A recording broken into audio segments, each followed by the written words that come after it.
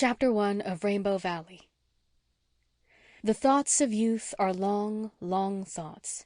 Longfellow. To the memory of Goldwin Lapp, Robert Brooks, and Morley Shire, who made the supreme sacrifice that the happy valleys of their homeland might be kept sacred from the ravage of the invader. Chapter 1. Home Again.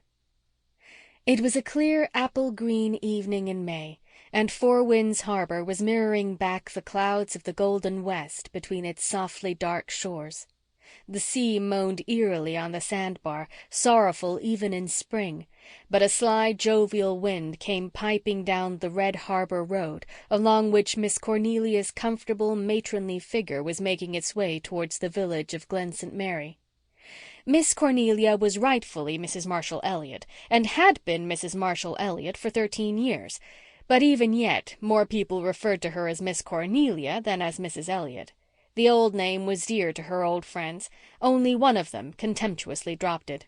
Susan Baker, the gray and grim and faithful handmaiden of the Blythe family at Ingleside, never lost an opportunity of calling her Mrs. Marshall Elliott, with the most killing and pointed emphasis, as if to say, "You wanted to be Mrs., and Mrs. you shall be with a vengeance as far as I'm concerned." Miss Cornelia was going up to Ingleside to see Dr. and Mrs. Blythe, who were just home from Europe. They had been away for 3 months, having left in February to attend a famous medical congress in London, and certain things which Miss Cornelia was anxious to discuss had taken place in the Glen during their absence. For one thing, there was a new family in the manse, and such a family! Miss Cornelia shook her head over them several times as she walked briskly along. Susan Baker and the Anne Shirley of other days saw her coming as they sat on the big veranda at Ingleside, enjoying the charm of the cat's light, the sweetness of sleepy robins whistling among the twilit maples, and the dance of a gusty group of daffodils blowing against the old, mellow, red-brick wall of the lawn. Anne was sitting on the steps, her hands clasped over her knee, looking, in the kind dusk, as girlish as a mother of many has any right to be.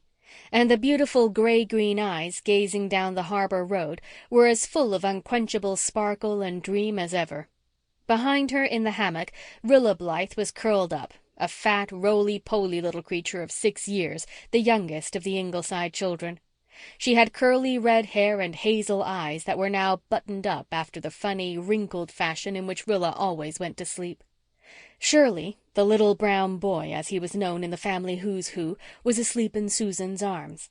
He was brown-haired, brown-eyed, and brown-skinned, with very rosy cheeks, and he was Susan's especial love. After his birth, Anne had been very ill for a long time, and Susan mothered the baby with a passionate tenderness which none of the other children, dear as they were to her, had ever called out. Dr. Blythe had said that but for her he would never have lived. "I gave him life just as much as you did, Mrs. Dr. dear," Susan was wont to say. "He is just as much my baby as he is yours."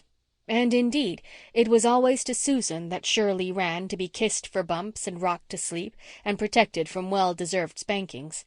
Susan had conscientiously spanked all the other Blythe children when she thought they needed it for their souls' good, but she would not spank Shirley, nor allow his mother to do it.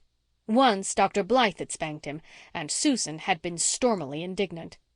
"That man would spank an angel, Mrs. Dr. dear, that he would," she had declared bitterly, and she would not make the poor doctor a pie for weeks. She had taken Shirley with her to her brother's home during his parents' absence, while all the other children had gone to Avonlea, and she had 3 blessed months of him all to herself. Nevertheless, Susan was very glad to find herself back at Ingleside, with all her darlings around her again. Ingleside was her world, and in it she reigned supreme. Even Anne seldom questioned her decisions, much to the disgust of Mrs. Rachel Lynde of Green Gables, who gloomily told Anne, whenever she visited Four Winds, that she was letting Susan get to be entirely too much of a boss and would live to rue it. "Here is Cornelia Bryant coming up the harbor road, Mrs. Dr. dear," said Susan. "She will be coming to unload 3 months of gossip on us." "I hope so," said Anne, hugging her knees. "I'm starving for Glen St. Mary gossip, Susan. I hope Miss Cornelia can tell me everything that has happened while we've been away. Everything. Who has got born, or married, or drunk, who has died, or gone away, or come, or fought, or lost a cow, or found a beau. It's so delightful to be home again with all the dear Glen folks, and I want to know all about them. Why, I remember wondering as I walked through Westminster Abbey which of her two especial beaux Millicent Drew would finally marry. Do you know, Susan, I have a dreadful suspicion that I love gossip." "Well, of course, Mrs. Dr. dear," admitted Susan. "Every proper woman likes to hear the news. I am rather interested in Millicent Drew's case myself. I never had a beau, much less two, and I do not mind now, for being an old maid does not hurt you when you get used to it. Millicent's hair always looked to me as if she had swept it up with a broom, but the men do not seem to mind that." "They see only her pretty, piquant, mocking little face, Susan." "That may very well be, Mrs. Dr. dear. The good book says that favor is deceitful and beauty is vain, but I should not have minded finding that out for myself, if it had been so ordained. I have no doubt we will all be beautiful when we are angels, but what good will it do us then? Speaking of gossip, however, they do say that poor Mrs. Harrison Miller over harbour tried to hang herself last week." "Oh, Susan!" "Calm yourself, Mrs. Dr. dear. She did not succeed. But I really do not blame her for trying, for her husband is a terrible man. But she was very foolish to think of hanging herself and leaving the way clear for him to marry some other woman. If I had been in her shoes, Mrs. Dr. dear, I would have gone to work to worry him so that he would try to hang himself instead of me. Not that I hold with people hanging themselves under any circumstances, Mrs. Dr. dear." "What is the matter with Harrison Miller, anyway?" said Anne impatiently. "He is always driving someone to extremes." "Well, some people call it religion and some call it cussedness, begging your pardon, Mrs. Dr. dear, for using such a word. It seems they cannot make out which it is in Harrison's case. There are days when he growls at everybody because he thinks he is foreordained to eternal punishment, and then there are days when he says he does not care and goes and gets drunk. My own opinion is that he is not sound in his intellect, for none of that branch of the Millers were. His grandfather went out of his mind. He thought he was surrounded by big black spiders. They crawled over him and floated in the air about him. I hope I shall never go insane, Mrs. Dr. dear, and I do not think I will, because it is not a habit of the Bakers. But if an all-wise Providence should decree it, I hope it will not take the form of big black spiders, for I loathe the animals. As for Mrs. Miller, I do not know whether she really deserves pity or not. There are some who say she just married Harrison to spite Richard Taylor, which seems to me a very peculiar reason for getting married. But then, of course, I am no judge of things matrimonial, Mrs. Dr. dear. And there is Cornelia Bryant at the gate, so I will put this blessed brown baby on his bed and get my knitting." End of Chapter 1. Chapter 2. Sheer Gossip. "Where are the other children?" asked Miss Cornelia when the first greetings, cordial on her side, rapturous on Anne's, and dignified on Susan's, were over. "Shirley is in bed, and Jem and Walter and the twins are down in their beloved Rainbow Valley," said Anne. "They just came home this afternoon, you know, and they could hardly wait until supper was over before rushing down to the valley. They love it above every spot on earth. Even the maple grove doesn't rival it in their affections." "I'm afraid they love it too well," said Susan gloomily. "Little Jem said once he would rather go to Rainbow Valley than to heaven when he died, and that was not a proper remark." "I suppose they had a great time in Avonlea," said Miss Cornelia. "Enormous. Marilla does spoil them terribly. Jem in particular can do no wrong in her eyes." "Miss Cuthbert must be an old lady now," said Miss Cornelia, getting out her knitting so that she could hold her own with Susan. Miss Cornelia held that the woman whose hands were employed always had the advantage over the woman whose hands were not.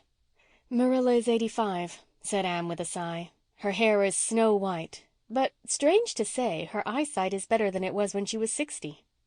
"Well, dearie, I'm real glad you're all back. It's been dreadful lonesome, but we haven't been dull in the Glen, believe me. There hasn't been such an exciting spring in my time as far as church matters go. We've got settled with a minister at last, Anne dearie."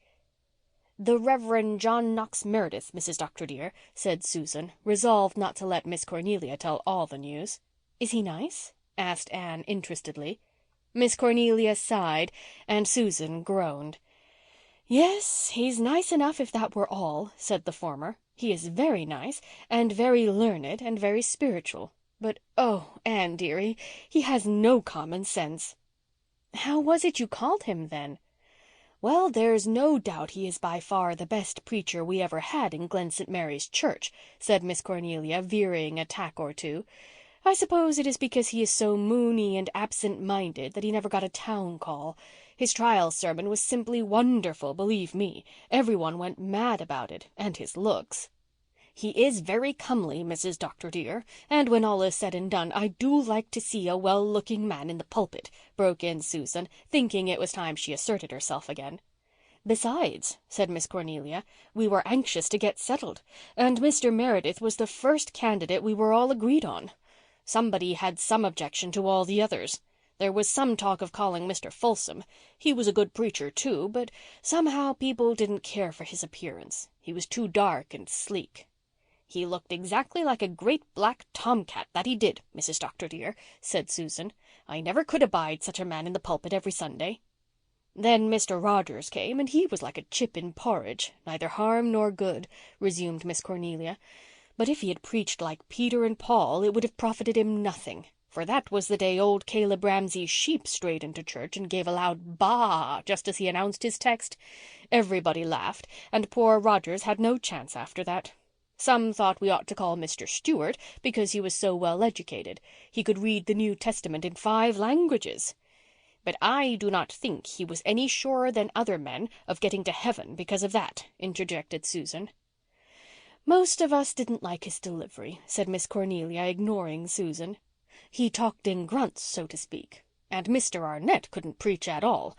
And he picked about the worst candidating text there is in the Bible, 'Curse ye Meroz.'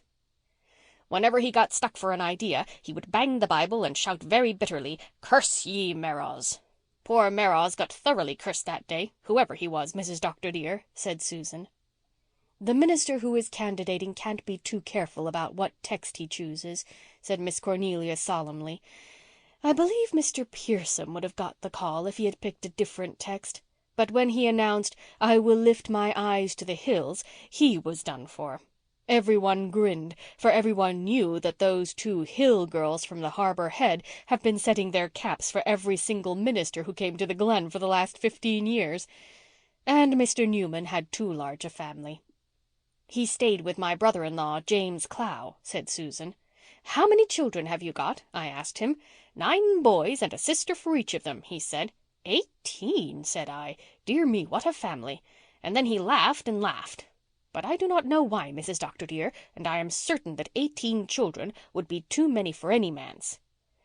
"He had only 10 children, Susan," explained Miss Cornelia with contemptuous patience.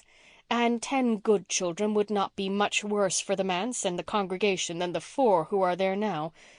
Though I wouldn't say, Anne dearie, that they are so bad either. I like them. Everybody likes them. It's impossible to help liking them. They would be real nice little souls if there were anyone to look after their manners and teach them what is right and proper. For instance, at school the teacher says they are model children. But at home they simply run wild." "What about Mrs. Meredith?" asked Anne. "There's no Mrs. Meredith. That is just the trouble. Mr. Meredith is a widower. His wife died 4 years ago.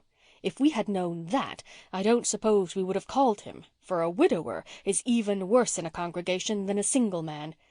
But he was heard to speak of his children, and we all supposed there was a mother too. And when they came, there was nobody but old Aunt Martha, as they call her. She's a cousin of Mr. Meredith's mother, I believe, and he took her in to save her from the poorhouse. She is 75 years old, half blind, and very deaf and very cranky." "And a very poor cook, Mrs. Dr. dear." "The worst possible manager for a manse," said Miss Cornelia bitterly. "Mr. Meredith won't get any other housekeeper because he says it would hurt Aunt Martha's feelings. Anne dearie, believe me, the state of that manse is something terrible. Everything is thick with dust and nothing is ever in its place. And we had painted and papered it all so nice before they came." "There are 4 children, you say?" asked Anne, beginning to mother them already in her heart. "Yes. They run up just like the steps of a stair. Gerald's the oldest. He's 12 and they call him Jerry. He's a clever boy. Faith is 11. She is a regular tomboy, but pretty as a picture, I must say." "She looks like an angel, but she is a holy terror for mischief, Mrs. Dr. dear," said Susan solemnly. "I was at the manse one night last week and Mrs. James Millison was there too. She had brought them up a dozen eggs and a little pail of milk, a very little pail, Mrs. Dr. dear." Faith took them and whisked down the cellar with them. Near the bottom of the stairs she caught her toe and fell the rest of the way, milk and eggs and all. You can imagine the result, Mrs. Dr. dear. But that child came up laughing. 'I don't know whether I'm myself or a custard pie,' she said, and Mrs. James Millison was very angry. She said she would never take another thing to the manse if it was to be wasted and destroyed in that fashion." "Maria Millison never hurt herself taking things to the manse," sniffed Miss Cornelia. "She just took them that night as an excuse for curiosity. But poor Faith is always getting into scrapes. She is so heedless and impulsive." "Just like me. I'm going to like your Faith," said Anne decidedly. "She is full of spunk, and I do like spunk, Mrs. Dr. dear," admitted Susan. "There's something taking about her," conceded Miss Cornelia. "You never see her but she's laughing, and somehow it always makes you want to laugh too. She can't even keep a straight face in church. Una is 10. She's a sweet little thing. Not pretty, but sweet. And Thomas Carlyle is 9. They call him Carl, and he has a regular mania for collecting toads and bugs and frogs and bringing them into the house." "I suppose he was responsible for the dead rat that was lying on a chair in the parlour the afternoon Mrs. Grant called? It gave her a turn," said Susan. "And I do not wonder, for manse parlours are no places for dead rats. To be sure, it may have been the cat who left it there. He is as full of the old Nick as he can be stuffed, Mrs. Dr. dear. A manse cat should at least look respectable, in my opinion, whatever he really is.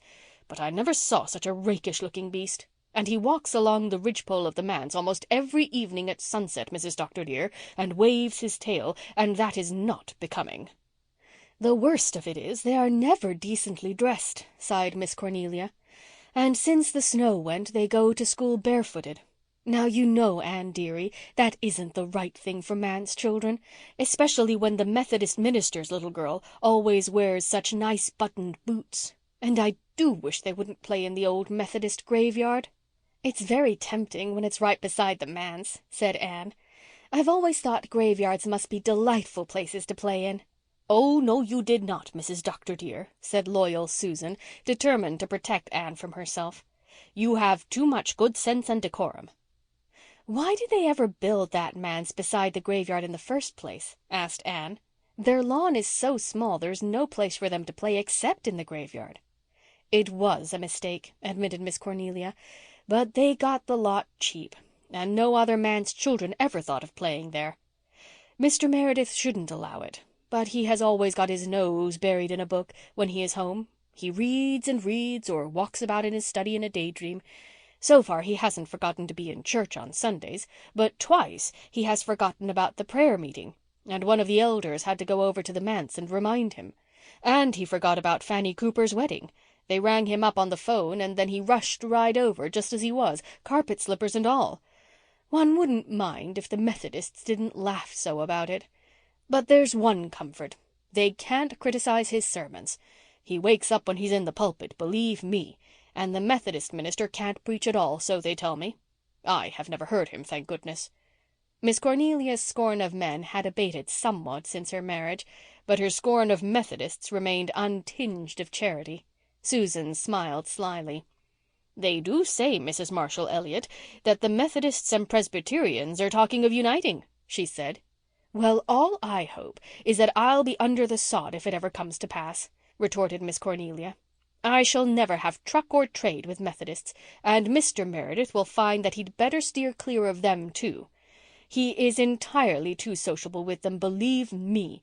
Why, he went to the Jacob Drew silver wedding supper and got into a nice scrape as a result." "What was it?" "Mrs. Drew asked him to carve the roast goose, for Jacob Drew never did or could carve. Well, Mr. Meredith tackled it, and in the process he knocked it clean off the platter into Mrs. Reese's lap, who was sitting next to him. And he just said dreamily, 'Mrs. Reese, will you kindly return me that goose?' Mrs. Reese returned it as meek as Moses, but she must have been furious, for she had on her new silk dress. The worst of it is, she was a Methodist." "But I think that is better than if she was a Presbyterian," interjected Susan. "If she had been a Presbyterian she would most likely have left the church, and we cannot afford to lose our members. And Mrs. Reese is not liked in her own church because she gives herself such great airs. so that the Methodists would be rather pleased that Mr. Meredith spoiled her dress. The point is, he made himself ridiculous, and I, for one, do not like to see my minister made ridiculous in the eyes of the Methodists," said Miss Cornelia stiffly. "If he had had a wife, it would not have happened." "I do not see if he had a dozen wives how they could have prevented Mrs. Drew from using up her old tough gander on the wedding feast," said Susan stubbornly. "They say that was her husband's doing," said Miss Cornelia. "Jacob Drew is a conceited, stingy, domineering creature." "And they do say he and his wife detest each other, which does not seem to me the proper way for married folks to get along.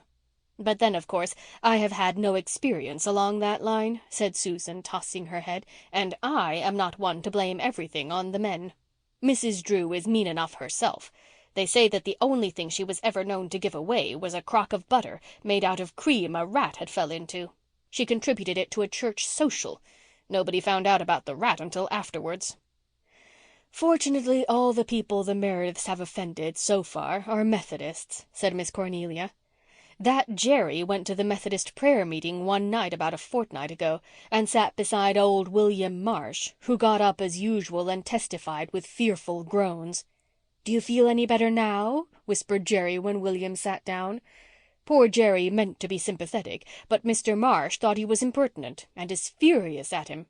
Of course, Jerry had no business to be in a Methodist prayer meeting at all, but they go where they like." "I hope they will not offend Mrs. Alec Davis of the Harbour Head," said Susan. "She is a very touchy woman, I understand, but she is very well off and pays the most of anyone to the salary. I have heard that she says the Merediths are the worst brought-up children she ever saw." "Every word you say convinces me more and more that the Merediths belong to the race that knows Joseph," said Mistress Anne decidedly. "When all is said and done, they do," admitted Miss Cornelia, "and that balances everything. Anyway, we've got them now, and we must just do the best we can by them and stick up for them to the Methodists. Well, I suppose I must be getting down harbour. Marshall will soon be home. He went over harbour today, and wanting his supper, mad-like. I'm sorry I haven't seen the other children. And where is the doctor?" "Up at the Harbour Head. We've only been home 3 days, and in that time he has spent 3 hours in his own bed and eaten 2 meals in his own house." "Well, everybody who had been sick for the last 6 weeks had been waiting for him to come home, and I don't blame them. When that over-harbour doctor married the undertaker's daughter at Lowbridge, people felt suspicious of him. It didn't look well. You and the doctor must come down soon and tell us all about your trip. I suppose you've had a splendid time." "We had," agreed Anne. "It was the fulfillment of years of dreams. The old world is very lovely and very wonderful, but we have come back very well satisfied with our own land. Canada is the finest country in the world, Miss Cornelia." "Nobody ever doubted that," said Miss Cornelia complacently.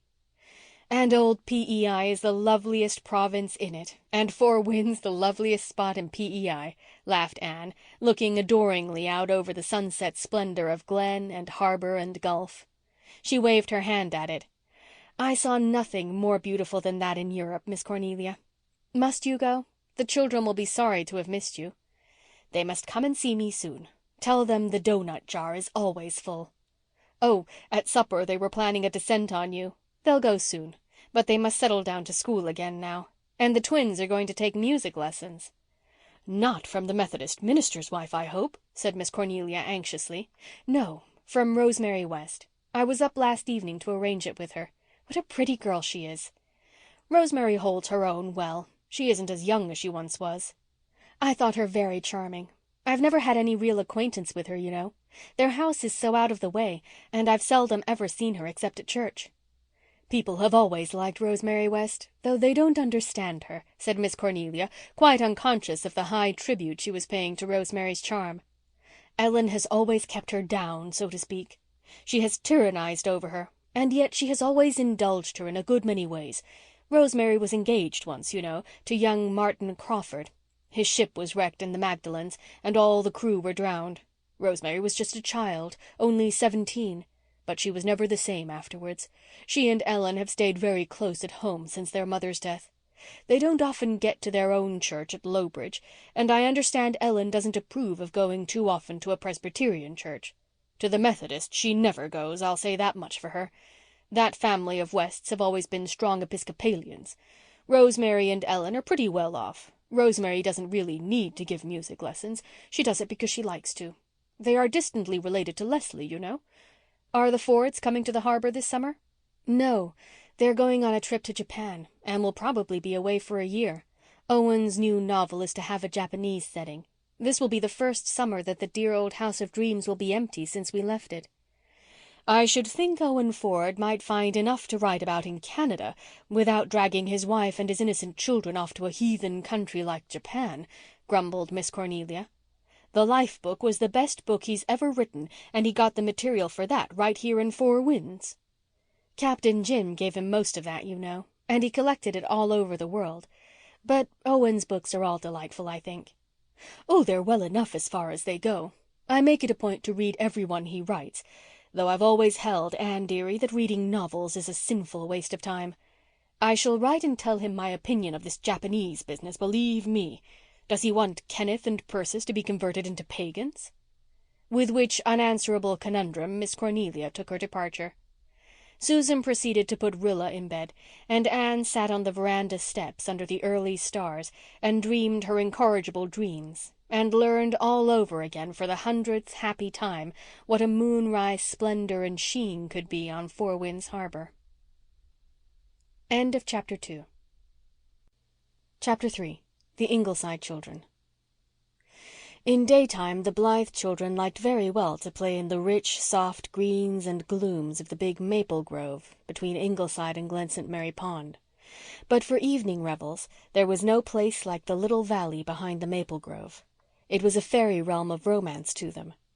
Once, looking from the attic windows of Ingleside through the mist and aftermath of a summer thunderstorm, they had seen the beloved spot arched by a glorious rainbow, one end of which seemed to dip straight down to where a corner of the pond ran up into the lower end of the valley. "Let us call it Rainbow Valley," said Walter delightedly. And Rainbow Valley thenceforth it was. Outside of Rainbow Valley the wind might be rollicking and boisterous. Here it always went gently. Little winding fairy paths ran here and there over spruce roots cushioned with moss. Wild cherry trees that in blossom time would be misty white were scattered all over the valley, mingling with the dark spruces. A little brook with amber waters ran through it from the Glen village. The houses of the village were comfortably far away. Only at the upper end of the valley was a little tumble-down, deserted cottage, referred to as the Old Bailey House. It had not been occupied for many years, but a grass-grown dyke surrounded it, and inside was an ancient garden where the Ingleside children could find violets and daisies and June lilies still blooming in season. For the rest, the garden was overgrown with caraway that swayed and foamed in the moonshine of summer eves like seas of silver. To the south lay the pond, and beyond it the ripened distance lost itself in purple woods, save where on a high hill a solitary old gray homestead looked down on glen and harbor. There was a certain wild woodsiness and solitude about Rainbow Valley, in spite of its nearness to the village, which endeared it to the children of Ingleside. The valley was full of dear, friendly hollows, and the largest of these was their favorite stamping ground. Here they were assembled on this particular evening. There was a grove of young spruces in this hollow, with a tiny grassy glade in its heart, opening on the bank of the brook. By the brook grew a silver birch tree, a young, incredibly straight thing, which Walter had named the White Lady. In this glade, too, were the tree lovers, as Walter called a spruce and maple, which grew so closely together that their boughs were inextricably intertwined. Jem had hung an old string of sleigh bells, given him by the Glen blacksmith, on the tree lovers, and every visitant breeze called out sudden fairy tinkles from it. "How nice it is to be back," said Nan. "After all, none of the Avonlea places are quite as nice as Rainbow Valley." But they were very fond of the Avonlea places for all that. A visit to Green Gables was always considered a great treat. Aunt Marilla was very good to them, and so was Mrs. Rachel Lynde, who was spending the leisure of her old age in knitting cotton warp quilts against the day when Anne's daughter should need a setting out. There were jolly playmates there, too, Uncle Davy's children and Aunt Diana's children. They knew all the spots their mother had loved so well in her girlhood at old Green Gables. The long Lover's Lane that was pink-hedged in wild rose time, the always neat yard with its willows and poplars, the Dryad's Bubble, lucent and lovely as of yore, the Lake of Shining Waters and Willowmere. The twins had their mother's old porch gable room, and Aunt Marilla used to come in at night, when she thought they were asleep, to gloat over them. But they all knew she loved Jem the best. Jem was at present busily occupied in frying a mess of small trout which he had just caught in the pond. His stove consisted of a circle of red stones with a fire kindled in it, and his culinary utensils were an old tin can, hammered out flat, and a fork with only one tine left. Nevertheless, ripping good meals had before now been thus prepared. Jem was the child of the House of Dreams. All the others had been born at Ingleside. He had curly red hair like his mother's and frank hazel eyes like his father's. He had his mother's fine nose and his father's steady, humorous mouth. And he was the only one of the family who had ears nice enough to please Susan. But he had a standing feud with Susan because she would not give up calling him Little Jem. It was outrageous, thought 13-year-old Jem. Mother had more sense. "I'm not little any more, Mother," he had cried indignantly on his 8th birthday. "I'm awful big." Mother had sighed and laughed and sighed again, and she never called him Little Jem again, in his hearing at least. He was, and always had been, a sturdy, reliable little chap. He never broke a promise. He was not a great talker. His teachers did not think him brilliant, but he was a good, all-around student. He never took things on faith. He always liked to investigate the truth of a statement for himself. Once Susan had told him that if he touched his tongue to a frosty latch, all the skin would tear off it.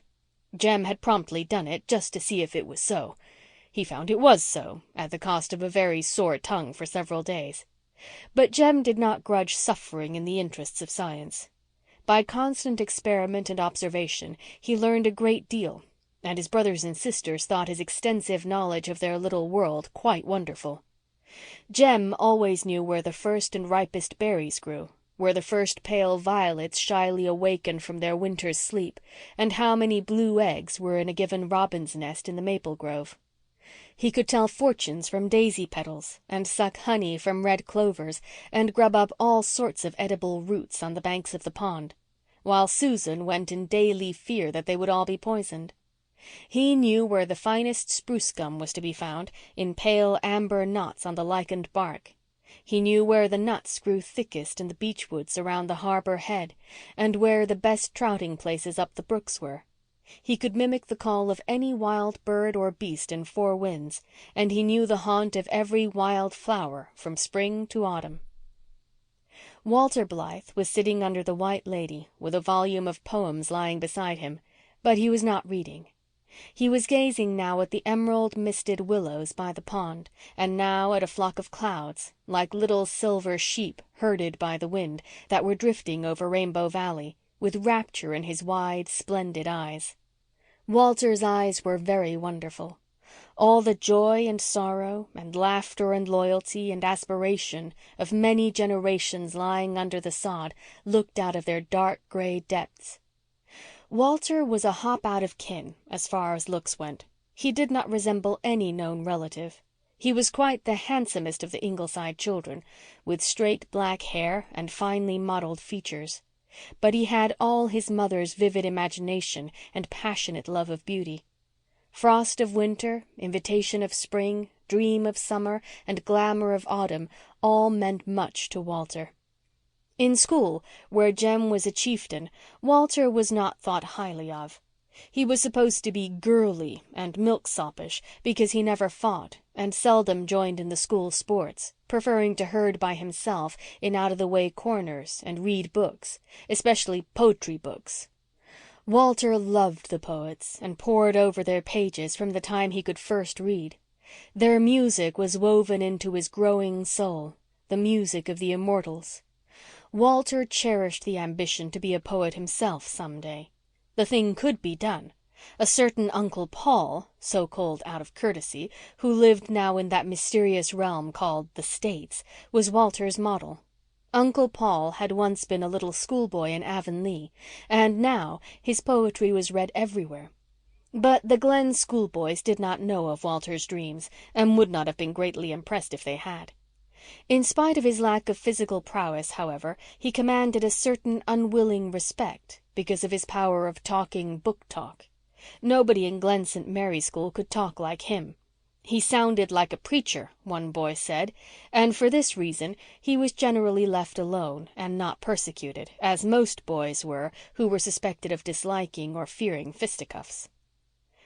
The 10-year-old Ingleside twins violated twin tradition by not looking in the least alike. Anne, who was always called Nan, was very pretty, with velvety nut-brown eyes and silky nut-brown hair. She was a very blithe and dainty little maiden, blithe by name and blithe by nature, one of her teachers had said.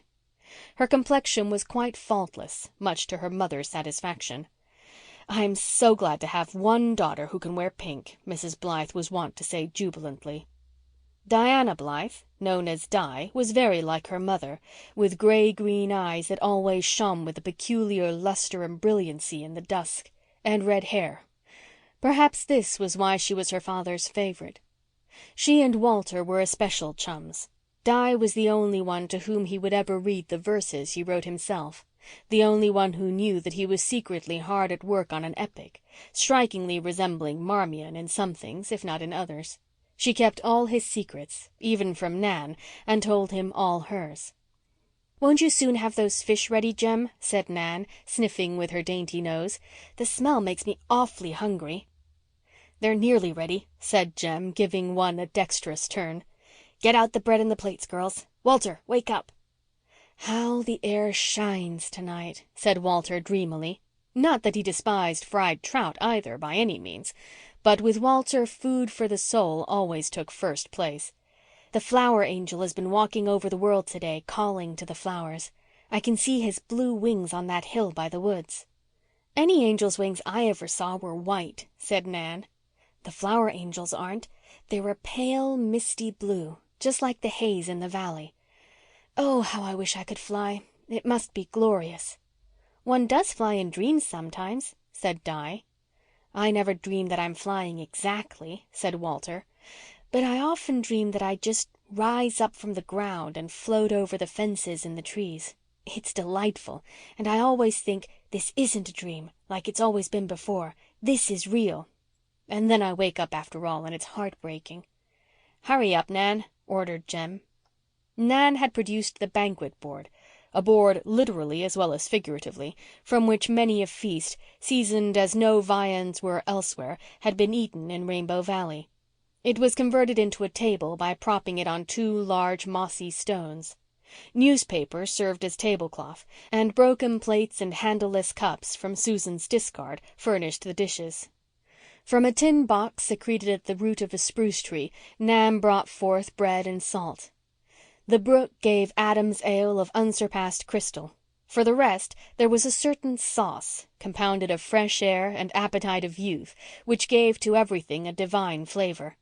To sit in Rainbow Valley, steeped in a twilight half gold, half amethyst, rife with the odours of balsam fir and woodsy growing things in their springtime prime, with the pale stars of wild strawberry blossoms all around you, and with the sough of the wind and tinkle of bells in the shaking treetops, and eat fried trout and dry bread, was something which the mighty of earth might have envied them. "Sit in," invited Nan, as Jem placed his sizzling tin platter of trout on the table. "It's your turn to say grace, Jem." "I've done my part frying the trout," protested Jem, who hated saying grace. "Let Walter say it. He likes saying grace. And cut it short, too, Walt. I'm starving." But Walter said no grace, short or long, just then. An interruption occurred. "Who's coming down from the manse hill?" said Di. End of chapter 3.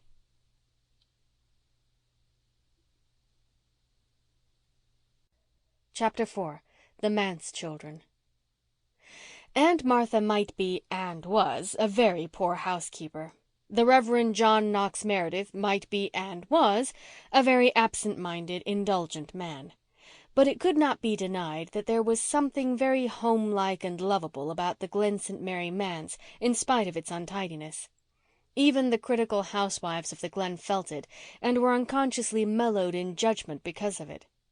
Perhaps its charm was in part due to accidental circumstances, the luxuriant vines clustering over its grey, clapboard walls, the friendly acacias and balm of Gileads that crowded about it with the freedom of old acquaintance, and the beautiful views of harbour and sand dunes from its front windows.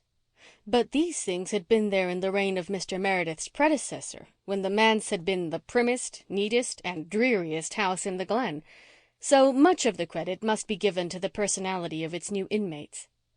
There was an atmosphere of laughter and comradeship about it. The doors were always open, and inner and outer worlds joined hands. Love was the only law in Glen St. Mary manse. The people of his congregation said that Mr. Meredith spoiled his children. Very likely he did. It is certain that he could not bear to scold them. "They have no mother," he used to say to himself with a sigh, when some unusually glaring peccadillo forced itself upon his notice. But he did not know half of their goings-on.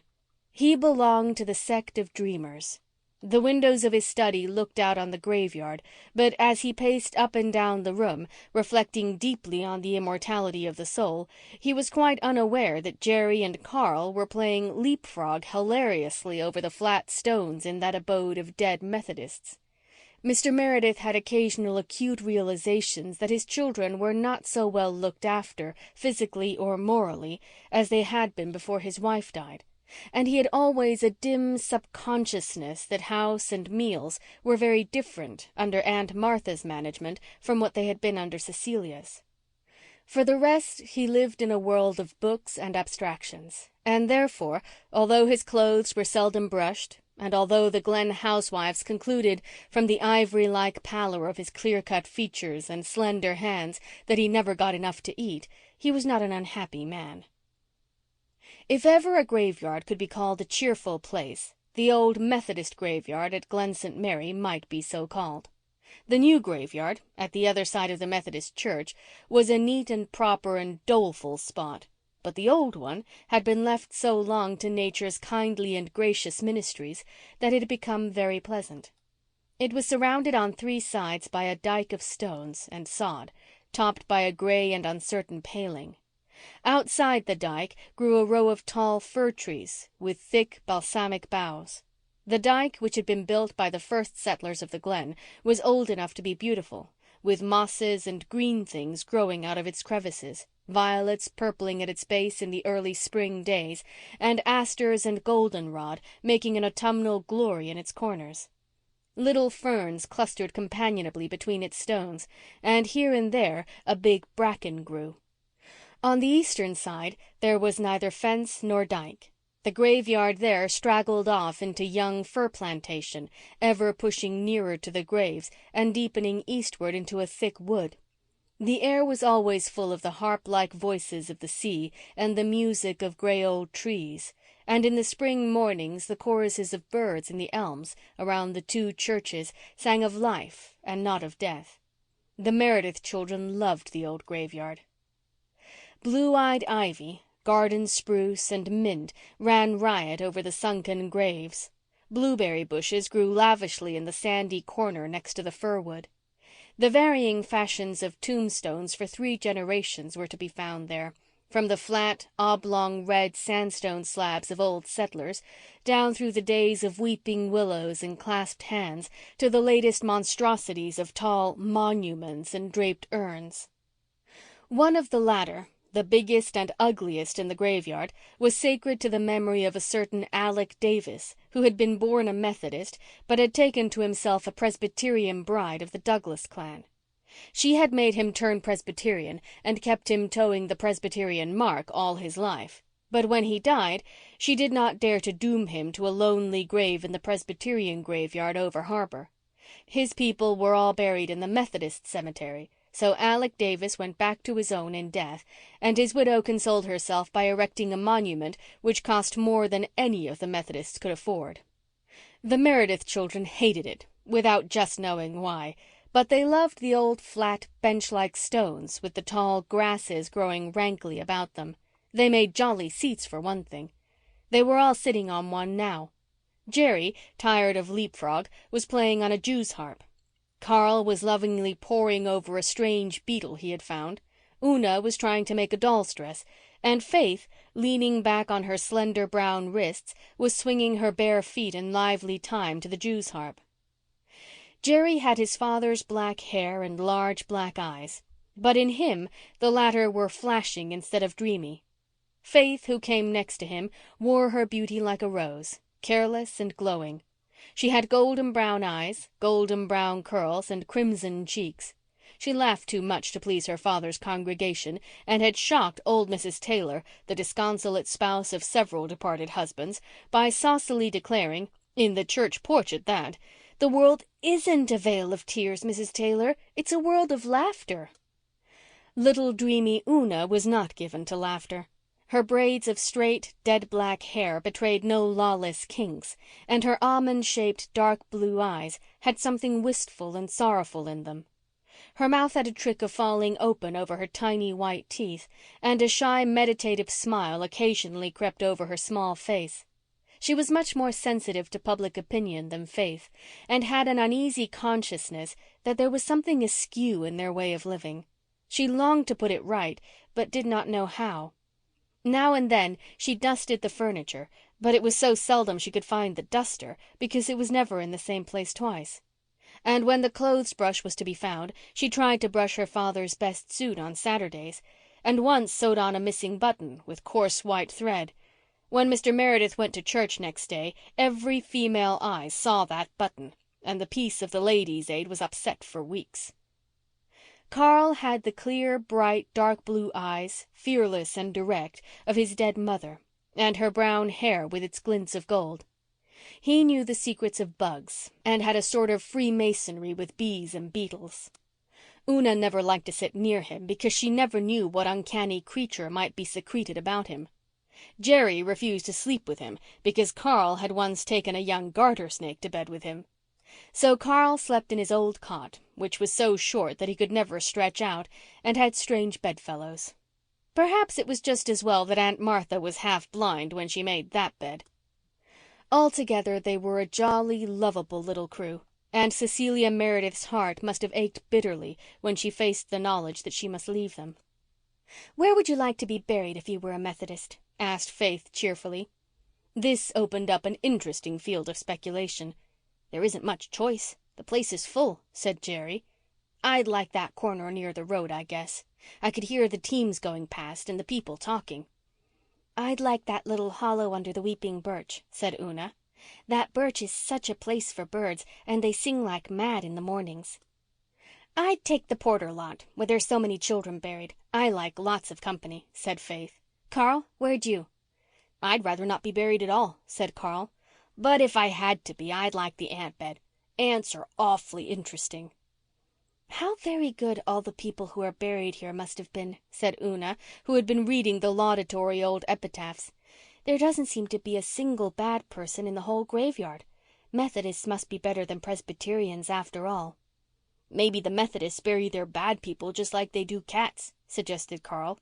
"Maybe they don't bother bringing them to the graveyard at all." "Nonsense," said Faith. "The people that are buried here weren't any better than any other folks, Una. But when anyone is dead you mustn't say anything of him but good, or he'll come back and haunt you. Aunt Martha told me that. I asked Father if it was true, and he just looked through me and muttered, 'True, true? What is truth? What is truth, O jesting Pilate?' I concluded from that it must be true." "I wonder if Mr. Alec Davis would come back and haunt me if I threw a stone at the urn on top of his tombstone," said Jerry. "Mrs. Davis would," giggled Faith. "She just watches us in church like a cat watching mice. Last Sunday I made a face at her nephew and he made one back at me, and you should have seen her glare. I'll bet she boxed his ears when they got out. Mrs. Marshall Elliott told me we mustn't offend her on any account, or I'd have made a face at her too." "They say Jem Blythe stuck his tongue out at her once, and she would never have his father again, even when her husband was dying," said Jerry. "I wonder what the Blythe gang will be like." "I liked their looks," said Faith. The manse children had been at the station that afternoon when the Blythe small fry had arrived. "I like Jem's looks especially." "They say in school that Walter's a sissy," said Jerry. "I don't believe it," said Una, who had thought Walter very handsome. "Well, he writes poetry anyhow. He won the prize the teacher offered last year for writing a poem, Bertie Shakespeare Drew told me. Bertie's mother thought he should have got the prize because of his name, but Bertie said he couldn't write poetry to save his soul, name or no name." "I suppose we'll get acquainted with them as soon as they begin going to school," mused Faith. "I hope the girls are nice. I don't like most of the girls around here. Even the nice ones are poky. But the Blythe twins look jolly. I thought twins always looked alike, but they don't. I think the red-haired one is the nicest." "I like their mother's looks," said Una with a little sigh. Una envied all children their mothers. She had been only 6 when her mother died, but she had some very precious memories, treasured in her soul like jewels, of twilight cuddlings and morning frolics, of loving eyes, a tender voice, and the sweetest, gayest laugh. "They say she isn't like other people," said Jerry. "Mrs. Elliott says that is because she never really grew up," said Faith. "She's taller than Mrs. Elliott." Yes, but it is inside. Mrs. Elliott says Mrs. Blythe just stayed a little girl inside." "What do I smell?" interrupted Carl, sniffing. They all smelled it now. A most delectable odor came floating up on the still evening air from the direction of the little woodsy dell below the manse hill. "That makes me hungry," said Jerry. "We only had bread and molasses for supper and cold ditto for dinner," said Una plaintively. Aunt Martha's habit was to boil a large slab of mutton early in the week and serve it up every day, cold and greasy, as long as it lasted. To this Faith, in a moment of inspiration, had given the name of ditto, and by this it was invariably known at the manse. "Let's go and see where the smell is coming from," said Jerry. They all sprang up, frolicked over the lawn with the abandon of young puppies, climbed a fence, and tore down the mossy slope, guided by the savory lure that ever grew stronger. A few minutes later they arrived breathlessly in the sanctum sanctorum of Rainbow Valley, where the Blythe children were just about to give thanks and eat. They halted shyly. Una wished they had not been so precipitate, but Di Blythe was equal to that and any occasion. She stepped forward with a comrade's smile. "I guess I know who you are," she said. "You belong to the manse, don't you?" Faith nodded, her face creased by dimples.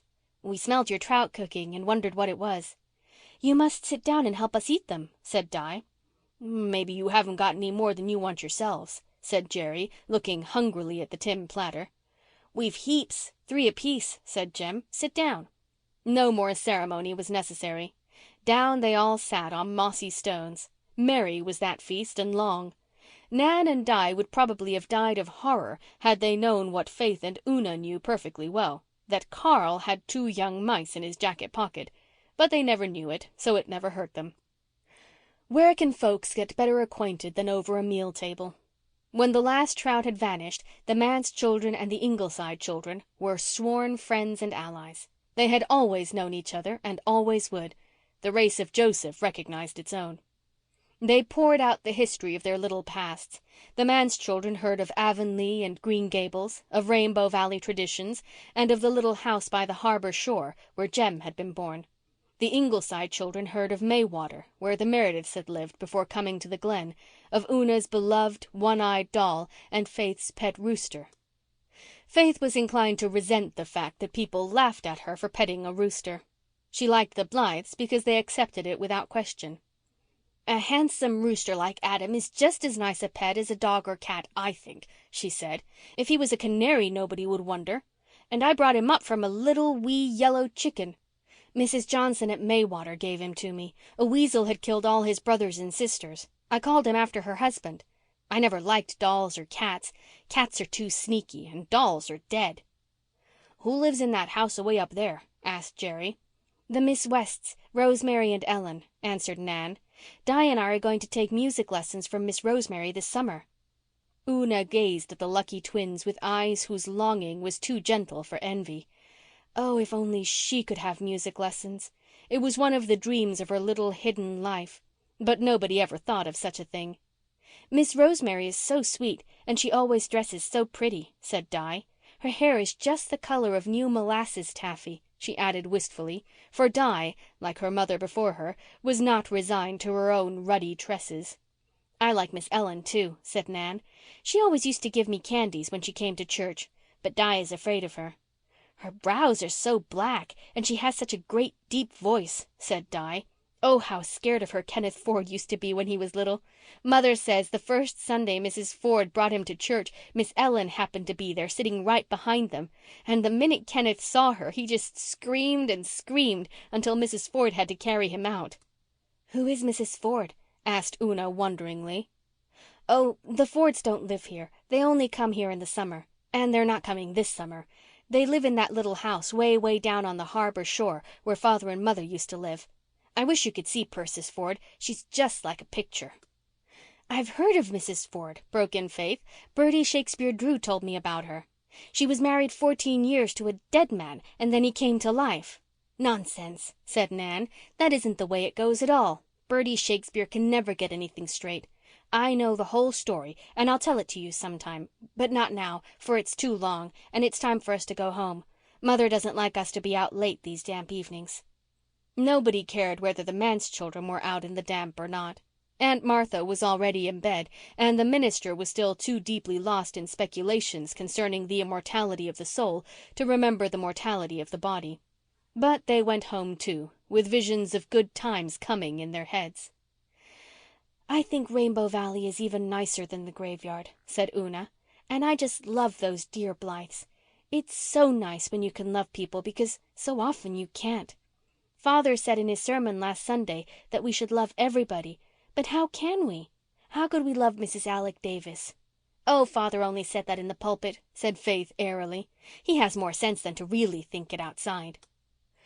The Blythe children went up to Ingleside, except Jem, who slipped away for a few moments on a solitary expedition to a remote corner of Rainbow Valley. Mayflowers grew there, and Jem never forgot to take his mother a bouquet as long as they lasted. End of chapter 4.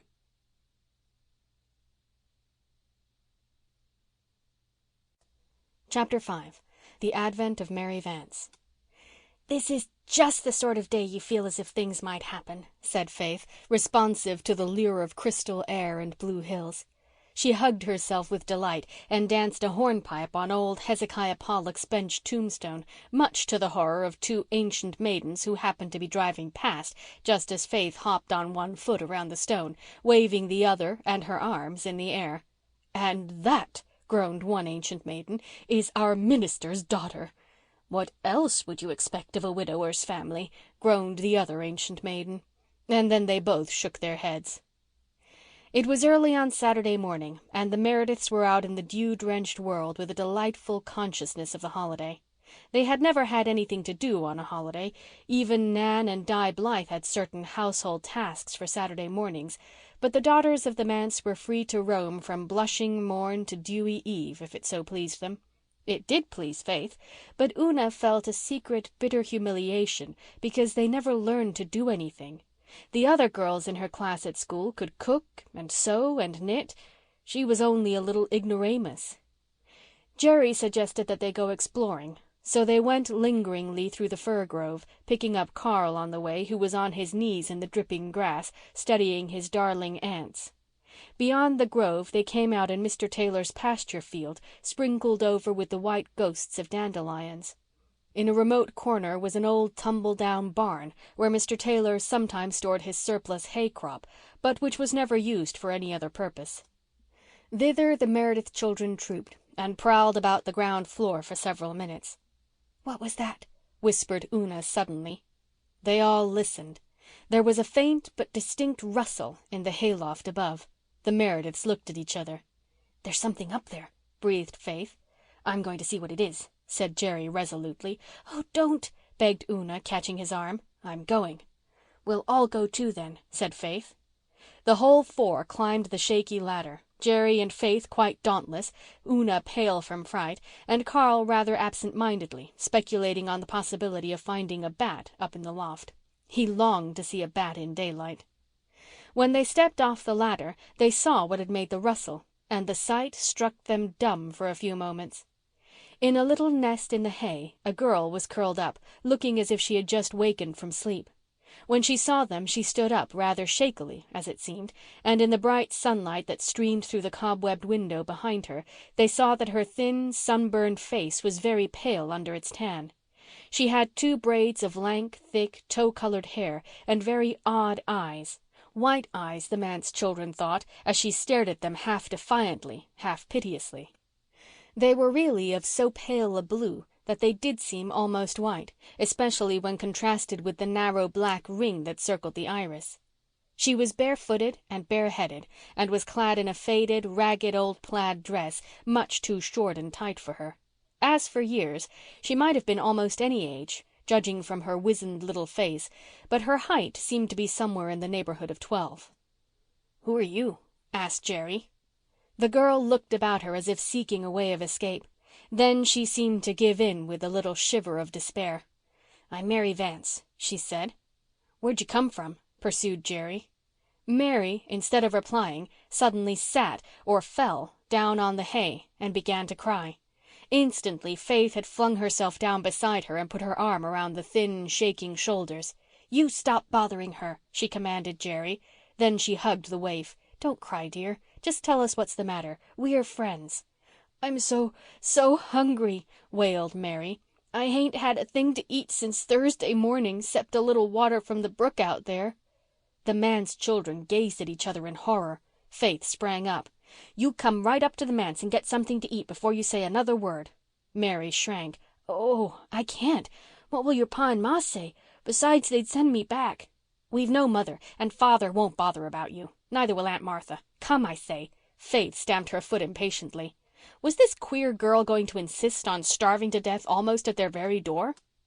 Mary yielded. She was so weak that she could hardly climb down the ladder, but somehow they got her down and over the field and into the manse kitchen. Aunt Martha, muddling through her Saturday cooking, took no notice of her.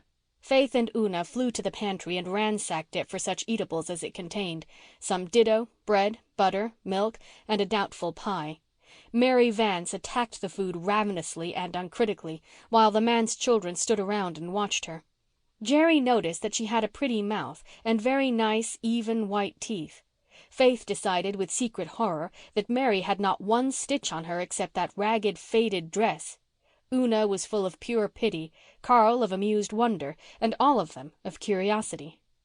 "Now come out to the graveyard and tell us about yourself," ordered Faith, when Mary's appetite showed signs of failing her.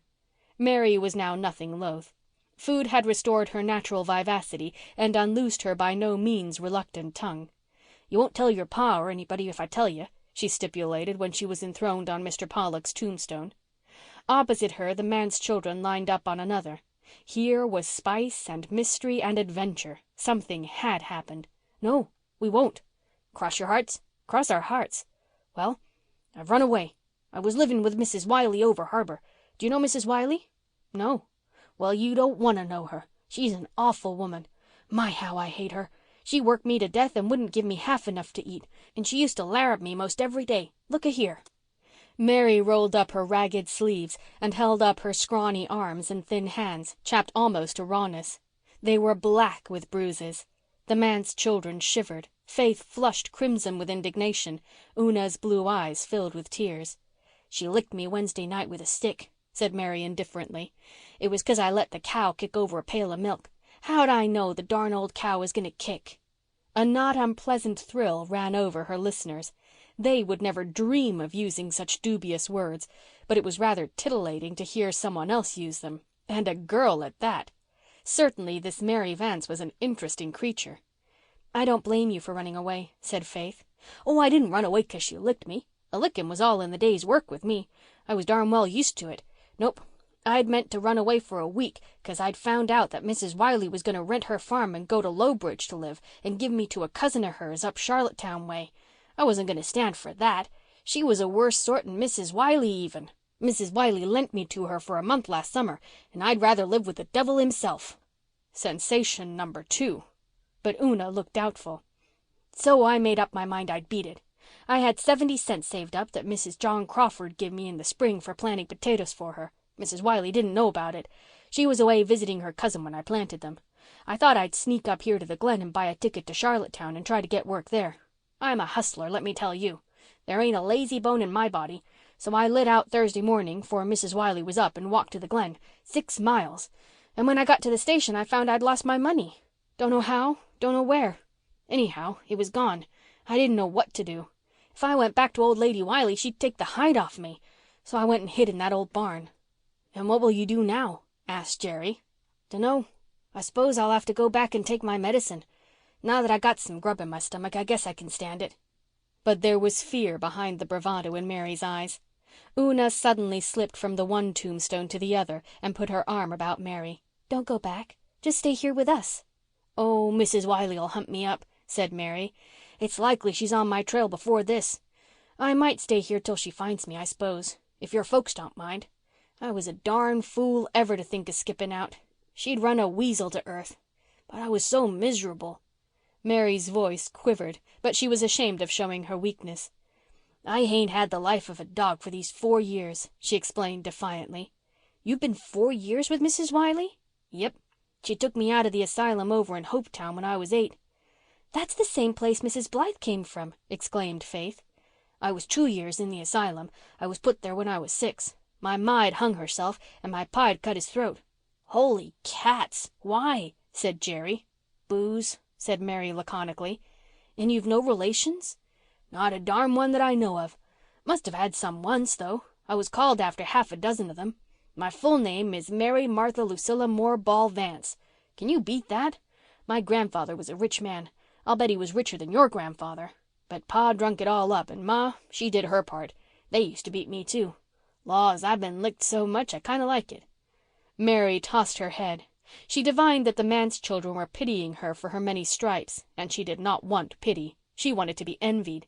She looked gaily about her. Her strange eyes, now that the dullness of famine was removed from them, were brilliant. She would show these youngsters what a personage she was. "I've been sick an awful lot," she said proudly. "There's not many kids could have come through what I have. I've had scarlet fever and measles and erysipelas and mumps and whooping cough and pneumonia." "Were you ever fatally sick?" asked Una. "I don't know," said Mary doubtfully. "Of course she wasn't," scoffed Jerry. "If you're fatally sick you die." "Oh, well, I never died exactly," said Mary, "but I came blame near it once. They thought I was dead and they were getting ready to lay me out when I up and come to." "What was it like to be half dead?" asked Jerry curiously. "Like nothing. I didn't know it for days afterwards. It was when I had the pneumonia. Mrs. Wiley wouldn't have the doctor. She said she wasn't going to no such expense for a home girl. Old Aunt Christina McAllister nursed me with poultices. She brung me round. But sometimes I wish I'd just died the other half and done with it. I'd have been better off." "If you went to heaven I suppose you would," said Faith rather doubtfully. "Well, what other place is there to go?" demanded Mary in a puzzled voice. "There's hell, you know," said Una, dropping her voice and hugging Mary to lessen the awfulness of the suggestion. "Hell? What's that?"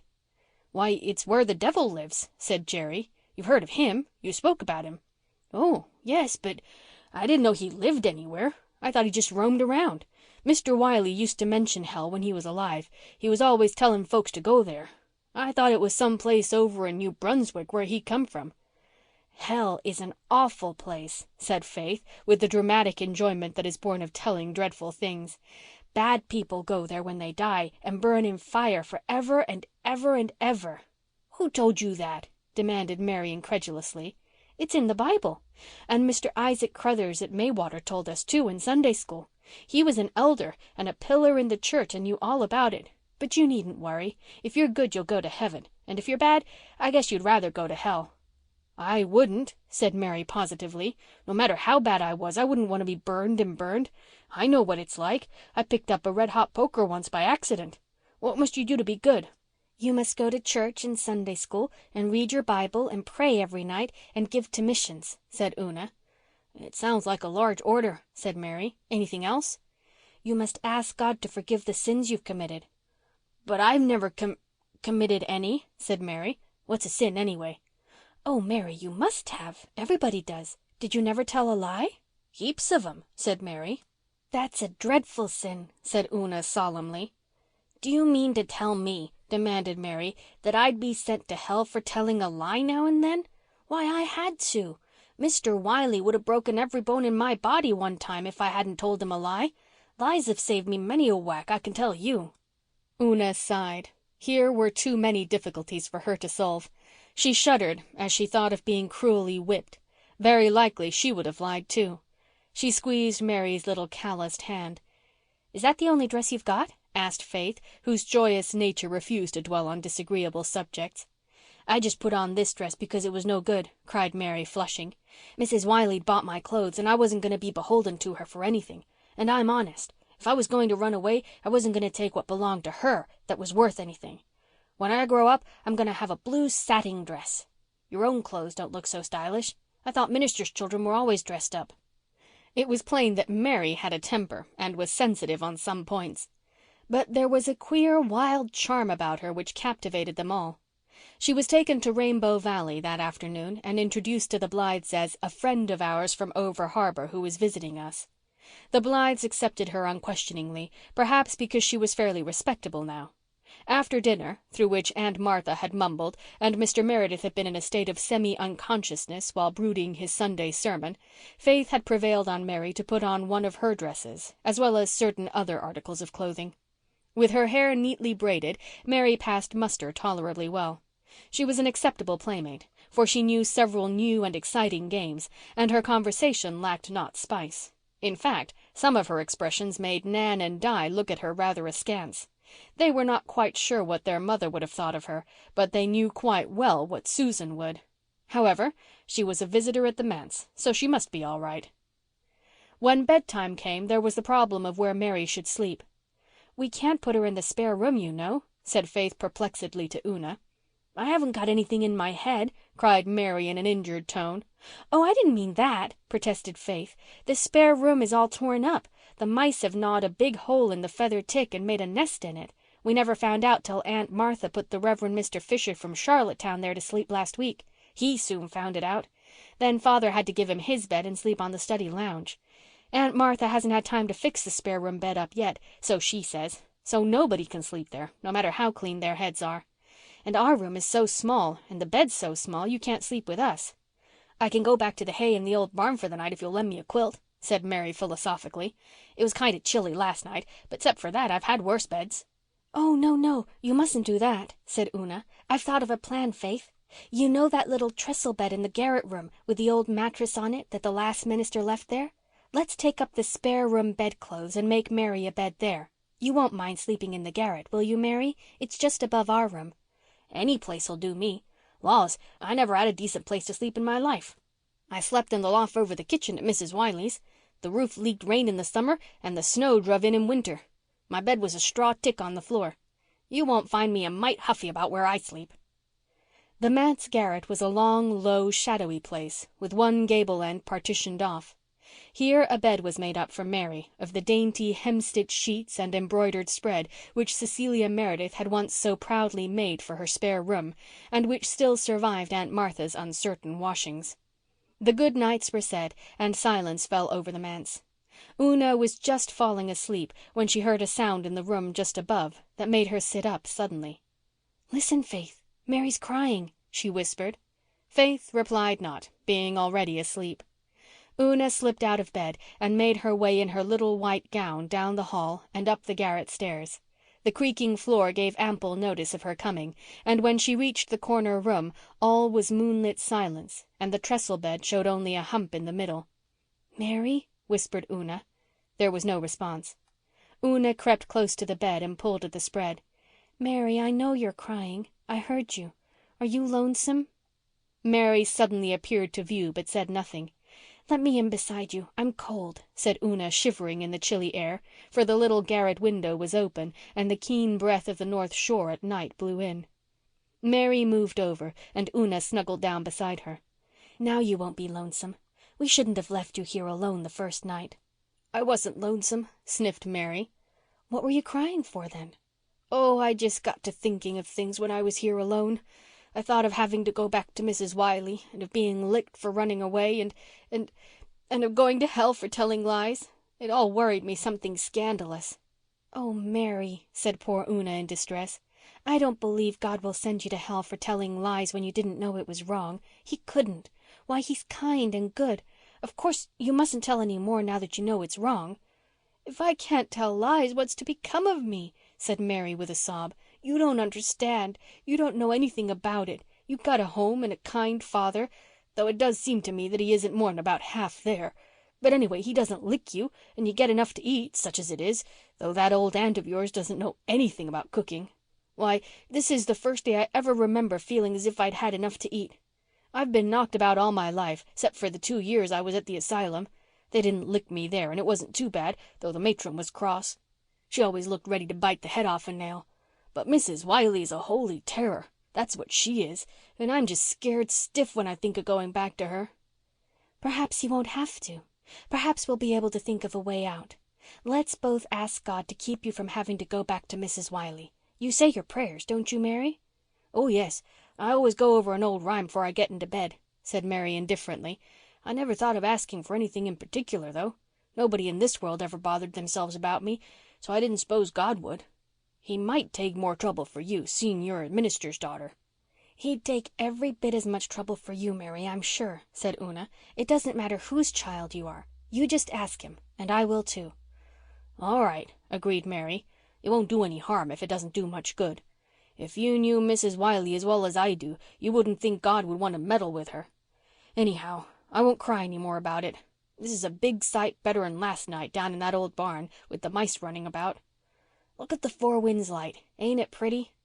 "This is the only window we can see it from," said Una. "I love to watch it." "Do you?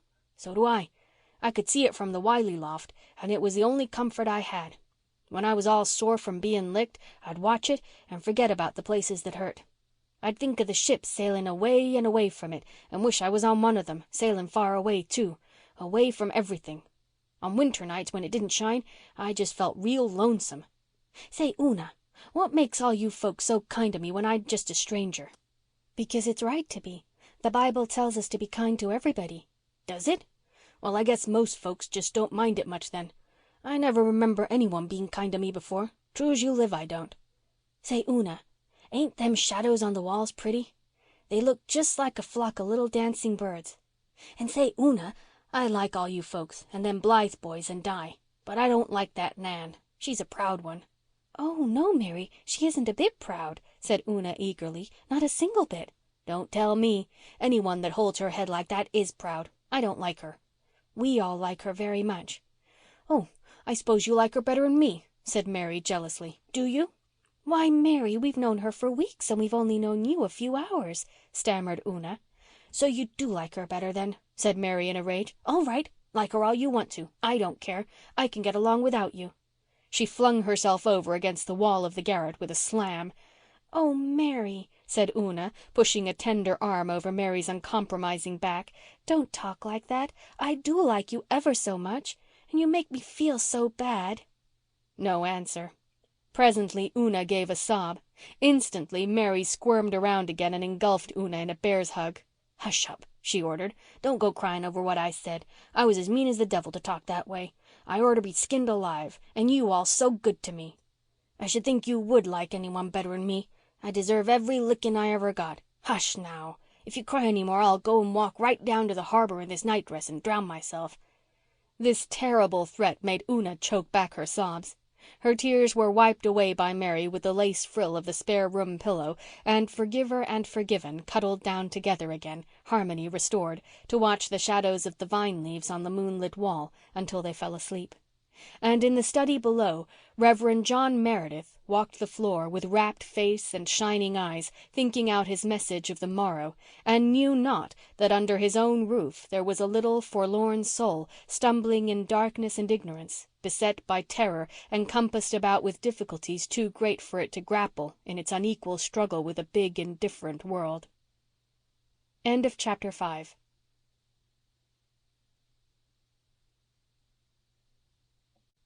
Chapter 6. Mary stays at the manse. The manse children took Mary Vance to church with them the next day. At first Mary objected to the idea. "Didn't you go to church over harbor?" asked Una. "You bet.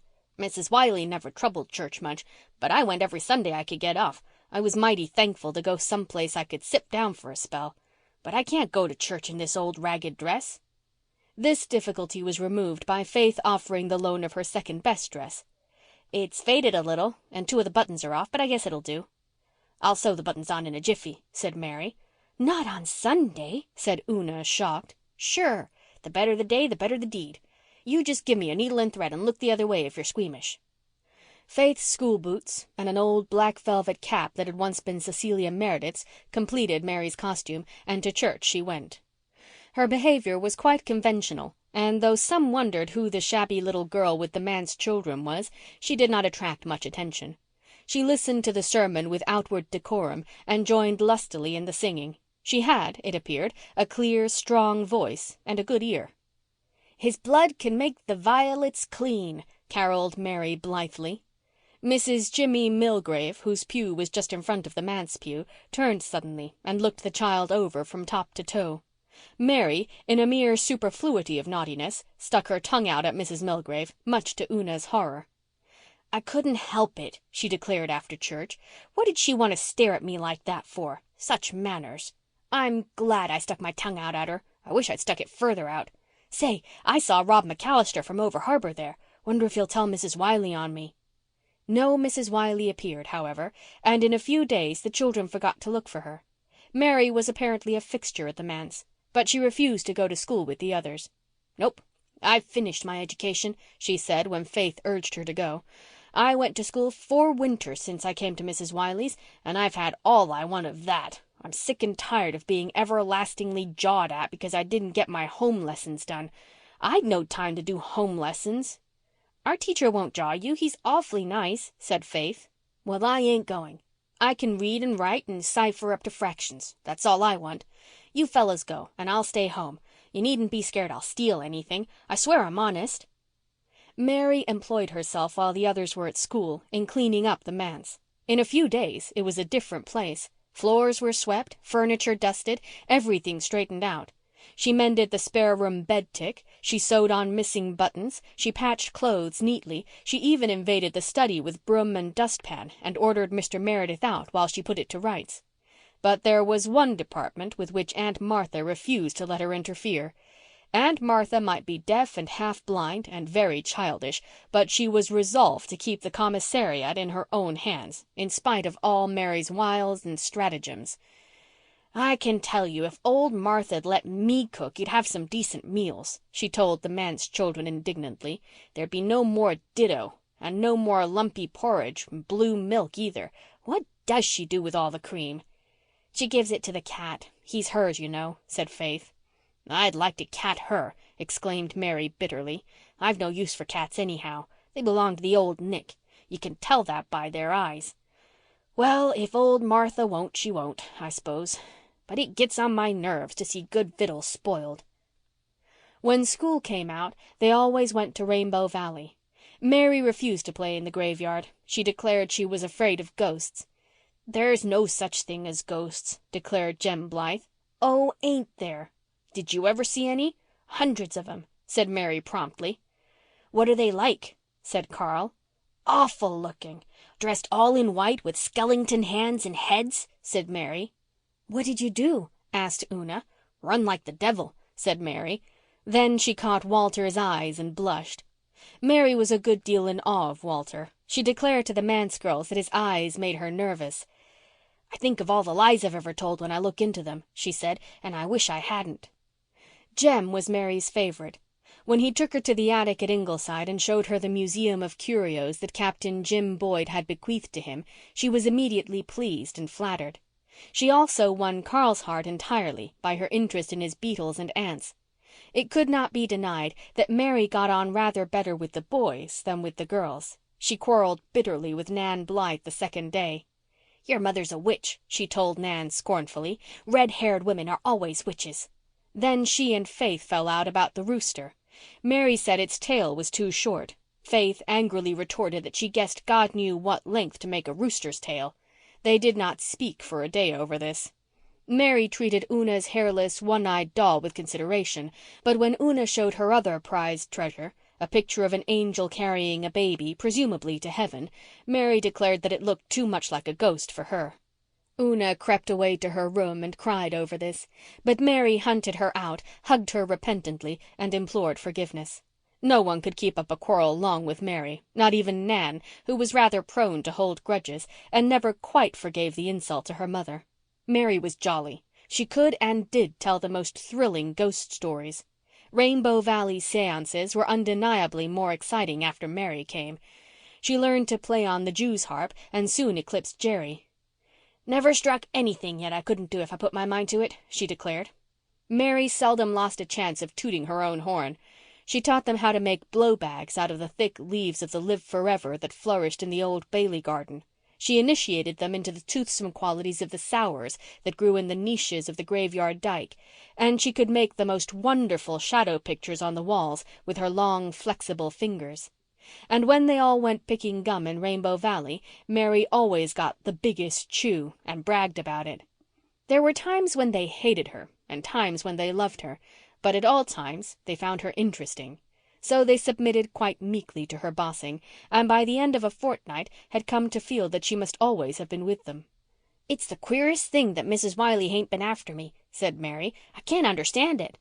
"Maybe she isn't going to bother about you at all," said Una. "Then you can just go on staying here." "This house ain't hardly big enough for me and old Martha," said Mary darkly. "It's a very fine thing to have enough to eat. I've often wondered what it would be like.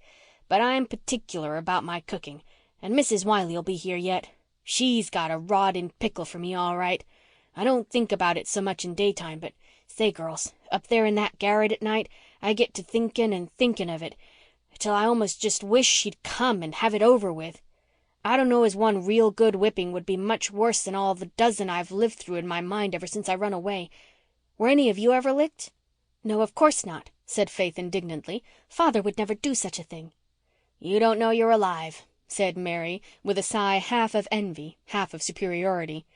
"You don't know what I've come through. And I s'pose the Blythes were never licked either." "No, I guess not.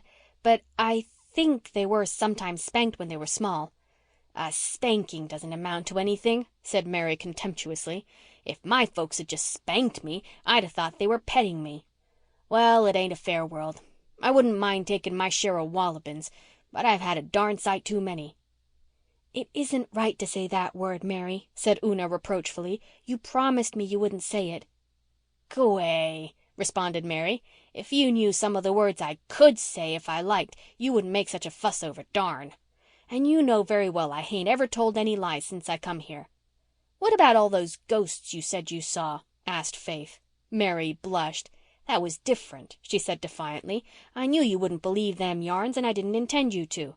And I really did see something queer one night when I was passing the over-harbour graveyard, true as you live.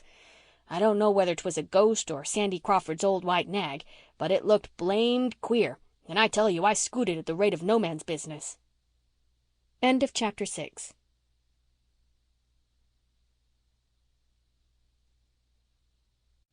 Chapter 7. A Fishy Episode. Rilla Blythe walked proudly and perhaps a little primly through the main street of the Glen and up the manse hill, carefully carrying a small basketful of early strawberries, which Susan had coaxed into lusciousness in one of the sunny nooks of Ingleside. Susan had charged Rilla to give the basket to nobody except Aunt Martha or Mr. Meredith, and Rilla, very proud of being entrusted with such an errand, was resolved to carry out her instructions to the letter. Susan had dressed her daintily in a white, starched and embroidered dress with sash of blue and beaded slippers. Her long, ruddy curls were sleek and round, and Susan had let her put on her best hat out of compliment to the manse. It was a somewhat elaborate affair, wherein Susan's taste had had more to say than Anne's, and Rilla's small soul gloried in its splendors of silk and lace and flowers. She was very conscious of her hat, and I am afraid she strutted up the manse hill. The strut, or the hat, or both, got on the nerves of Mary Vance, who was swinging on the lawn gate. Mary's temper was somewhat ruffled just then into the bargain. Aunt Martha had refused to let her peel the potatoes and had ordered her out of the kitchen. "Yah, you'll bring the potatoes to the kitchen with strips of skin hanging to them and half-boiled as usual. My, but it'll be nice to go to your funeral," shrieked Mary. She went out of the kitchen, giving the door such a bang that even Aunt Martha heard it, and Mr. Meredith in his study felt the vibration and thought absently that there must have been a slight earthquake shock. Then he went on with his sermon. Mary slipped from the gate and confronted the spick-and-span damsel of Ingleside. "What you got there?" she demanded, trying to take the basket. Rilla resisted. "It's for Mr. Meredith," she lisped. "Give it to me. I'll give it to him," said Mary. "No, Susan said that I wasn't to give it to anybody but Mr. Meredith or Aunt Martha," insisted Rilla. Mary eyed her sourly. "You think you're something, don't you, all dressed up like a doll? Look at me. My dress is all rags and I don't care. I'd rather be ragged than a doll baby. Go home and tell them to put you in a glass case. Look at me, look at me, look at me." Mary executed a wild dance around the dismayed and bewildered Rilla, flirting her ragged skirt and vociferating, look at me," until poor Rilla was dizzy.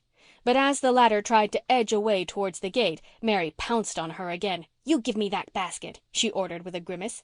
Mary was past mistress of the art of making faces.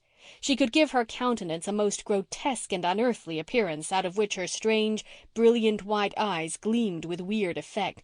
"I won't," gasped Rilla, frightened but staunch. "You let me go, Mary Vance." Mary let go for a minute and looked around her. Just inside the gate was a small flake on which half a dozen large codfish were drying. One of Mr. Meredith's parishioners had presented him with these one day, perhaps in lieu of the subscription he was supposed to pay to the stipend and never did. Mr. Meredith had thanked him and then forgotten all about the fish, which would have promptly spoiled had not the indefatigable Mary prepared them for drying and rigged up the flake herself on which to dry them. Mary had a diabolical inspiration. She flew to the flake, seized the largest fish there, a huge, flat thing nearly as big as herself. With a whoop she swooped down on the terrified Rilla, brandishing her weird missile. Rilla's courage gave way. To be lambasted with a dried codfish was such an unheard-of thing that Rilla could not face it. With a shriek she dropped her basket and fled. The beautiful berries, which Susan had so tenderly selected for the minister, rolled in a rosy torrent over the dusty road and were trodden on by the flying feet of pursuer and pursued. The basket and contents were no longer in Mary's mind. She thought only of the delight of giving Rilla Blythe the scare of her life. She would teach her to come giving herself airs because of her fine clothes. Rilla flew down the hill and along the street. Terror lent wings to her feet, and she just managed to keep ahead of Mary, who was somewhat hampered by her own laughter, but who had breath enough to give occasional blood-curdling whoops as she ran, flourishing her codfish in the air. Through the Glen street they swept, while everybody ran to the windows and gates to see them. Mary felt she was making a tremendous sensation and enjoyed it. Rilla, blind with terror and spent of breath, felt that she could run no longer. In another instant that terrible girl would be on her with the codfish. At this point the poor mite stumbled and fell into the mud puddle at the end of the street just as Miss Cornelia came out of Carter Flagg's store. Miss Cornelia took the whole situation in at a glance. So did Mary. The latter stopped short in her mad career, and before Miss Cornelia could speak, she had whirled around and was running up as fast as she had run down. Miss Cornelia's lips tightened ominously, but she knew it was no use to think of chasing her. So she picked up poor, sobbing, disheveled Rilla instead and took her home. Rilla was heartbroken. Her dress and slippers and hat were ruined, and her 6-year-old pride had received terrible bruises. Susan, white with indignation, heard Miss Cornelia's story of Mary Vance's exploit. "Oh, the hussy! Oh, the little hussy!" she said, as she carried Rilla away for purification and comfort. "This thing has gone on far enough, Anne dearie," said Miss Cornelia resolutely. "Something must be done. Who is this creature who is staying at the manse, and where does she come from?" "I understood she was a little girl from over harbour who was visiting at the manse," answered Anne, who saw the comical side of the codfish chase and secretly thought Rilla was rather vain and needed a lesson or two. "I know all the over-harbour families who come to our church, and that imp doesn't belong to any of them," retorted Miss Cornelia. "She is almost in rags, and when she goes to church she wears Faith Meredith's old clothes. There's some mystery here, and I'm going to investigate it, since it seems nobody else will. I believe she was at the bottom of their goings-on in Warren Mead's spruce bush the other day. Did you hear of their frightening his mother into a fit?" "No. I knew Gilbert had been called to see her, but I did not hear what the trouble was." "Well, you know she has a weak heart. And one day last week, when she was all alone on the veranda, she heard the most awful shrieks of murder and help coming from the bush. Positively frightful sounds, Anne dearie. Her heart gave out at once. Warren heard them himself at the barn and went straight to the bush to investigate, and there he found all the manse children sitting on a fallen tree and screaming murder at the top of their lungs. They told him they were only in fun and didn't think anyone could hear them. They were just playing Indian ambush. Warren went back to the house and found his poor mother unconscious on the veranda. Susan, who had returned, sniffed contemptuously. "I think she was very far from being unconscious, Mrs. Marshall Elliott, and that you may tie to. I have been hearing of Amelia Warren's weak heart for 40 years. She had it when she was 20. She enjoys making a fuss and having the doctor, and any excuse will do." "I don't think Gilbert thought her attack very serious," said Anne. "Oh, that very well may be," said Miss Cornelia, "but the matter has made an awful lot of talk, and the Meads being Methodists makes it that much worse. What is going to become of those children? Sometimes I can't sleep at nights for thinking about them, Anne dearie. I really do question if they get enough to eat even, for their father is so lost in dreams that he doesn't often remember he has a stomach, and that lazy old woman doesn't bother cooking what she ought. They are just running wild, and now that school is closing they'll be worse than ever." "They do have jolly times," said Anne, laughing over the recollections of some Rainbow Valley happenings that had come to her ears. "And they are all brave and frank and loyal and truthful." "That's a true word, Anne dearie, and when you come to think of all the trouble in the church those two tattling, deceitful youngsters of the last ministers made, I'm inclined to overlook a good deal in the Merediths." "When all is said and done, Mrs. Dr. dear, they are very nice children," said Susan. "They have got plenty of original sin in them, and that I will admit. But maybe it is just as well, for if they had not, they might spoil from oversweetness. Only I do think it is not proper for them to play in a graveyard, and that I will maintain." "But they really play quite quietly there," excused Anne. "They don't run and yell as they do elsewhere. Such howls as drift up here from Rainbow Valley sometimes, though I fancy my own small fry bear a valiant part in them. They had a sham battle there last night and had to roar themselves because they had no artillery to do it, so Jem says. Jem is passing through the stage where all boys hanker to be soldiers." "Well, thank goodness he'll never be a soldier," said Miss Cornelia. "I never approved of our boys going to that South African fracas. But it's over, and not likely anything of the kind will ever happen again. I think the world is getting more sensible. As for the Merediths, I've said many a time, and I say it again, if Mr. Meredith had a wife all would be well." "He called twice at the Kirks last week, so I am told," said Susan. "Well," said Miss Cornelia thoughtfully, "as a rule I don't approve of a minister marrying in his congregation. It generally spoils him. But in this case it would do no harm, for everyone likes Elizabeth Kirk, and nobody else is hankering for the job of stepmothering those youngsters. Even the Hill girls balk at that. They haven't been found laying traps for Mr. Meredith. Elizabeth would make him a good wife if he only thought so. But the trouble is, she really is homely, and Anne dearie, Mr. Meredith, abstracted as he is, has an eye for a good-looking woman, man-like. He isn't so otherworldly when it comes to that, believe me. Elizabeth Kirk is a very nice person, but they do say that people have nearly frozen to death in her mother's spare-room bed before now, Mrs. Dr. dear," said Susan darkly. "If I felt that I had any right to express an opinion concerning such a solemn matter as a minister's marriage, I would say that I think Elizabeth's cousin Sarah over harbour would make Mr. Meredith a better wife." "Why, Sarah Kirk is a Methodist," said Miss Cornelia, much as if Susan had suggested a Hottentot as a manse bride. "She would likely turn Presbyterian if she married Mr. Meredith," retorted Susan. Miss Cornelia shook her head. Evidently with her it was once a Methodist, always a Methodist. "Sarah Kirk is entirely out of the question," she said positively, "and so is Emmeline Drew, though the Drews are all trying to make the match.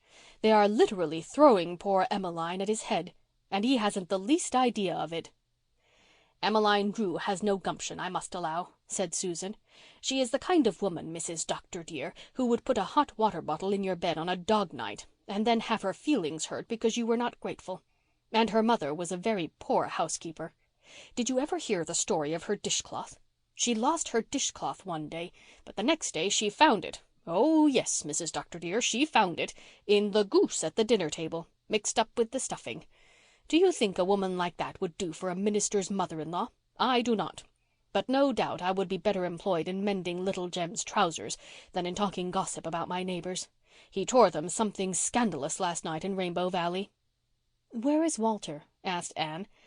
"He is up to no good, I fear, Mrs. Dr. dear. He is in the attic writing something in an exercise book. And he has not done as well in arithmetic this term as he should, so the teacher tells me. Too well I know the reason why. He has been writing silly rhymes when he should have been doing his sums. I am afraid that boy is going to be a poet, Mrs. Dr. dear." "He is a poet now, Susan." "Well, you take it real calm, Mrs. Dr. dear. I suppose it is the best way when a person has the strength. I had an uncle who began by being a poet and ended up by being a tramp. Our family were dreadfully ashamed of him." "You don't seem to think very highly of poets, Susan," said Anne, laughing. "Who does, Mrs. Dr. dear?" asked Susan in genuine astonishment. "What about Milton and Shakespeare and the poets of the Bible?" "They tell me Milton could not get along with his wife, and Shakespeare was no more than respectable by times. As for the Bible, of course things were different in those sacred days. Although I never had a high opinion of King David, say what you will. I never knew any good to come of writing poetry, and I hope and pray that blessed boy will outgrow the tendency. If he does not, we must see what emulsion of cod liver oil will do." End of chapter 7.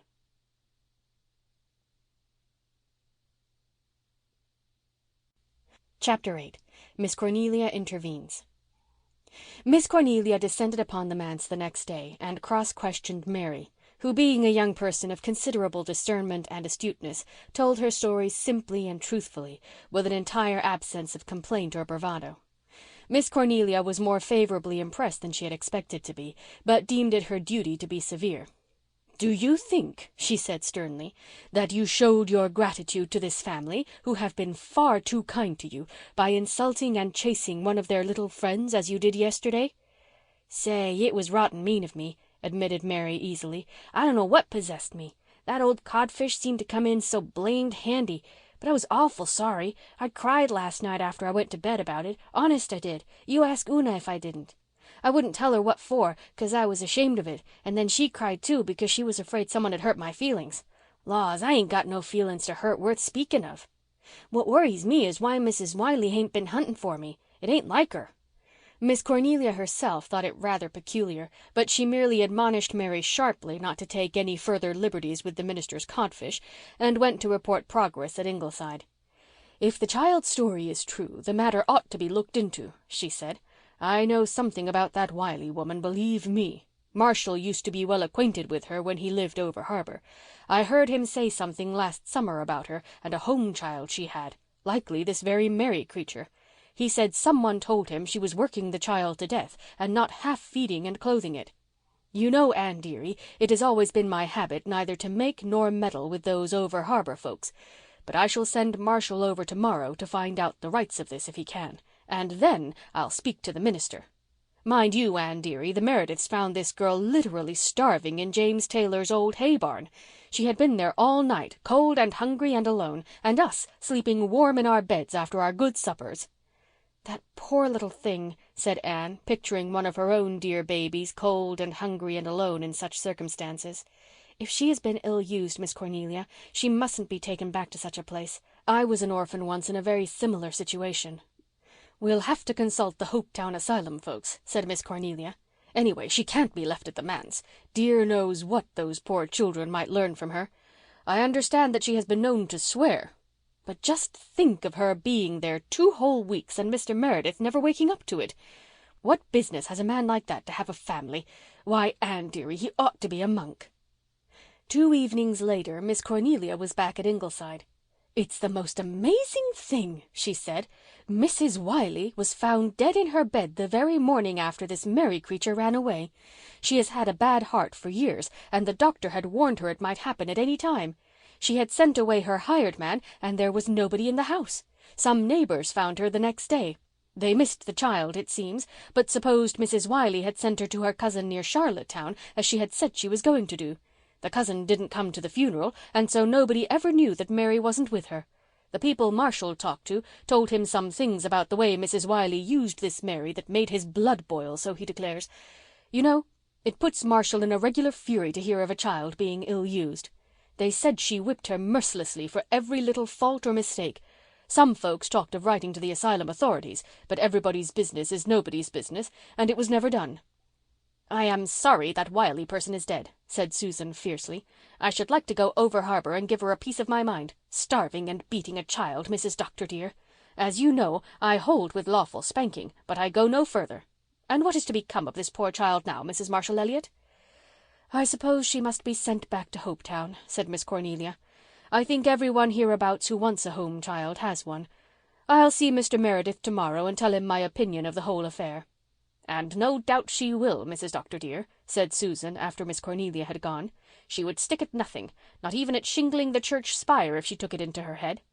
But I cannot understand how even Cornelia Bryant can talk to a minister as she does. You would think he was just any common person." When Miss Cornelia had gone, Nan Blythe uncurled herself from the hammock where she had been studying her lessons and slipped away to Rainbow Valley. The others were already there. Jem and Jerry were playing quoits with old horseshoes borrowed from the Glen blacksmith. Carl was stalking ants on a sunny hillock.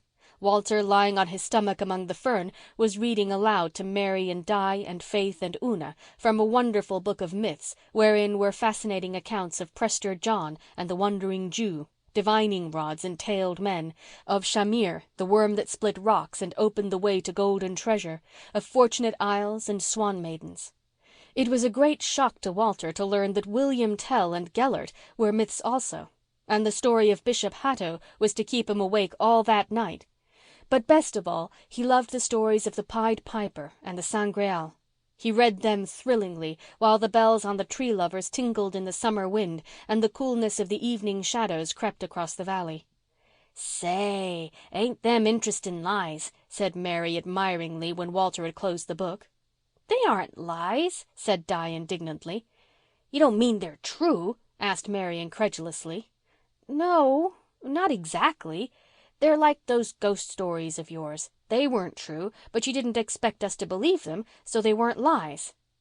"That yarn about the divining rod is no lie anyhow," said Mary. "Old Jake Crawford over harbour can work it. They send for him everywhere they want to dig a well. And I believe I know the Wandering Jew." "Oh, Mary," said Una, awestruck. "I do, true's you're alive. There was an old man at Mrs. Wiley's one day last fall. He looked old enough to be anything. She was asking him about cedar posts, if he thought they'd last well. And he said, 'Last well? They'll last 1,000 years. I know, for I've tried 'em twice.' Now, if he was 2,000 years old, who was he but your Wandering Jew?"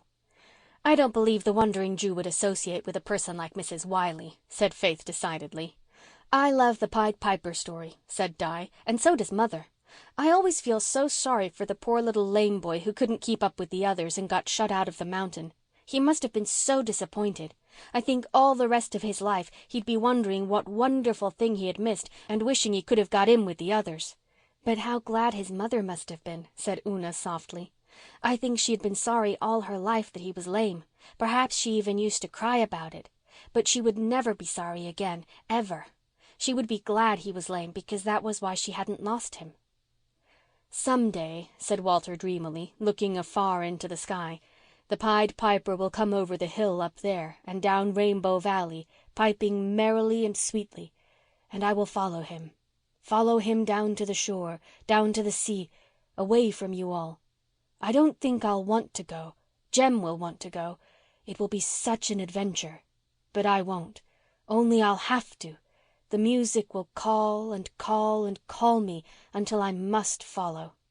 "We'll all go," cried Di, catching fire at the flame of Walter's fancy and half believing she could see the mocking, retreating figure of the mystic Piper in the far, dim end of the valley.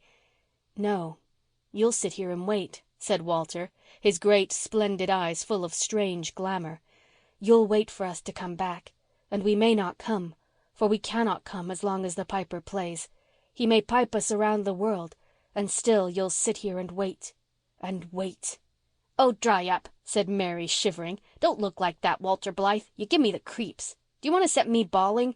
I could just see that horrid old Piper going away on, and you boys following him, and us girls sitting here waiting all alone. I don't know why it is. I never was one of the blubbering kind, but as soon as you start your spieling, I always want to cry." Walter smiled in triumph. He liked to exercise this power of his over his companions, to play on their feelings, waken their fears, thrill their souls. It satisfied some dramatic instinct in him. But under his triumph was a queer little chill of some mysterious dread.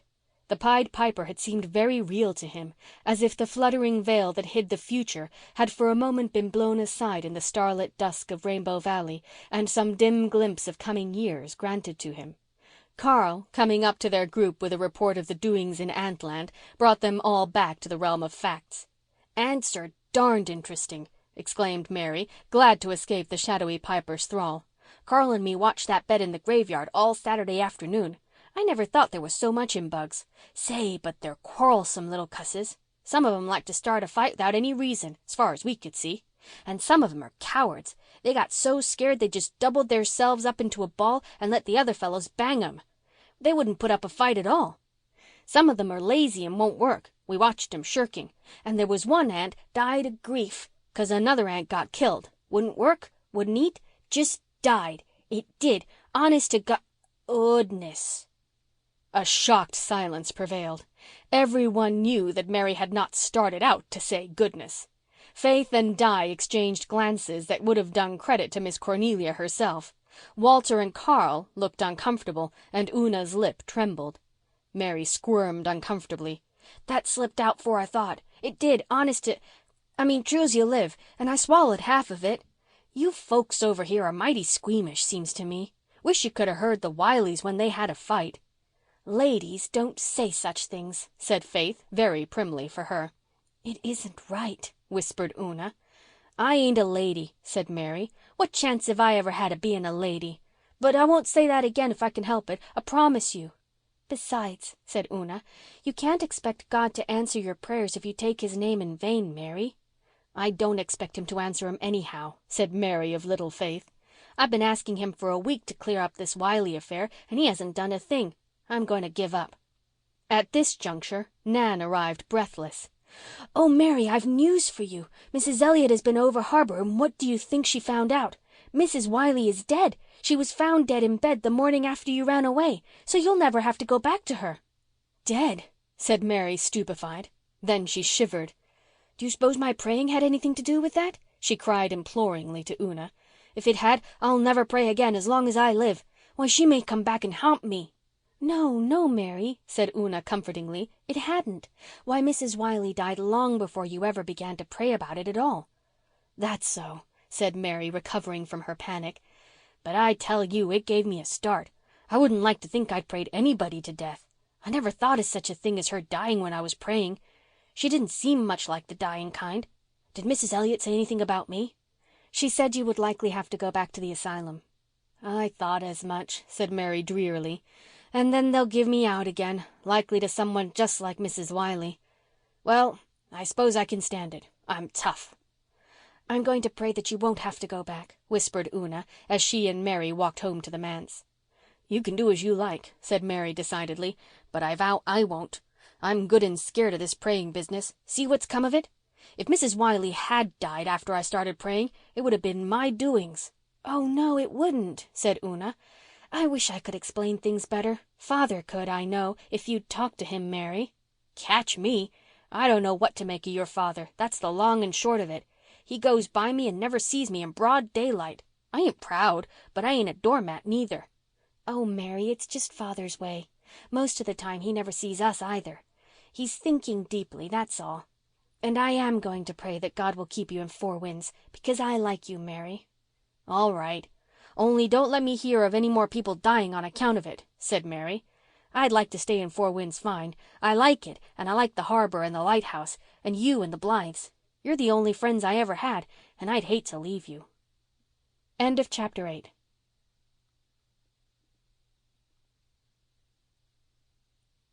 Chapter 9. Una Intervenes. Miss Cornelia had an interview with Mr. Meredith, which proved something of a shock to that abstracted gentleman. She pointed out to him, none too respectfully, his dereliction of duty in allowing a waif like Mary Vance to come into his family and associate with his children without knowing or learning anything about her. "I don't say there is much harm done, of course," she concluded. "This Mary creature isn't what you might call bad when all is said and done. I've been questioning your children and the Blythes, and from what I can make out there's nothing much to be said against the child, except that she's slangy and doesn't use very refined language. But think what might have happened if she'd been like some of those home children we know of. You know yourself what that poor little creature the Jim Flaggs had taught and told the Flagg children." Mr. Meredith did know, and was honestly shocked over his own carelessness in the matter. "But what is to be done, Mrs. Elliott?" he asked helplessly. "We can't turn the poor child out. She must be cared for." "Of course. We'd better write to the Hopetown authorities at once. Meanwhile, I suppose she might as well stay here for a few more days until we hear from them. But keep your eyes and ears open, Mr. Meredith." Susan would have died of horror on the spot if she had heard Miss Cornelia so admonishing a minister. But Miss Cornelia departed in a warm glow of satisfaction over duty done, and that night Mr. Meredith asked Mary to come into his study with him. Mary obeyed, looking literally ghastly with fright. But she got the surprise of her poor battered little life. This man, of whom she had stood so terribly in awe, was the kindest, gentlest soul she had ever met. Before she knew what happened, Mary found herself pouring all her troubles into his ear, and receiving in return such sympathy and tender understanding as it had never occurred to her to imagine.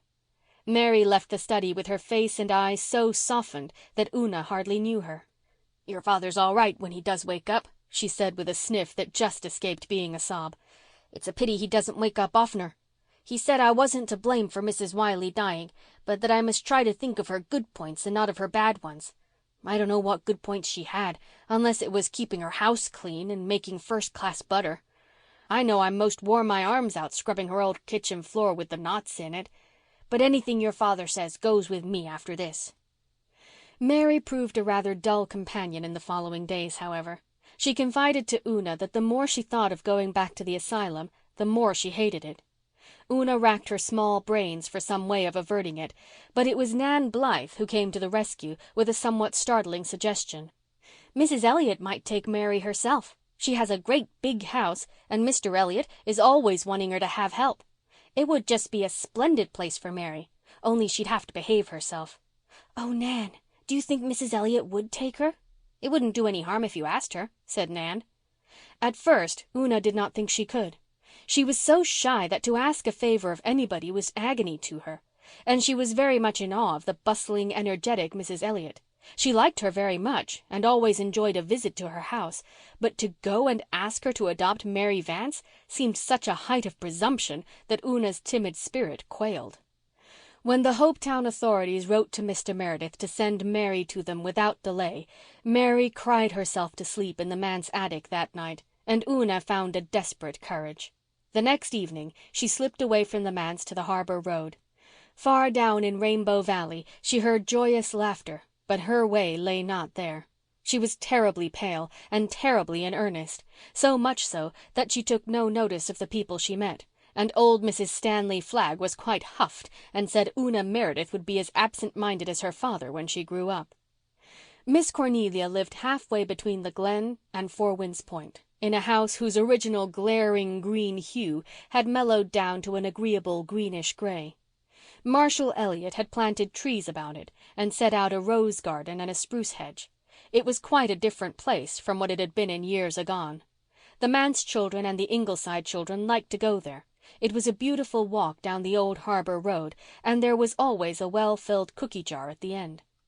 The misty sea was lapping softly far down on the sands. 3 big boats were skimming down the harbour like great white seabirds. A schooner was coming up the channel. The world of Four Winds was steeped in glowing colour and subtle music and strange glamour, and everybody should have been happy in it.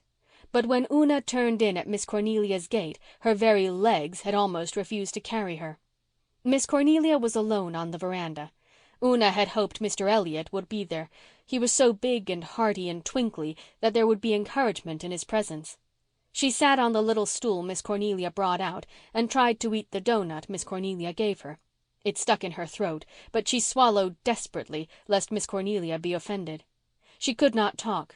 She was still pale, and her big, dark blue eyes looked so piteous that Miss Cornelia concluded the child was in some trouble. "What's on your mind, dearie?" she asked. "There's something, that's plain to be seen." Una swallowed the last twist of doughnut with a desperate gulp. "Mrs. Elliott, won't you take Mary Vance?" she said beseechingly. Miss Cornelia stared blankly. "Me? Take Mary Vance? "Do you mean keep her?" "Yes, keep her. Adopt her," said Una eagerly, gaining courage now that the ice was broken. "Oh, Mrs. Elliott, please do. She doesn't want to go back to the asylum. She cries every night about it. She's so afraid of being sent to another hard place. And she's so smart. There isn't anything she can't do. I know you wouldn't be sorry if you took her."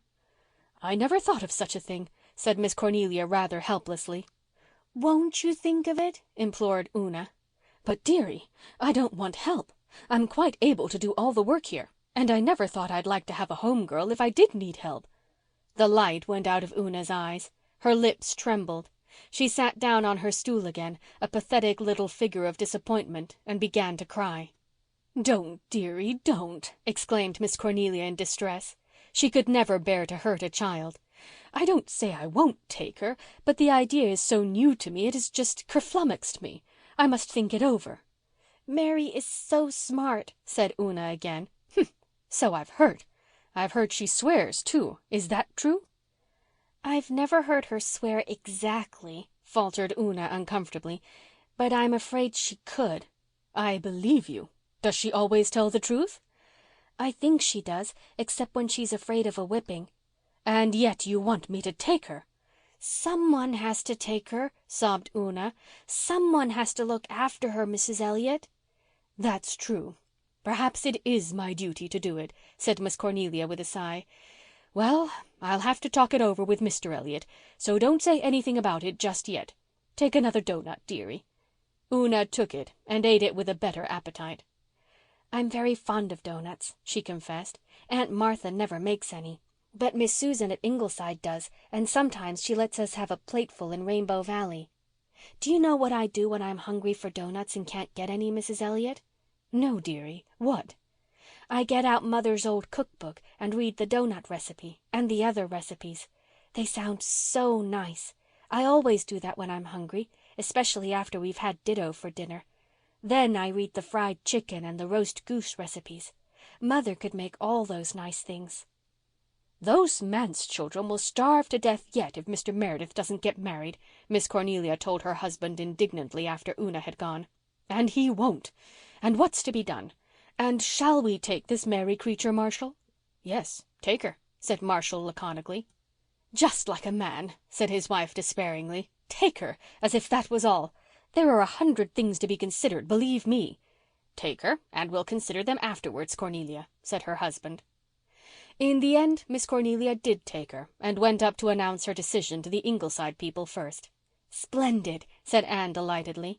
"I've been hoping you would do that very thing, Miss Cornelia. I want that poor child to get a good home. I was a homeless little orphan just like her once." "I don't think this Mary creature is or ever will be much like you," retorted Miss Cornelia gloomily. "She's a cat of another colour. But she's also a human being with an immortal soul to save. I've got a shorter catechism and a small-tooth comb, and I'm going to do my duty by her, now that I've set my hand to the plough, believe me." Mary received the news with chastened satisfaction. "It's better luck than I expected," she said. "You'll have to mind your P's and Q's with Mrs. Elliott," said Nan. "Well, I can do that," flashed Mary. "I know how to behave when I want to, just as well as you, Nan Blythe." "You mustn't use bad words, you know, Mary," said Una anxiously. "I s'pose she'd die of horror if I did," grinned Mary, her white eyes shining with unholy glee over the idea. "But you needn't worry, Una. Butter won't melt in my mouth after this. I'll be all prunes and prisms." "Nor tell lies," added Faith. "Not even to get off from a whipping?" pleaded Mary. "Mrs. Elliott will never whip you, never," exclaimed Di. "Won't she?" said Mary skeptically. "If I ever find myself in a place where I ain't licked, I'll think it's heaven all right. No fear of me telling lies then. I ain't fond of telling 'em. I'd rather not, if it comes to that." The day before Mary's departure from the manse they had a picnic in her honor in Rainbow Valley, and that evening all the manse children gave her something from their scanty store of treasured things for a keepsake. Carl gave her his Noah's Ark and Jerry his second-best Jew's harp. Faith gave her a little hairbrush with a mirror in the back of it, which Mary had always considered very wonderful. Una hesitated between an old beaded purse and a gay picture of Daniel in the lion's den, and finally offered Mary her choice. Mary really hankered after the beaded purse, but she knew Una loved it, so she said, "Gimme Daniel. I'd rather have it 'cause I'm partial to lions. Only I wish they'd et Daniel up. It would have been more exciting." At bedtime, Mary coaxed Una to sleep with her. "It's for the last time," she said, "and it's raining tonight, and I hate sleeping up there alone when it's raining, on account of that graveyard. I don't mind it on fine nights, but a night like this I can't see anything but the rain pouring down on them old white stones, and the wind round the window sounds as if them dead people were trying to get in and crying 'cause they couldn't." "I like rainy nights," said Una, when they were cuddled down together in the little attic room, "and so do the Blythe girls." "I don't mind 'em when I'm not handy to graveyards," said Mary. "If I was alone here I'd cry my eyes out, I'd be so lonesome. I feel awful bad to be leaving you all." "Mrs. Elliott will let you come up and play in Rainbow Valley quite often, I'm sure," said Una. "And you will be a good girl, won't you, Mary?" "Oh, I'll try," sighed Mary. "But it won't be as easy for me to be good, inside I mean, as well as outside, as it is for you. You hadn't such scallywags of relations as I had." "But your people must have had some good qualities as well as bad ones," argued Una. "You must live up to them and never mind their bad ones." "I don't believe they had any good qualities," said Mary gloomily. "I never heard of any. My grandfather had money, but they say he was a rascal. Nope, I'll just have to start out on my own hook and do the best I can." "And God will help you, you know, Mary, if you ask him." "I don't know about that." "Oh, Mary, you know we asked God to get a home for you and he did." "I don't see what he had to do with it," retorted Mary. "It was you put it into Mrs. Elliott's head." "But God put it into her heart to take you. All my putting it into her head wouldn't have done any good if he hadn't." "Well, there may be something in that," admitted Mary. "Mind you, I haven't got anything against God, Una. I'm willing to give him a chance. But honest, I think he's an awful lot like your father, just absent-minded and never taking any notice of a body most of the time, but sometimes waking up all of a sudden and being awful good and kind and sensible." "Oh, Mary, no," exclaimed horrified Una. "God isn't a bit like father. I mean, he's 1,000 times better and kinder." "If he's as good as your father he'll do for me," said Mary. "When your father was talking to me I felt as if I never could be bad any more." "I wish you'd talk to father about him," sighed Una. "He can explain it all so much better than I can." "Why, so I will, next time he wakes up," promised Mary. "That night he talked to me in the study he showed me real clear that my praying didn't kill Mrs. Wiley. My mind's been easy since, but I'm real curious about praying. I guess the old rhyme is the safest. Say, Una, it seems to me if one has to pray to anybody it'd be better to pray to the devil than to God. God's good anyhow, so you say, so he won't do you any harm. But from all I can make out the devil needs to be pacified. I think the sensible way would be to say to him, 'Good devil, please don't tempt me. Just leave me alone, please.' Now don't you?" "Oh, no, no, Mary. I'm sure it wouldn't be right at all to pray to the devil. And it wouldn't do any good because he's bad. It might aggravate him and he'd be worse than ever."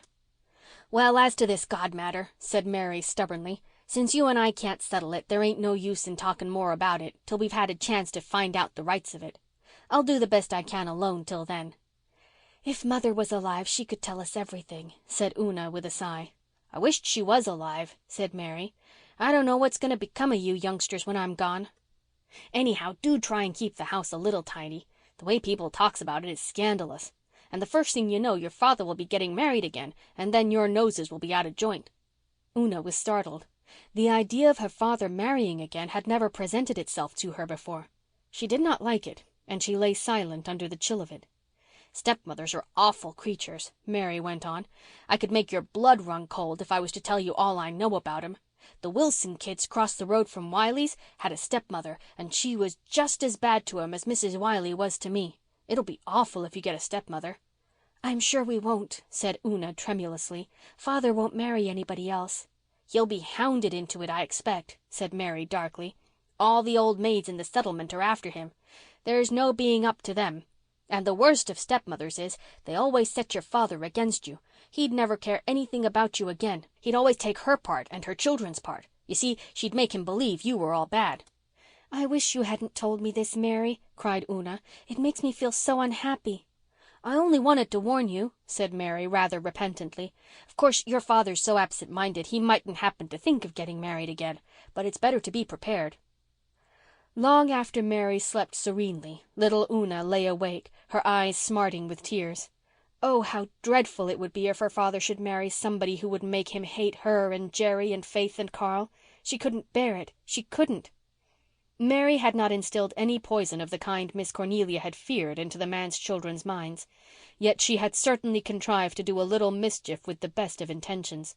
But she slept dreamlessly while Una lay awake and the rain fell and the wind wailed around the old grey manse. And the Reverend John Meredith forgot to go to bed at all because he was absorbed in reading a life of St. Augustine. It was grey dawn when he finished it and went upstairs, wrestling with the problems of 2,000 years ago. The door of the girl's room was open, and he saw Faith lying asleep, rosy and beautiful. He wondered where Una was. Perhaps she had gone over to stay all night with the Blythe girls. She did this occasionally, deeming it a great treat. John Meredith sighed. He felt that Una's whereabouts ought not to be a mystery to him. Cecilia would have looked after her better than that. If only Cecilia were still with him. How pretty and gay she had been. How the old manse up at Maywater had echoed to her songs. And she had gone away so suddenly, taking her laughter and music and leaving silence, so suddenly that he had never quite got over his feeling of amazement. How could she, the beautiful and vivid, have died? The idea of a second marriage had never presented itself seriously to John Meredith. He had loved his wife so deeply that he believed he could never care for any woman again. He had a vague idea that before very long Faith would be old enough to take her mother's place. Until then, he must do the best he could alone. He sighed and went to his room, where the bed was still unmade. Aunt Martha had forgotten it, and Mary had not dared make it because Aunt Martha had forbidden her to meddle with anything in the minister's room. But Mr. Meredith did not notice that it was unmade. His last thoughts were of St. Augustine. End of chapter 9.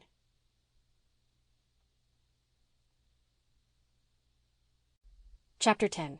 The Manse Girls' Clean House. "Ugh," said Faith, sitting up in bed with a shiver. "It's raining. I do hate a rainy Sunday. Sunday is dull enough even when it's fine." "We oughtn't to find Sunday dull," said Una sleepily, trying to pull her drowsy wits together with an uneasy conviction that they had overslept. "But we do, you know," said Faith candidly. "Mary Vance says most Sundays are so dull she could hang herself." "We ought to like Sunday better than Mary Vance," said Una remorsefully. "We're the minister's children." "I wish we were a blacksmith's children," protested Faith angrily, hunting for her stocking. "Then people wouldn't expect us to be better than other children. Just look at the holes in my heels. Mary darned them all before she went away, but they're as bad as ever now. Una, get up. I can't get the breakfast alone. Oh, dear, I wish Father and Jerry were home. You wouldn't think we'd miss Father much. We don't see much of him when he is home, and yet everything seems gone. I must run in and see how Aunt Martha is." "Is she any better?" asked Una when Faith returned. "No, she isn't. She's groaning with the misery still. Maybe we ought to tell Dr. Blythe, but she says not. She never had a doctor in her life and she isn't going to begin now. She says doctors just live by poisoning people. Do you suppose they do?" "No, of course not," said Una indignantly. "I'm sure Dr. Blythe wouldn't poison anybody." "Well, we'll have to rub Aunt Martha's back again after breakfast. We'd better not make the flannels as hot as we did yesterday." Faith giggled over the remembrance. They had nearly scalded the skin off poor Aunt Martha's back. Una sighed. Mary Vance would have known just what the precise temperature of flannels for a misery back should be. Mary knew everything. They knew nothing. And how could they learn, save by bitter experience, for which, in this instance, unfortunate Aunt Martha had paid? The preceding Monday, Mr. Meredith had left for Nova Scotia to spend his short vacation, taking Jerry with him. On Wednesday, Aunt Martha was suddenly seized with a recurring and mysterious ailment which she always called the misery, and which was tolerably certain to attack her at the most inconvenient times. She could not rise from her bed, any movement causing agony. A doctor she flatly refused to have. Faith and Una cooked the meals and waited on her. The less said about the meals, the better. Yet they were not much worse than Aunt Martha's had been. There were many women in the village who would have been glad to come and help, but Aunt Martha refused to let her plight be known. "You must worry on till I can get around," she groaned. "Thank goodness John isn't here. There's a plenty of cold biled meat and bread and you can try your hand at making porridge." The girls had tried their hand, but so far without much success. The first day it had been too thin, the next day so thick that you could cut it in slices, and both days it had been burned. "I hate porridge," said Faith viciously. "When I have a house of my own I'm never going to have a single bit of porridge in it." "What'll your children do then?" asked Una. "Children have to have porridge or they won't grow. Everybody says so." "They'll have to get along without it or stay runts," retorted Faith stubbornly. "Here, Una, you stir it while I set the table. If I leave it for a minute the horrid stuff will burn. It's 9:30. We'll be late for Sunday school." "I haven't seen anyone going past yet," said Una. "There won't likely be many out. Just see how it's pouring. And when there's no preaching the folks won't come from a distance to bring the children." "Go and call Carl," said Faith. Carl, it appeared, had a sore throat, induced by getting wet in the Rainbow Valley marsh the previous evening while pursuing dragonflies. He had come home with dripping stockings and boots and had sat out the evening in them. He could not eat any breakfast, and Faith made him go back to bed again. She and Una left the table as it was and went to Sunday school. There was no one in the schoolroom when they got there, and no one came. They waited until 11 and then went home. "There doesn't seem to be anybody at the Methodist Sunday school either," said Una. "I'm glad," said Faith. "I'd hate to think the Methodists were better at going to Sunday school on rainy Sundays than the Presbyterians. But there's no preaching in their church today either, so likely their Sunday school is in the afternoon." Una washed the dishes, doing them quite nicely, for so much had she learned from Mary Vance. Faith swept the floor after a fashion and peeled the potatoes for dinner, cutting her finger in the process. "I wish we had something for dinner besides ditto," sighed Una. "I'm so tired of it. The Blythe children don't know what ditto is, and we never have any pudding. Nan says Susan would faint if they had no pudding on Sundays. Why aren't we like other people, Faith?" "I don't want to be like other people," laughed Faith, tying up her bleeding finger. "I like being myself. It's more interesting. Jessie Drew is as good a housekeeper as her mother, but would you want to be as stupid as she is?" "But our house isn't right. Mary Vance says so. She says people talk about it being so untidy." Faith had an inspiration. "We'll clean it all up," she cried. "We'll go right to work tomorrow. It's a real good chance when Aunt Martha is laid up and can't interfere with us. We'll have it all lovely and clean when Father comes home, just like it was when Mary went away. Anyone can sweep and dust and wash windows. People won't be able to talk about us anymore. Jem Blythe says it's only old cats that talk, but their talk hurts just as much as anybody's." "I hope it will be fine tomorrow," said Una, fired with enthusiasm. "Oh, Faith, it will be splendid to be all cleaned up and like other people." "I hope Aunt Martha's misery will last over tomorrow," said Faith. "If it doesn't, we won't get a single thing done." Faith's amiable wish was fulfilled. The next day found Aunt Martha still unable to rise. Carl, too, was still sick and easily prevailed on to stay in bed. Neither Faith nor Una had any idea how sick the boy really was. A watchful mother would have had a doctor without delay, but there was no mother, and poor little Carl, with his sore throat and aching head and crimson cheeks, rolled himself up in his twisted bedclothes and suffered alone, somewhat comforted by the companionship of a small green lizard in the pocket of his ragged nightie. The world was full of summer sunshine after the rain. It was a peerless day for house cleaning, and Faith and Una went gaily to work. "We'll clean the dining room and the parlour," said Faith. "It wouldn't do to meddle with the study, and it doesn't matter much about the upstairs. The first thing is to take everything out." Accordingly, everything was taken out. The furniture was piled on the veranda and lawn, and the Methodist graveyard fence was gaily draped with rugs. An orgy of sweeping followed, with an attempt at dusting on Una's part, while Faith washed the windows of the dining room, breaking one pane and cracking two in the process. Una surveyed the streaked result dubiously. "They don't look right somehow," she said. "Mrs. Elliott's and Susan's windows just shine and sparkle."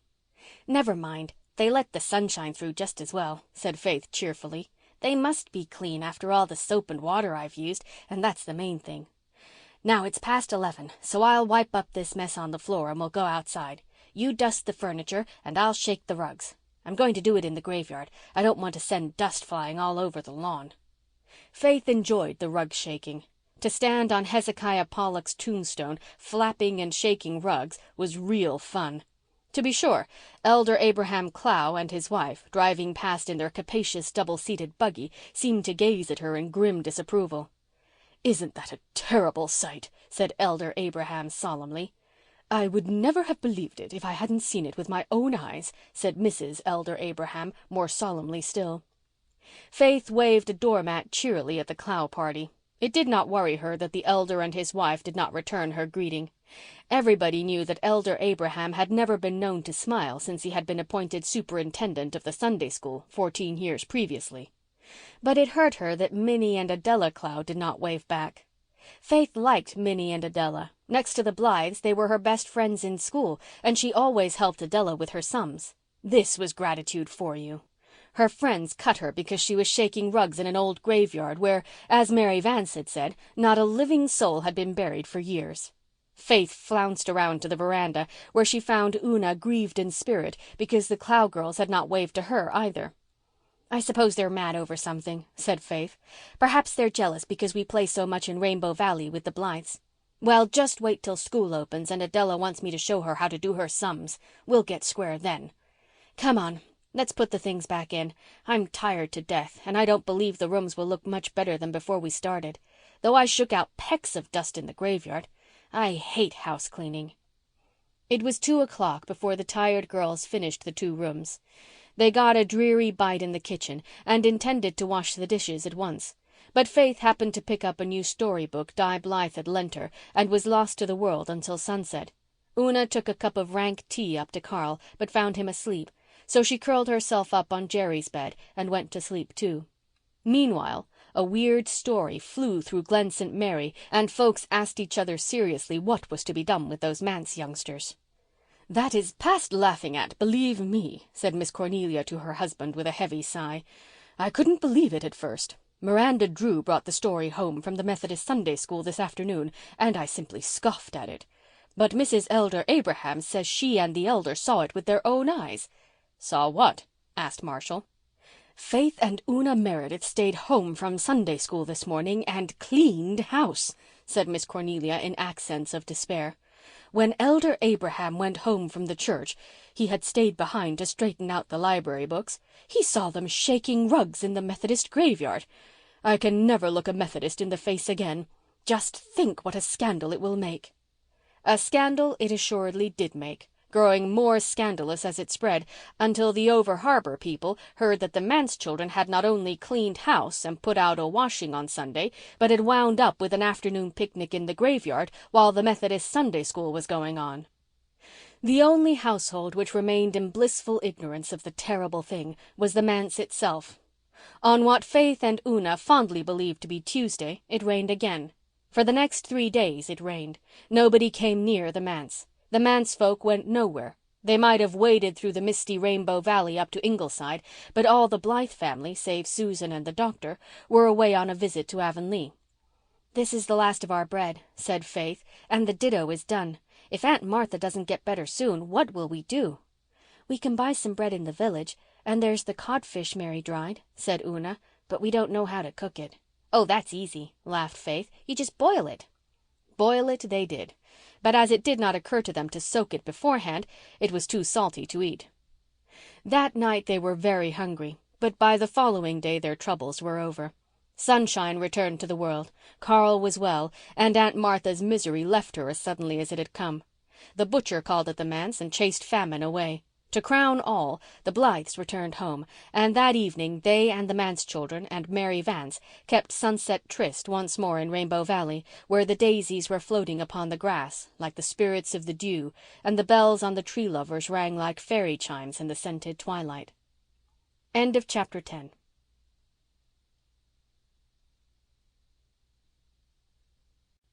Chapter 11. A Dreadful Discovery. "Well, you kids have gone and done it now," was Mary's greeting as she joined them in the valley.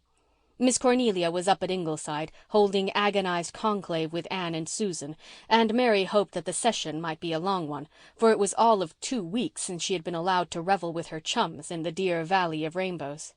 "Done what?" demanded everybody but Walter, who was daydreaming as usual. "It's you manse young ones, I mean," said Mary. "It was just awful of you. I wouldn't have done such a thing for the world, and I weren't brought up in a manse. Weren't brought up anywhere, just come up." "What have we done?" asked Faith blankly. "Done? You'd better ask. The talk is something terrible. I expect it's ruined your father and his congregation. He'll never be able to live it down, poor man. Everybody blames him for it, and that isn't fair. But nothing is fair in this world. You ought to be ashamed of yourselves." "What have we done?" asked Una again despairingly. Faith said nothing, but her eyes flashed golden brown scorn at Mary. "Oh, don't pretend innocence," said Mary witheringly. "Everybody knows what you have done." "I don't," interjected Jem Blythe indignantly. "Don't let me catch you making Una cry, Mary Vance. What are you talking about?" "I suppose you don't know, since you're just back from up west," said Mary, somewhat subdued. Jem could always manage her. "But everybody else knows, you'd better believe." "Knows what?" "That Faith and Una stayed home from Sunday school last Sunday and cleaned house." "We didn't," cried Faith and Una in passionate denial. Mary looked haughtily at them. "I didn't suppose you'd deny it after the way you've combed me down for lying," she said. "What's the good of saying you didn't? Everybody knows you did. Elder Clow and his wife saw you. Some people say it will break up the church, but I don't go that far. You are nice ones." Nan Blythe stood up and put her arms around the dazed Faith and Una. "They were nice enough to take you in and feed you and clothe you when you were starving in Mr. Taylor's barn, Mary Vance," she said. "You are very grateful, I must say." "I am grateful," retorted Mary. "You'd know it if you'd heard me standing up for Mr. Meredith through thick and thin. I've blistered my tongue talking for him this week. I've said again and again that he isn't to blame if his young ones did clean house on Sunday. He was away, and they knew better." "But we didn't," protested Una. "It was Monday we cleaned house, wasn't it, Faith?" "Of course it was," said Faith with flashing eyes. "We went to Sunday school in spite of the rain, and no one came, not even Elder Abraham, for all his talk about fair-weather Christians." "It was Saturday it rained," said Mary. "Sunday was as fine as silk. I wasn't at Sunday school because I had toothache, but everyone else was, and they saw all your stuff out on the lawn, and Elder Abraham and Mrs. Elder Abraham saw you shaking rugs in the graveyard." Una sat down among the daisies and began to cry. "Look here," said Jem resolutely, "this thing must be cleared up. Somebody has made a mistake. Sunday was fine, Faith. How could you have thought Saturday was Sunday?" "Prayer meeting was Thursday night," cried Faith, "and Adam flew into the soup pot on Friday when Aunt Martha's cat chased him and spoiled our dinner. And Saturday there was a snake in the cellar and Carl caught it with a forked stick and carried it out, and Sunday it rained. So there." "Prayer meeting was Wednesday night," said Mary. "Elder Baxter was to lead and he couldn't go Thursday night and it was changed to Wednesday. You were just a day out, Faith Meredith, and you did work on Sunday." Suddenly Faith burst into a peal of laughter. "I suppose we did. What a joke!" "It isn't much of a joke for your father," said Mary sourly. "It'll be all right when people found out it was just a mistake," said Faith carelessly. "We'll explain." "You can explain till you're black in the face," said Mary, "but a lie like that'll travel faster and further than you ever will. I've seen more of the world than you, and I know. Besides, there are plenty of folks won't believe it was a mistake." "They will if I tell them," said Faith. "You can't tell everybody," said Mary. "No, I tell you, you've disgraced your father." Una's evening was spoiled by this dire reflection, but Faith refused to be made uncomfortable. Besides, she had a plan that would put everything right. So she put the past with its mistake behind her and gave herself over to the enjoyment of the present. Jem went away to fish, and Walter came out of his reverie and proceeded to describe the woods of heaven. Mary pricked up her ears and listened respectfully. Despite her awe of Walter, she revelled in his book talk. It always gave her a delightful sensation. Walter had been reading his Coleridge that day, and he pictured a heaven where there were gardens bright with sinuous rills, where blossomed many an incense-bearing tree, and there were forests ancient as the hills, enfolding sunny spots of greenery. "I didn't know there was any woods in heaven," said Mary with a long breath. "I thought it was all streets and streets and streets." "Of course there are woods," said Nan. "Mother can't live without trees, and I can't. So what would be the use of going to heaven if there weren't any trees?" "There are cities, too," said the young dreamer. "Splendid cities, colored just like the sunset, with sapphire towers and rainbow domes. They're built out of gold and diamonds, whole streets of diamonds, flashing like the sun. In the squares there are crystal fountains kissed by the light, and everywhere the asphodel blooms, the flower of heaven." "Fancy," said Mary. "I saw the main street in Charlottetown once and I thought it was real grand, but I suppose it's nothing to heaven." "Well, it all sounds gorgeous the way you tell it, but won't it be kind of dull too?" "Oh, I guess we can have some fun when the angels' backs are turned," said Faith comfortably. "Heaven is all fun," declared Di. "The Bible doesn't say so," cried Mary, who had read so much of the Bible on Sunday afternoons under Miss Cornelia's eye that she now considered herself quite an authority on it. "Mother says the Bible language is figurative," said Nan. "Does that mean that it isn't true?" asked Mary hopefully. "No, not exactly, but I think it means that heaven will be just like what you'd like it to be." "I'd like it to be just like Rainbow Valley," said Mary, "with all you kids to gas and play with. That's good enough for me. Anyhow, we can't go to heaven till we're dead, and maybe not then, so what's the use of worrying? Here's Jem with a string of trout, and it's my turn to fry them." "We ought to know more about heaven than Walter does when we're the minister's family," said Una as they walked home that night. "We know just as much, but Walter can imagine," said Faith. "Mrs. Elliott says he gets it from his mother."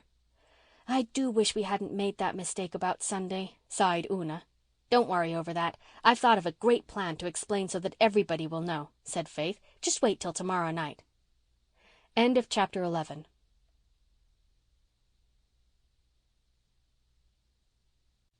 Chapter 12. An Explanation and a Dare. The Reverend Dr. Cooper preached in Glen St. Mary the next evening, and the Presbyterian church was crowded with people from near and far. The Reverend Doctor was reputed to be a very eloquent speaker, and bearing in mind the old dictum that a minister should take his best clothes to the city and his best sermons to the country, he delivered a very scholarly and impressive discourse. But when the folks went home that night, it was not of Dr. Cooper's sermon they talked. They had completely forgotten all about it.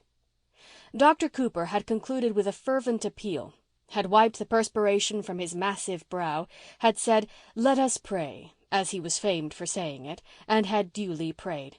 There was a slight pause. In Glen St. Mary Church, the old fashion of taking the collection after the sermon instead of before still held, mainly because the Methodists had adopted the new fashion first, and Miss Cornelia and Elder Clow would not hear of following where Methodists had led. Charles Baxter and Thomas Douglas, whose duty it was to pass the plates, were on the point of rising to their feet. The organist had got out the music of her anthem, and the choir had cleared its throat. Suddenly, Faith Meredith rose in the manse pew, walked up to the pulpit platform, and faced the amazed audience. Miss Cornelia half rose in her seat and then sat down again. Her pew was far back, and it occurred to her that whatever Faith meant to do or say would be half done or said before she could reach her. There was no use making the exhibition worse than it had to be. With an anguished glance at Mrs. Dr. Blythe and another at Deacon Warren of the Methodist Church, Miss Cornelia resigned herself to another scandal. "If the child was only dressed decently itself," she groaned in spirit. Faith, having spilled ink on her good dress, had serenely put on an old one of faded pink print. A catty-cornered rent in the skirt had been darned with scarlet tracing cotton, and the hem had been let down, showing a bright strip of unfaded pink around the skirt. But Faith was not thinking of her clothes at all. She was feeling suddenly nervous. What had seemed easy in imagination was rather hard in reality. Confronted by all those staring, questioning eyes, Faith's courage almost failed her. The lights were so bright, the silence so awesome. She thought she could not speak after all. But she must. Her father must be cleared of suspicion. Only the words would not come. Una's little pearl-pure face gleamed up at her beseechingly from the man's pew. The Blythe children were lost in amazement. Back under the gallery, Faith saw the sweet graciousness of Miss Rosemary West's smile and the amusement of Miss Ellen's. But none of these helped her. It was Bertie Shakespeare Drew who saved the situation. Bertie Shakespeare sat in the front seat of the gallery, and he made a derisive face at Faith. Faith promptly made a dreadful one back at him, and in her anger over being grimaced at by Bertie Shakespeare, forgot her stage fright.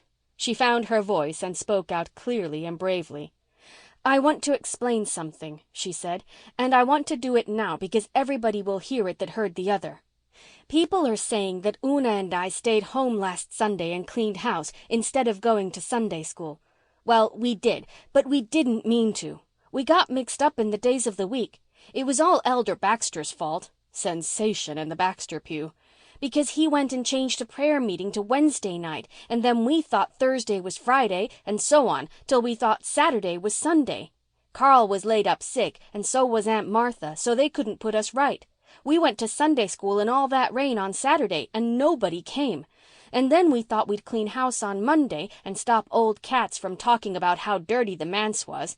General sensation all over the church. And we did. I shook the rugs in the Methodist graveyard because it was such a convenient place, and not because I meant to be disrespectful of the dead.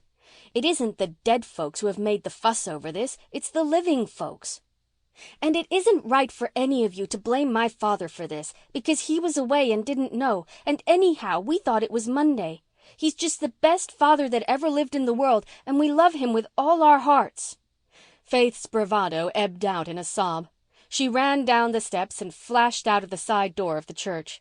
There the friendly, starlit summer night comforted her, and the ache went out of her eyes and throat. She felt very happy. The dreadful explanation was over, and everybody knew now that her father wasn't to blame, and that she and Una were not so wicked as to have cleaned house knowingly on Sunday. Inside the church, people gazed blankly at each other. But Thomas Douglas rose and walked up the aisle with a set face. His duty was clear. The collection must be taken if the skies fell. Taken it was. The choir sang the anthem with a dismal conviction that it fell terribly flat, and Dr. Cooper gave out the concluding hymn and pronounced the benediction with considerably less unction than usual. The Reverend Doctor had a sense of humor, and Faith's performance tickled him. Besides, John Meredith was well known in Presbyterian circles. Mr. Meredith returned home the next afternoon, but before his coming Faith contrived to scandalize Glen St. Mary again. In the reaction from Sunday evening's intensity and strain, she was especially full of what Miss Cornelia would have called devilment on Monday. This led her to dare Walter Blythe to ride through Main Street on a pig while she rode another one. The pigs in question were two tall, lank animals, supposed to belong to Bertie Shakespeare Drew's father, which had been haunting the roadside by the manse for a couple of weeks. Walter did not want to ride a pig through Glen St. Mary, but whatever Faith Meredith dared him to do must be done. They tore down the hill and through the village, Faith bent double with laughter over her terrified courser, Walter crimson with shame. They tore past the minister himself, just coming home from the station. He, being a little less dreamy and abstracted than usual, owing to have had a talk on the train with Miss Cornelia, who always wakened him up temporarily, noticed them, and thought he really must speak to Faith about it and tell her that such conduct was not seemly. But he had forgotten the trifling incident by the time he reached home. They passed Mrs. Alec Davis, who shrieked in horror, and they passed Miss Rosemary West, who laughed and sighed. Finally, just before the pigs swooped into Bertie Shakespeare Drew's backyard, never to emerge therefrom again, so great had been the shock to their nerves, Faith and Walter jumped off, as Dr. and Mrs. Blythe drove swiftly by. "So that is how you bring up your boys," said Gilbert with mock severity. "Perhaps I do spoil them a little," said Anne contritely. "But, oh, Gilbert, when I think of my own childhood before I came to Green Gables, I haven't the heart to be very strict. How hungry for love and fun I was, an unloved little drudge with never a chance to play. They do have such good times with the manse children." "What about the poor pigs?" asked Gilbert. Anne tried to look sober and failed. "Do you really think it hurt them?" she said. "I don't think anything could hurt those animals. They've been the plague of the neighborhood this summer, and the Drews won't shut them up. But I'll talk to Walter, if I can keep from laughing when I do it." Miss Cornelia came up to Ingleside that evening to relieve her feelings over Sunday night. To her surprise, she found that Anne did not view Faith's performance in quite the same light as she did. "I thought there was something brave and pathetic in her getting up there before that church full of people to confess," she said.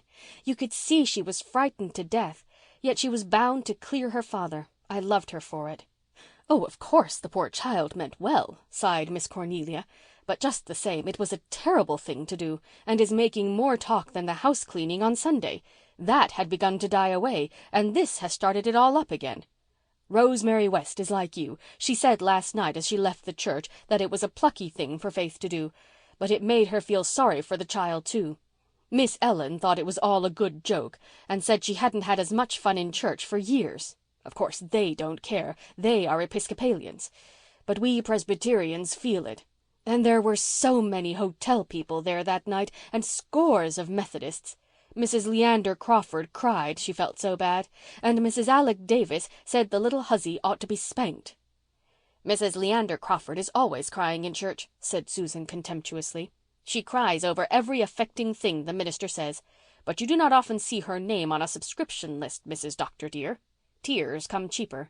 She tried to talk to me one day about Aunt Martha being such a dirty housekeeper, and I wanted to say, everyone knows that you have been mixing up cakes in the kitchen washpan, Mrs. Leander Crawford. But I did not say it, Mrs. Dr. dear, because I have too much respect for myself to condescend to argue with the likes of her. But I could tell worse things than that of Mrs. Leander Crawford if I was disposed to gossip. And as for Mrs. Alec Davis, if she had said that to me, Mrs. Dr. dear, do you know what I would have said? I would have said, I have no doubt that you would like to spank Faith, Mrs. Davis, but you will never have the chance to spank a minister's daughter, either in this world or in that which is to come. If poor Faith had only been decently dressed, lamented Miss Cornelia again. It wouldn't have been quite that bad, but that dress looked dreadful as she stood there upon the platform. It was clean, though, Mrs. Dr. dear, said Susan. They are clean children. They may be very heedless and reckless, Mrs. Dr. dear, and I am not saying they are not, but they never forget to wash behind their ears. The idea of Faith forgetting what day was Sunday, persisted Miss Cornelia.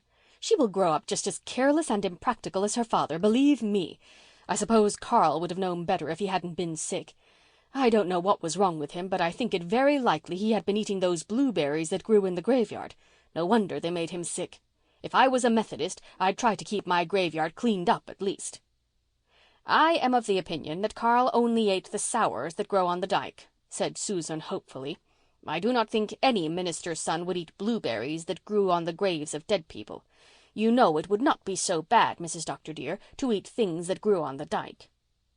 The worst of last night's performance was the face Faith made at somebody in the congregation before she started in, said Miss Cornelia. Elder Cloud declares she made it at him. And did you hear that she was seen riding on a pig today? I saw her. Walter was with her. I gave him a very little scolding about it. He did not say much, but he gave me the impression that it had been his idea and that Faith was not to blame. I do not believe that, Mrs. Dr. dear, cried Susan up in arms. That is just Walter's way, to take the blame on himself. But you know as well as I do, Mrs. Dr. dear, that blessed child would never have thought of riding on a pig, even if he does write poetry. Oh, there's no doubt the notion was hatched in Faith Meredith's brain, said Miss Cornelia. And I don't say that I'm sorry that Amos Drew's old pigs did get their comeuppance for once, but the minister's daughter. And the doctor's son, said Anne, mimicking Miss Cornelia's tone. Then she laughed. Dear Miss Cornelia, they're only little children, and you know they've never yet done anything bad. They're just heedless and impulsive, as I was myself once. They'll grow sedate and sober, as I've done. Miss Cornelia laughed too. There are times, Anne dearie, when I know by your eyes that your soberness is put on like a garment, and you're really aching to do something wild and young again. Well, I feel encouraged. Somehow a talk with you always does have that effect on me. Now, when I go to see Barbara Sampson, it's just the opposite. She makes me feel that everything's wrong and always will be. But, of course, living all your life with a man like Joe Sampson wouldn't be exactly cheering. It is a very strange thing to think that she married Joe Sampson after all her chances, remarked Susan. She was much sought after when she was a girl. She used to boast to me that she had 21 beaux and Mr. Pethick. What was Mr. Pethick? Well, he was a sort of hanger-on, Mrs. Dr. dear, but you could not exactly call him a beau. He did not really have any intentions. 21 beaux, and me that never had one. But Barbara went through the woods and picked up the crooked stick after all. And yet they say her husband can make better baking powder biscuits than she can, and she always gets him to make them when company comes to tea. Which reminds me that I have company coming to tea tomorrow, and I must go home and set my bread, said Miss Cornelia. Mary said she could set it, and no doubt she could. But while I live and move and have my being, I set my own bread, believe me. How is Mary getting on? asked Anne. "I've no fault to find with Mary," said Miss Cornelia rather gloomily.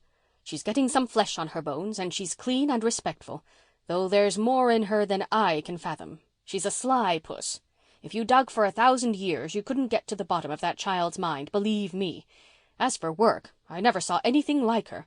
She eats it up. Mrs. Wiley may have been cruel to her, but folks needn't say she made Mary work. Mary's a born worker. Sometimes I wonder which will wear out first, her legs or her tongue. I don't have enough to do to keep me out of mischief these days. I'll be real glad when school opens, for then I'll have something to do again. Mary doesn't want to go to school, but I put my foot down and said that go she must. I shall not have the Methodists saying that I kept her out of school while I lolled in idleness." End of chapter 12.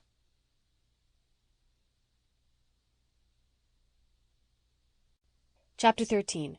The House on the Hill. There was a little unfailing spring, always icy cold and crystal pure, in a certain birch-screened hollow of Rainbow Valley, in the lower corner near the marsh. Not a great many people knew of its existence. The Manse and Ingleside children knew, of course, as they knew everything else about the Magic Valley. Occasionally they went there to get a drink, and it figured in many of their plays as a fountain of old romance. Anne knew of it and loved it because somehow it reminded her of the beloved Dryad's Bubble at Green Gables. Rosemary West knew of it. It was her fountain of romance, too. 18 years ago she had sat behind it one spring twilight and heard young Martin Crawford stammer out a confession of fervent, boyish love. She had whispered her own secret in return, and they had kissed and promised by the wild wood spring. They had never stood together by it again. Martin had sailed on his fatal voyage soon after, but to Rosemary West it was always a sacred spot, hallowed by that immortal hour of youth and love. Whenever she passed near it, she turned aside to hold a secret tryst with an old dream, a dream from which the pain had long gone, leaving only its unforgettable sweetness. The spring was a hidden thing. You might have passed within 10 feet of it and never have suspected its existence. 2 generations past, a huge old pine had fallen almost across it. Nothing was left of the tree but its crumbling trunk, out of which the ferns grew thickly, making a green roof and a lacy screen for the water. A maple tree grew beside it, with a curiously gnarled and twisted trunk, creeping along the ground for a little way before shooting up into the air, and so forming a quaint seat. And September had flung a scarf of pale smoke-blue asters around the hollow. John Meredith, taking the cross lots through Rainbow Valley on his way home from some pastoral visitations around the Harbour Head one evening, turned aside to drink from the little spring. Walter Blythe had shown it to him one afternoon only a few days before, and they had had a long talk together on the maple seat. John Meredith, under all his shyness and aloofness, had the heart of a boy. He had been called Jack in his youth, though nobody in Glen St. Mary would ever have believed it. Walter and he had taken to each other and had talked unreservedly. Mr. Meredith found his way into some sealed and sacred chambers of the lad's soul, wherein not even Di had ever looked. They were to be chums from that friendly hour, and Walter knew that he would never be frightened of the minister again. "I never believed before that it was possible to get really acquainted with a minister," he told his mother that night. John Meredith drank from his slender white hand, whose grip of steel always surprised people who were unacquainted with it, and then sat down on the maple seat. He was in no hurry to go home. This was a beautiful spot, and he was mentally weary after a round of rather uninspiring conversations with many good and stupid people. The moon was rising. Rainbow Valley was wind-haunted and star-sentineled only where he was. But afar from the upper end came the gay notes of children's laughter and voices.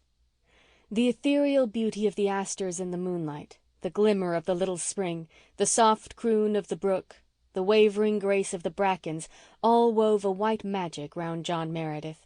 He forgot congregational worries and spiritual problems. The years slipped away from him. He was a young divinity student again, and the roses of June were blooming red and fragrant on the dark, queenly head of his Cecilia. He sat there and dreamed like any boy. And it was at this propitious moment that Rosemary West stepped aside from the bypath and stood beside him in that dangerous, spell-weaving place. John Meredith came up as she came in, and he saw her, really saw her, for the first time. He had met her in his church once or twice and shaken hands with her abstractedly as he did with anyone he happened to encounter on his way down the aisle. He had never met her elsewhere, for the Wests were Episcopalians, with church affinities in Lowbridge, and no occasion for calling upon them had ever arisen. Before tonight, if anyone had asked John Meredith what Rosemary West looked like, he would not have had the slightest notion. But he was never to forget her as she appeared to him in the glamour of kind moonlight by the spring.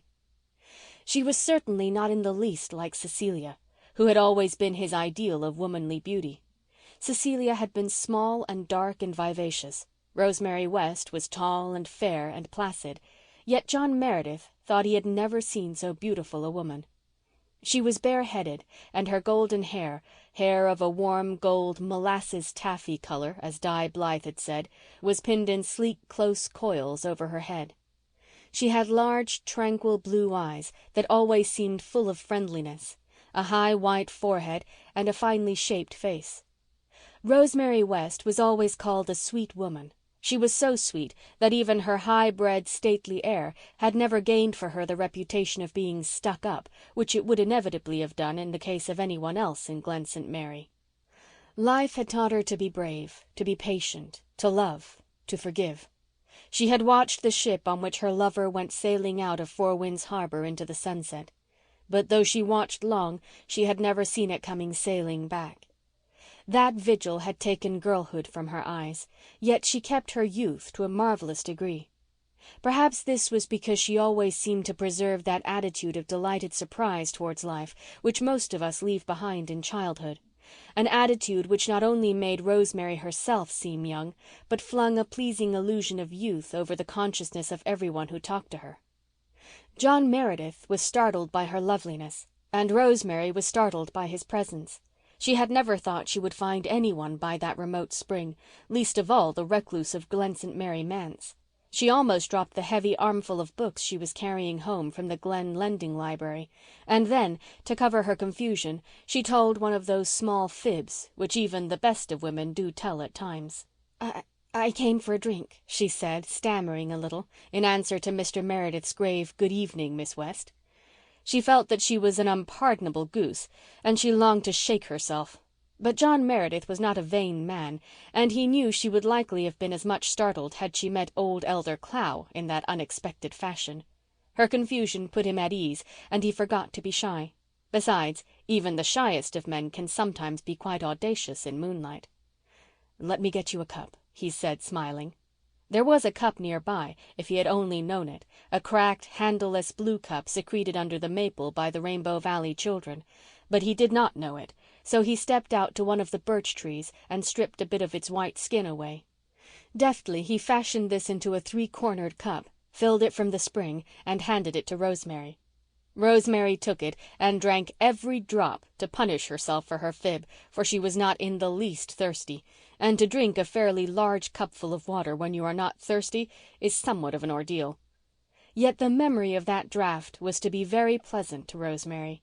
In after years it seemed to her that there was something sacramental about it.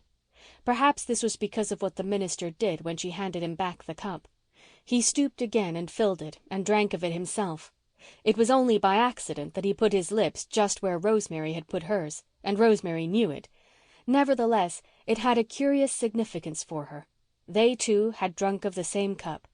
She remembered idly that an old aunt of hers used to say that when two people did this, their afterlives would be linked in some fashion, whether for good or ill. John Meredith held the cup uncertainly. He did not know what to do with it. The logical thing would have been to toss it away, but somehow he was disinclined to do this. Rosemary held out her hand for it. "Will you let me have it?" she said. "You made it so knackily. I never saw anyone make a birch cup so since my little brother used to make them long ago, before he died." "I learned how to make them when I was a boy, camping out one summer. An old hunter taught me," said Mr. Meredith. "Let me carry your books, Miss West."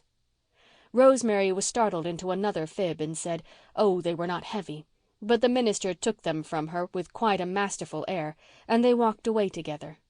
It was the first time Rosemary had stood by the valley spring without thinking of Martin Crawford. The mystic tryst had been broken. The little bypath wound around the marsh and then struck up the long wooded hill on the top of which Rosemary lived. Beyond, through the trees, they could see the moonlight shining across the level summer fields. But the little path was shadowy and narrow. Trees crowded over it, and trees are never quite as friendly to human beings after nightfall as they are in daylight. They wrap themselves away from us. They whisper and plot furtively. If they reach out a hand to us, it has a hostile, tentative touch. People walking amid trees after night always draw closer together instinctively and involuntarily, making an alliance, physical and mental, against certain alien powers around them. Rosemary's dress brushed against John Meredith as they walked. Not even an absent-minded minister, who was, after all, a young man still, though he firmly believed he had outlived romance, could be insensible to the charm of the night and the path and the companion. It is never quite safe to think we have done with life. When we imagine we have finished our story, fate has a trick of turning the page and showing us yet another chapter. These two people each thought their hearts belonged irrevocably to the past, but they both found their walk up that hill very pleasant. Rosemary thought the Glen minister was by no means as shy and tongue-tied as he had been represented. He seemed to find no difficulty in talking easily and freely. Glen housewives would have been amazed had they heard him. But then so many Glen housewives talked only gossip and the price of eggs, and John Meredith was not interested in either. He talked to Rosemary of books and music and wide-world doings and something of his own history, and found that she could understand and respond. Rosemary, it appeared, possessed a book which Mr. Meredith had not read and wished to read. She offered to lend it to him, and when they reached the old homestead on the hill, he went in to get it. The house itself was an old-fashioned grey one, hung with vines, through which the light in the sitting-room winked in friendly fashion. It looked down the glen, over the harbour, silvered in the moonlight, to the sand dunes and the moaning ocean. They walked in through a garden that always seemed to smell of roses, even when no roses were in bloom. There was a sisterhood of lilies at the gate, and a ribbon of asters on either side of the broad walk, and a lacery of fir trees on the hill's edge beyond the house. "You have the whole world at your doorstep here," said John Meredith with a long breath. "What a view! What an outlook! At times I feel stifled down there in the glen. You can breathe up here." "It is calm tonight," said Rosemary, laughing. "If there were a wind it would blow your breath away. We get the arts the wind can blow up here. This place should be called Four Winds instead of the harbour." "I like wind," he said. "A day when there is no wind seems to me dead. A windy day wakes me up." He gave a conscious laugh. "On a calm day I fall into daydreams. No doubt you know my reputation, Miss West. If I cut you dead the next time we meet, don't put it down to bad manners. Please understand that it is only abstraction, and forgive me, and speak to me." They found Ellen West in the sitting-room when they went in. She laid her glasses down on the book she had been reading and looked at them in amazement, tinctured with something else. But she shook hands amiably with Mr. Meredith, and he sat down and talked to her while Rosemary hunted out his book. Ellen West was 10 years older than Rosemary, and so different from her that it was hard to believe they were sisters. She was dark and massive, with black hair, thick black eyebrows, and eyes of the clear, salty blue of the Gulf water in a north wind. She had a rather stern, forbidding look, but she was in reality very jolly, with a hearty, gurgling laugh and a deep, mellow, pleasant voice, with a suggestion of masculinity about it. She had once remarked to Rosemary that she would really like to have a talk with that Presbyterian minister at the Glen, to see if he could find a word to say to a woman when he was cornered. She had her chance now, and she tackled him on world politics.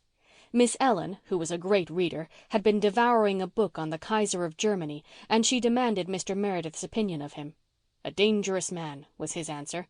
"I believe you," Miss Ellen nodded. "Mark my words, Mr. Meredith, that man is going to fight somebody yet. He's aching to. He is going to set the world on fire." "If you mean that he will wantonly precipitate a great war, I hardly think so," said Mr. Meredith. "The day has gone by for that sort of thing." "Bless you, it hasn't," rumbled Ellen. "The day never goes by for men and nations to make asses of themselves and take to the fists. The millennium isn't that near, Mr. Meredith, and you don't think it is any more than I do. As for this Kaiser, mark my words, he is going to make a heap of trouble." And Miss Ellen prodded her book emphatically with her long finger. Yes, if he isn't nipped in the bud he is going to make trouble. We'll live to see it. You and I will live to see it, Mr. Meredith. And who is going to nip him? England should, but she won't. Who is going to nip him? Tell me that, Mr. Meredith." Mr. Meredith couldn't tell her, but they plunged into a discussion of German militaries that lasted long after Rosemary had found the book. Rosemary said nothing, but sat in a little rocker behind Ellen and stroked an important black cat meditatively. John Meredith hunted big game in Europe with Ellen, but he looked oftener at Rosemary than at Ellen, and Ellen noticed it. After Rosemary had gone to the door with him and come back, Ellen rose and looked at her accusingly. "Rosemary West, that man has a notion of courting you." Rosemary quivered. Ellen's speech was like a blow to her. It rubbed all the bloom off the pleasant evening, but she would not let Ellen see how it hurt her. "Nonsense," she said, and laughed a little too carelessly. "You see a beau for me in every bush, Ellen. Why, he told me all about his wife tonight, how much she was to him, how empty her death had left the world." "Well, that may be his way of courting," retorted Ellen. "Men have all kinds of ways, I understand. But don't forget your promise, Rosemary." "There is no need of my either forgetting or remembering it," said Rosemary a little wearily. "You forget that I'm an old maid, Ellen. It's only your sisterly delusion that I am still young and blooming and dangerous. Mr. Meredith merely wants to be a friend, if he wants that much itself. He'll forget us both long before he gets back to the manse." "I've no objection to your being friends with him," conceded Ellen, "but it mustn't go beyond friendship, remember. I'm always suspicious of widowers. They are not given to romantic ideas about friendship. They are apt to mean business. As for this Presbyterian man, what do they call him shy for? He's not a bit shy, though he may be absent-minded. So absent-minded that he forgot to say goodnight to me when you started to go to the door with him. He's got brains, too. There's so few men around here that can talk sense to a body. I've enjoyed the evening. I wouldn't mind seeing more of him. But no philandering, Rosemary, mind you. No philandering." Rosemary was quite used to being warned by Ellen from philandering if she so much as talked 5 minutes to any marriageable man under 80 or over 18. She had always laughed at the warning with unfeigned amusement. This time it did not amuse her. It irritated her a little. Who wanted to philander? "Don't be such a goose, Ellen," she said with unaccustomed shortness as she took her lamp. She went upstairs without saying good night. Ellen shook her head dubiously and looked at the black cat. "What is she so cross about, St. George?" she asked. "When you howl, you're hit, I've always heard, George. But she promised, Saint, she promised, and we Wests always keep our word. So it won't matter if he does want to philander, George. She promised. I won't worry." Upstairs in her room, Rosemary sat for a long while, looking out of the window across the moonlit garden to the distant shining harbour. She felt vaguely upset and unsettled. She was suddenly tired of outworn dreams. And in the garden the petals of the last red rose were scattered by a sudden little wind. Summer was over. It was autumn. End of chapter 13.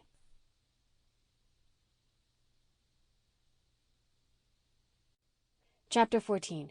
Mrs. Alec Davis Makes a Call. John Meredith walked slowly home.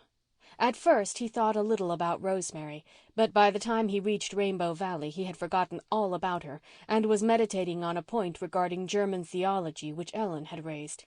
He passed through Rainbow Valley and knew it not. The charm of Rainbow Valley had no potency against German theology. When he reached the manse he went to his study and took down a bulky volume in order to see which had been right, he or Ellen. He remained immersed in its mazes until dawn, struck a new trail of speculation, and pursued it like a sleuth-hound for the next week, utterly lost to the world, his parish, and his family. He read day and night. He forgot to go to his meals when Una was not there to drag him to them. He never thought about Rosemary or Ellen again. Old Mrs. Marshall over harbour was very ill and sent for him, but the message lay unheeded on his desk and gathered dust. Mrs. Marshall recovered, but never forgave him. A young couple came to the manse to be married, and Mr. Meredith, with unbrushed hair, in carpet slippers and faded dressing gown, married them. To be sure, he began by reading the funeral service to them and got along as far as ashes to ashes and dust to dust before he vaguely suspected that something was wrong. "Dear me," he said absently, That is strange, very strange. The bride, who was nervous, began to cry. The bridegroom, who was not in the least nervous, giggled. "Please, sir, I think you're burying us instead of marrying us," he said. "Excuse me," said Mr. Meredith, as if it did not matter much. He turned up the marriage service and got through with it, but the bride never felt quite properly married for the rest of her life. He forgot his prayer meeting again, but that did not matter, for it was a wet night and nobody came. He might even have forgotten his Sunday service if it had not been for Mrs. Alec Davis. Aunt Martha came in on Saturday afternoon and told him that Mrs. Davis was in the parlour and wanted to see him. Mr. Meredith sighed. Mrs. Davis was the only woman in Glen St. Mary Church whom he positively detested. Unfortunately, she was also the richest, and his board of managers had warned Mr. Meredith against offending her. Mr. Meredith seldom thought of such a worldly matter as a stipend, but the managers were more practical. Also, they were astute. Without mentioning money, they contrived to instill into Mr. Meredith's mind a conviction that he should not offend Mrs. Davis. Otherwise, he would likely have forgotten all about her as soon as Aunt Martha had gone out. As it was, he turned down his Ewald with a feeling of annoyance and went across the hall to the parlour. Mrs. Davis was sitting on the sofa, looking about her with an air of scornful disapproval. What a scandalous room! There were no curtains on the window. Mrs. Davis did not know that Faith and Una had taken them down the day before to use as court trains in one of their plays, and had forgotten to put them up again, but she could not have accused those windows more fiercely if she had known. The blinds were cracked and torn, the pictures on the walls were crooked, the rugs were awry, the vases were full of faded flowers, the dust lay in heaps, literally in heaps. "What are we coming to?" Mrs. Davis asked herself, and then primmed up her unbeautiful mouth. Jerry and Carl had been whooping and sliding down the banisters as she came through the hall. They did not see her and continued whooping and sliding, and Mrs. Davis was convinced they did it on purpose. Faith's pet rooster ambled through the hall, stood in the parlour doorway, and looked at her. Not liking her looks, he did not venture in. Mrs. Davis gave a scornful sniff. A pretty manse indeed, where roosters paraded the halls and stared people out of countenance. "Shoo there," commanded Mrs. Davis, poking her flounced, changeable silk parasol at him. Adam shooed. He was a wise rooster, and Mrs. Davis had wrung the necks of so many roosters with her own fair hands in the course of her 50 years that an air of the executioner seemed to hang around her. Adam scuttled through the hall as the minister came in. Mr. Meredith still wore slippers and dressing gown, and his dark hair still fell in uncared-for locks over his high brow. But he looked the gentleman he was, and Mrs. Alec Davis, in her silk dress and beplumed bonnet and kid gloves and gold chain, looked the vulgar, coarse-souled woman she was.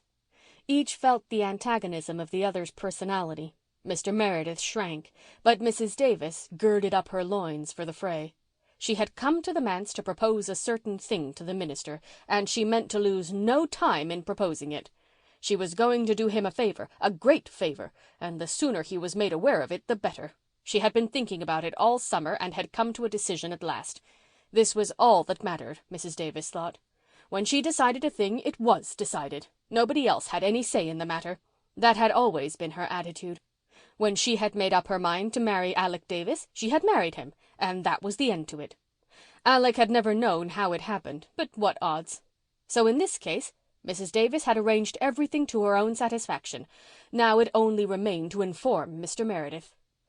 "Will you please shut that door?" said Mrs. Davis, unprimming her mouth slightly to say it, but speaking with asperity. "I have something important to say, and I can't say it with that racket in the hall." Mr. Meredith shut the door meekly. Then he sat down before Mrs. Davis. He was not wholly aware of her yet. His mind was still wrestling with Ewald's arguments. Mrs. Davis sensed his detachment, and it annoyed her. "I have come to tell you, Mr. Meredith," she said aggressively, "that I have decided to adopt Una." "To adopt Una?" Mr. Meredith gazed at her blankly, not understanding in the least. "Yes, I've been thinking it over for some time. I have often thought of adopting a child since my husband's death, but it seemed so hard to get a suitable one. It is very few children I would want to take into my home. I wouldn't think of taking a home child, some outcast of the slums in all probability, and there is hardly ever any other child to be got. One of the fishermen down at the harbour died last fall and left 6 youngsters. They tried to get me to take one, but I soon gave them to understand that I had no idea of adopting trash like that. Their grandfather stole a horse. Besides, they were all boys, and I wanted a girl, a quiet, obedient girl that I could train up to be a lady. Una will suit me exactly. She would be a nice little thing if she was properly looked after. So different from Faith. I would never dream of adopting Faith. But I'll take Una, and I'll give her a good home and a bringing up, Mr. Meredith, and if she behaves herself I'll leave her all my money when I die. Not one of my own relatives shall get a cent of it in any case. I'm determined on that. It was the idea of aggravating them that set me to thinking of adopting a child as much as anything in the first place. Una shall be well-dressed and educated and trained, Mr. Meredith, and I shall give her music and painting lessons and treat her as if she was my own." Mr. Meredith was wide enough awake by this time. There was a faint flush in his pale cheek and a dangerous light in his fine dark eyes. Was this woman, whose vulgarity and consciousness of money oozed out of her every pore, actually asking him to give her Una, his dear little wistful Una with Cecilia's own dark blue eyes? The child whom the dying mother had clasped to her heart after the other children had been led weeping from the room? Cecilia had clung to her baby until the gates of death had shut between them. She had looked over the little dark head to her husband. "Take good care of her, John," she had entreated. "She is so small and sensitive. The others can fight their way, but the world will hurt her. Oh, John, I don't know what you and she are going to do. You both need me so much. But keep her close to you. Keep her close to you." These had almost been her last words, except a few unforgettable ones for him alone. And it was this child whom Mrs. Davis had coolly announced her intention of taking from him. He sat up straight and looked at Mrs. Davis. In spite of the worn dressing-gown and the frayed slippers, there was something about him that made Mrs. Davis feel a little of the old reverence for the cloth in which she had been brought up. After all, there was a certain divinity hedging a minister, even a poor, unworldly, abstracted one. "I thank you for your kind intentions, Mrs. Davis," said Mr. Meredith with a gentle, final, quite awful courtesy, "but I cannot give you my child." Mrs. Davis looked blank. She had never dreamed of his refusing. "Why, Mr. Meredith," she said in astonishment, "you must be you can't mean it. You must think it over. Think of all the advantages I can give her." "There is no need to think it over, Mrs. Davis. It is entirely out of the question. All the worldly advantages it is in your power to bestow on her could not compensate for the loss of a father's love and care. I thank you again, but it is not to be thought of." Disappointment angered Mrs. Davis beyond the power of old habit to control. Her broad red face turned purple and her voice trembled. "I thought you'd be only too glad to let me have her," she sneered. "Why did you think that?" asked Mr. Meredith quietly. "Because nobody ever supposed you cared anything about any of your children," retorted Mrs. Davis contemptuously. "You neglect them scandalously. It is the talk of the place. They aren't fed and dressed properly, and they're not trained at all. They have no more manners than a pack of wild Indians. You never think of doing your duty as a father. You let a stray child come here among them for a fortnight and never took any notice of her. A child that swore like a trooper, I'm told. You wouldn't have cared if they'd caught smallpox from her. And Faith made an exhibition of herself getting up and preaching and making that speech. And she rid a pig down the street under your very eyes, I understand. The way they act is past belief, and you never lift a finger to stop them or try to teach them anything. And now when I offer one of them a good home and good prospects, you refuse it and insult me. A pretty father, you, to talk of loving and caring for your children." "That will do, woman," said Mr. Meredith. He stood up and looked at Mrs. Davis with eyes that made her quail. "That will do," he repeated. "I desire to hear no more, Mrs. Davis. You have said too much. It may be that I have been remiss in some respects in my duty as a parent, but it is not for you to remind me of it in such terms as you have used. Let us say good afternoon." Mrs. Davis did not say anything half so amiable as good afternoon, but she took her departure. As she swept past the minister, a large, plump toad, which Carl had secreted under the lounge, hopped out almost under her feet. Mrs. Davis gave a shriek, and in trying to avoid treading on the awful thing, lost her balance and her parasol. She did not exactly fall, but she staggered and reeled across the room in a very undignified fashion and brought up against the door with a thud that jarred her from head to foot. Mr. Meredith, who had not seen the toad, wondered if she had been attacked with some kind of apoplectic or paralytic seizure and ran in alarm to her assistance. But Mrs. Davis, recovering her feet, waved him back furiously. "Don't you dare touch me," she almost shouted. "This is some more of your children's doings, I suppose. This is no fit place for a decent woman. Give me my umbrella and let me go. I'll never darken the doors of your manse or your church again." Mr. Meredith picked up the gorgeous parasol meekly enough and gave it to her. Mrs. Davis seized it and marched out. Jerry and Carl had given up banister sliding and were sitting on the edge of the veranda with Faith. Unfortunately, all three were singing at the tops of their healthy young voices, "There'll be a hot time in the old town tonight." Mrs. Davis believed the song was meant for her and her only. She stopped and shook her parasol at them. "Your father is a fool," she said, "and you are 3 young varmints that ought to be whipped within an inch of your lives." "He isn't," cried Faith. "We're not," cried the boys. But Mrs. Davis was gone. "Goodness, isn't she mad?" said Jerry. "And what is a varmint anyhow?" John Meredith paced up and down the parlour for a few minutes. Then he went back to his study and sat down. But he did not return to his German theology. He was too grievously disturbed for that. Mrs. Davis had wakened him up with a vengeance. Was he such a remiss, careless father as she had accused him of being? Had he so scandalously neglected the bodily and spiritual welfare of the 4 little motherless creatures dependent on him? Were his people talking of it as harshly as Mrs. Davis had declared?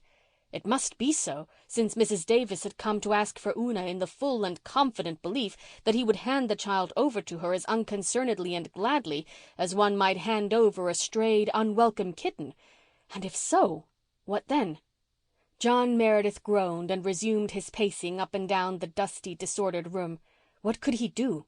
He loved his children as deeply as any father could, and he knew, past the power of Mrs. Davis or any of her ilk to disturb his conviction, that they loved him devotedly. But was he fit to have charge of them? He knew, none better, his weaknesses and limitations. What was needed was a good woman's presence and influence and common sense. But how could that be arranged? Even were he able to get such a housekeeper, it would cut Aunt Martha to the quick. She believed she could still do all that was meet and necessary. He could not so hurt and insult the poor old woman who had been so kind to him and his. How devoted she had been to Cecilia, and Cecilia had asked him to be very considerate of Aunt Martha. To be sure, he suddenly remembered that Aunt Martha had once hinted that he ought to marry again. He felt she would not resent a wife as she would a housekeeper, but that was out of the question. He did not wish to marry. He did not and could not care for anyone. Then what could he do? It suddenly occurred to him that he would go over to Ingleside and talk over his difficulties with Mrs. Blythe. Mrs. Blythe was one of the few women he never felt shy or tongue-tied with. She was always so sympathetic and refreshing. It might be that she could suggest some solution of his problems. And even if she could not, Mr. Meredith felt that he needed a little decent human companionship after his dose of Mrs. Davis, something to take the taste of her out of his soul. He dressed hurriedly and ate his supper less abstractedly than usual. It occurred to him that it was a poor meal. He looked at his children. They were rosy and healthy looking enough, except Una.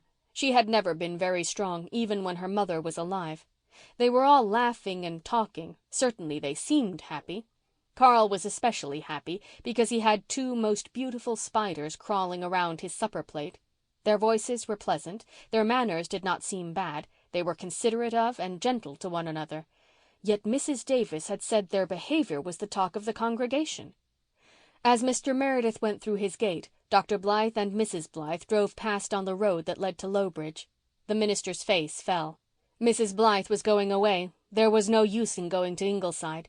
And he craved a little companionship more than ever. As he gazed rather hopelessly over the landscape, the sunset light struck on a window of the old West homestead on the hill. It flared out rosily like a beacon of good hope. He suddenly remembered Rosemary and Ellen West.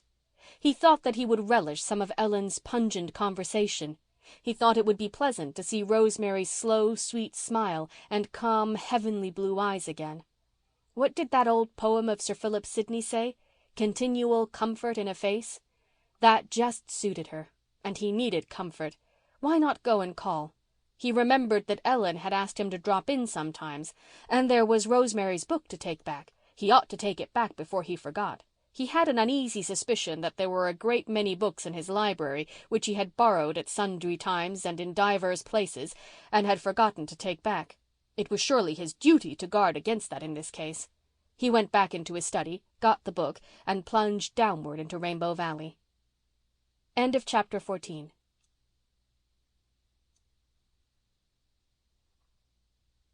Chapter 15. More Gossip. On the evening after Mrs. Myra Murray of the Over Harbour section had been buried, Miss Cornelia and Mary Vance came up to Ingleside. There were several things concerning which Miss Cornelia wished to unburden her soul.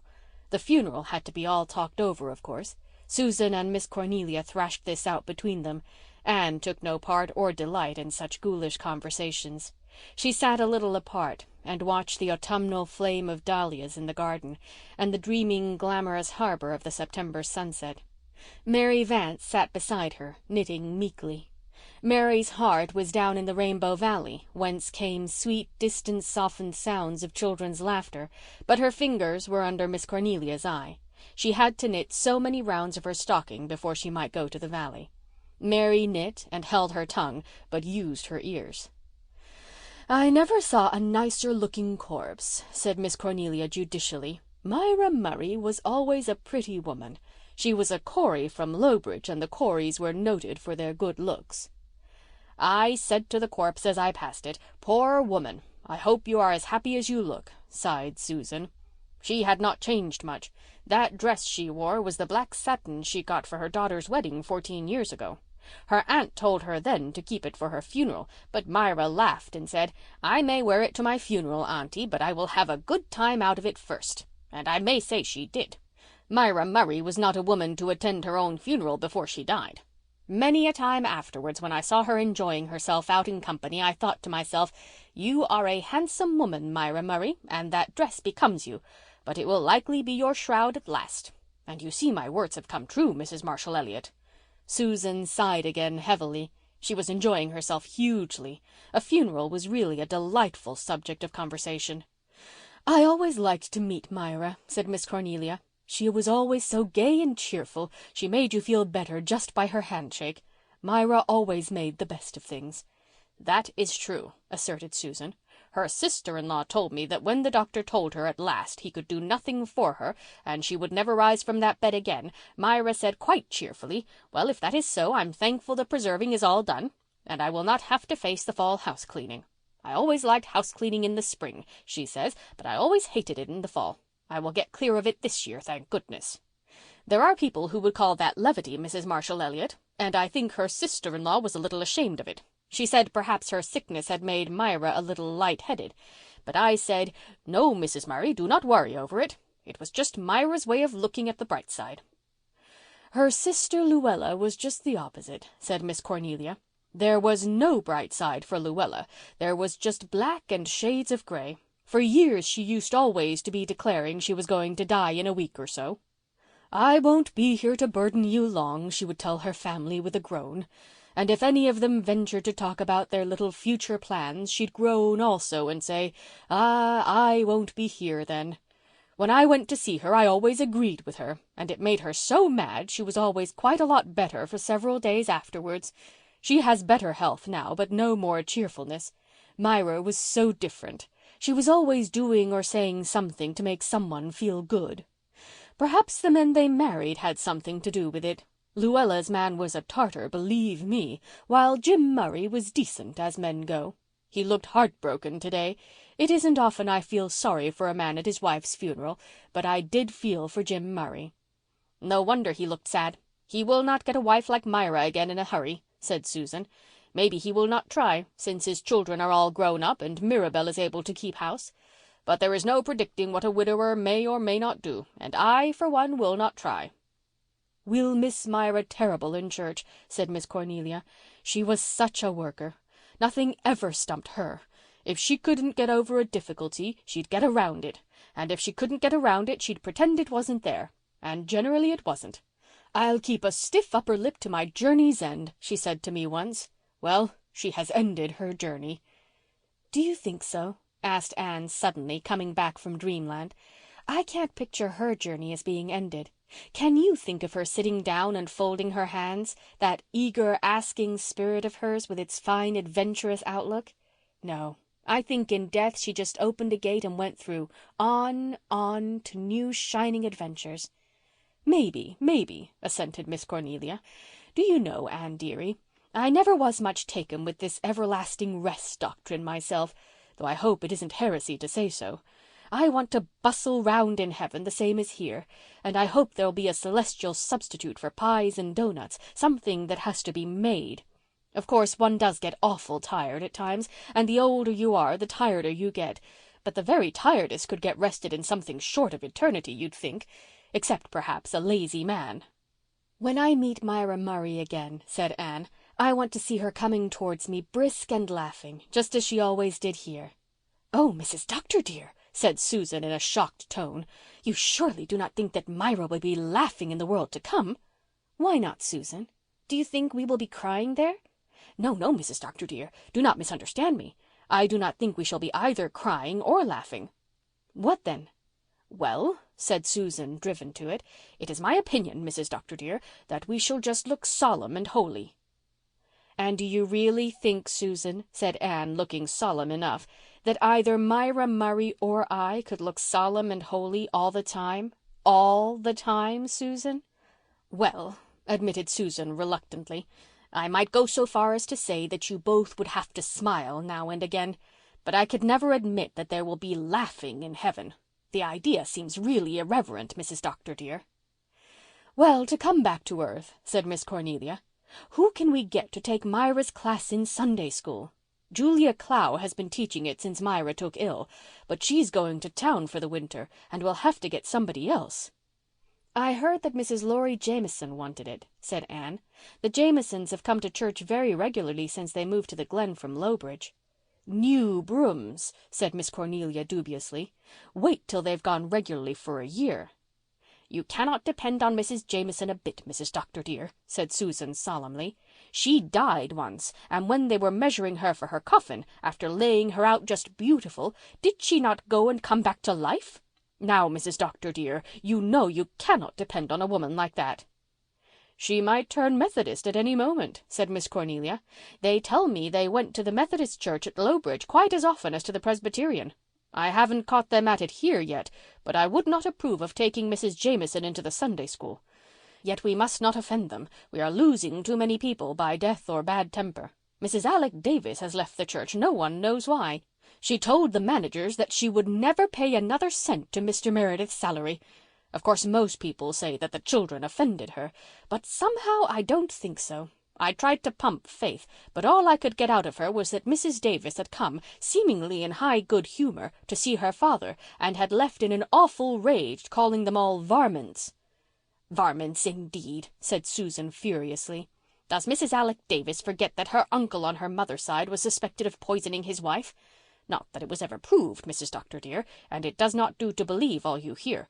But if I had an uncle whose wife died without any satisfactory reason, I would not go about the country calling innocent children varmints."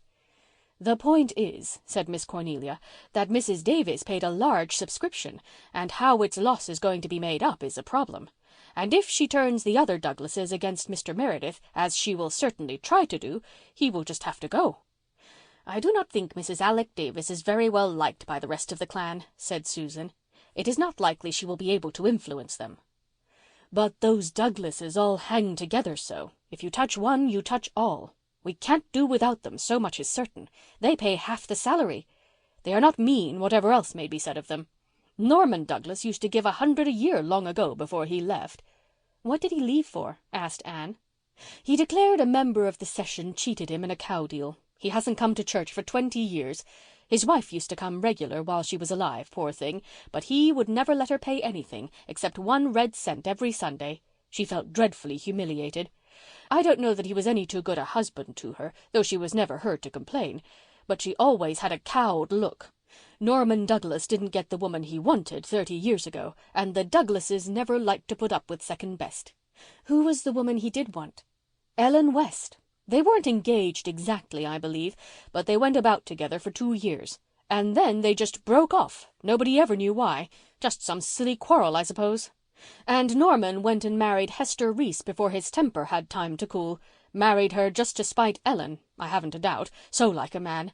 Hester was a nice little thing, but she never had much spirit, and he broke what little she had. She was too meek for Norman. He needed a woman who could stand up to him. Ellen would have kept him in fine order, and he would have liked her all the better for it. He despised Hester, that is the truth, just because she always gave in to him. I used to hear him say many a time, long ago when he was a young fella, "Give me a spunky woman, spunk for me every time." And then he went and married a girl who couldn't say boo to a goose, man-like. That family of Reeses were just vegetables. They went through the motions of living, but they didn't live. "Russell Reese used his first wife's wedding ring to marry his second," said Susan reminiscently.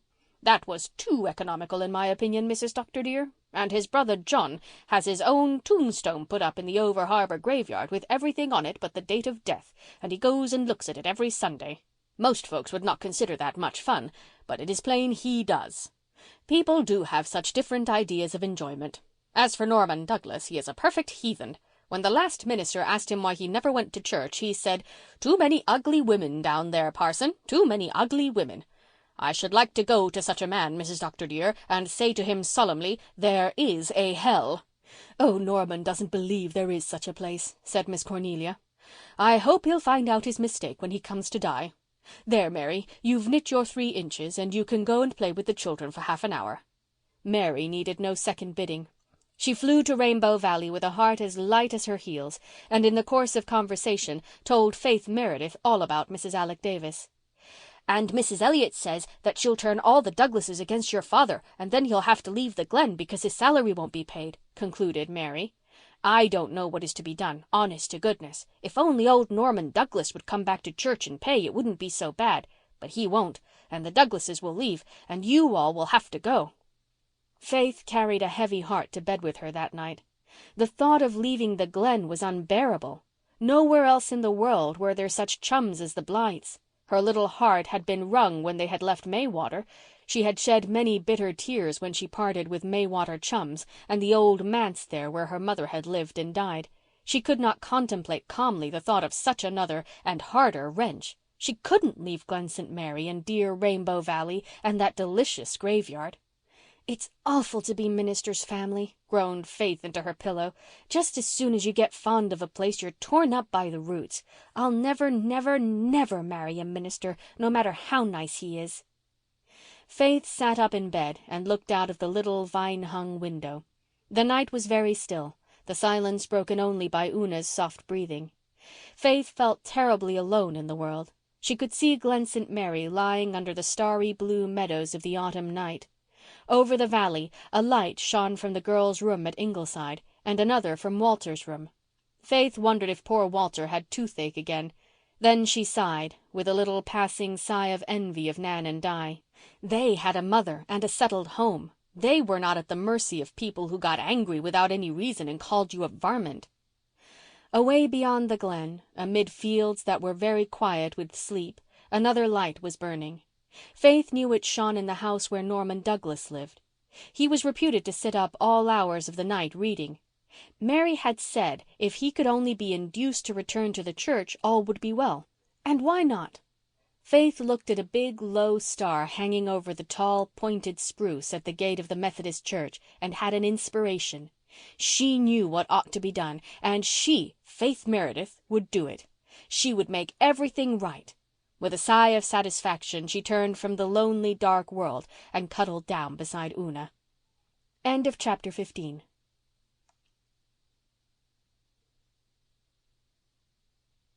Chapter 16. Tit for Tat. With Faith, to decide was to act. She lost no time in carrying out the idea.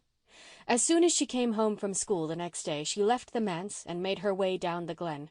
Walter Blythe joined her as she passed the post office. "I'm going to Mrs. Elliott's on an errand for Mother," he said. "Where are you going, Faith?" "I'm going somewhere on church business," said Faith loftily. She did not volunteer any further information, and Walter felt rather snubbed. They walked on in silence for a little while. It was a warm, windy evening with a sweet, resinous air. Beyond the sand dunes were gray seas, soft and beautiful. The Glen Brook bore down a freight of gold and crimson leaves, like fairy shallops. In Mr. James Reese's buckwheat stubble land, with its beautiful tones of red and brown, a crow parliament was being held, whereat solemn deliberations regarding the welfare of Crowland were in progress. Faith cruelly broke up the august assembly by climbing up on the fence and hurling a broken rail at it. Instantly the air was filled with flapping black wings and indignant caws. "Why did you do that?" said Walter reproachfully. "They were having such a good time." "Oh, I hate crows," said Faith airily. "They're so black and sly I feel sure they're hypocrites.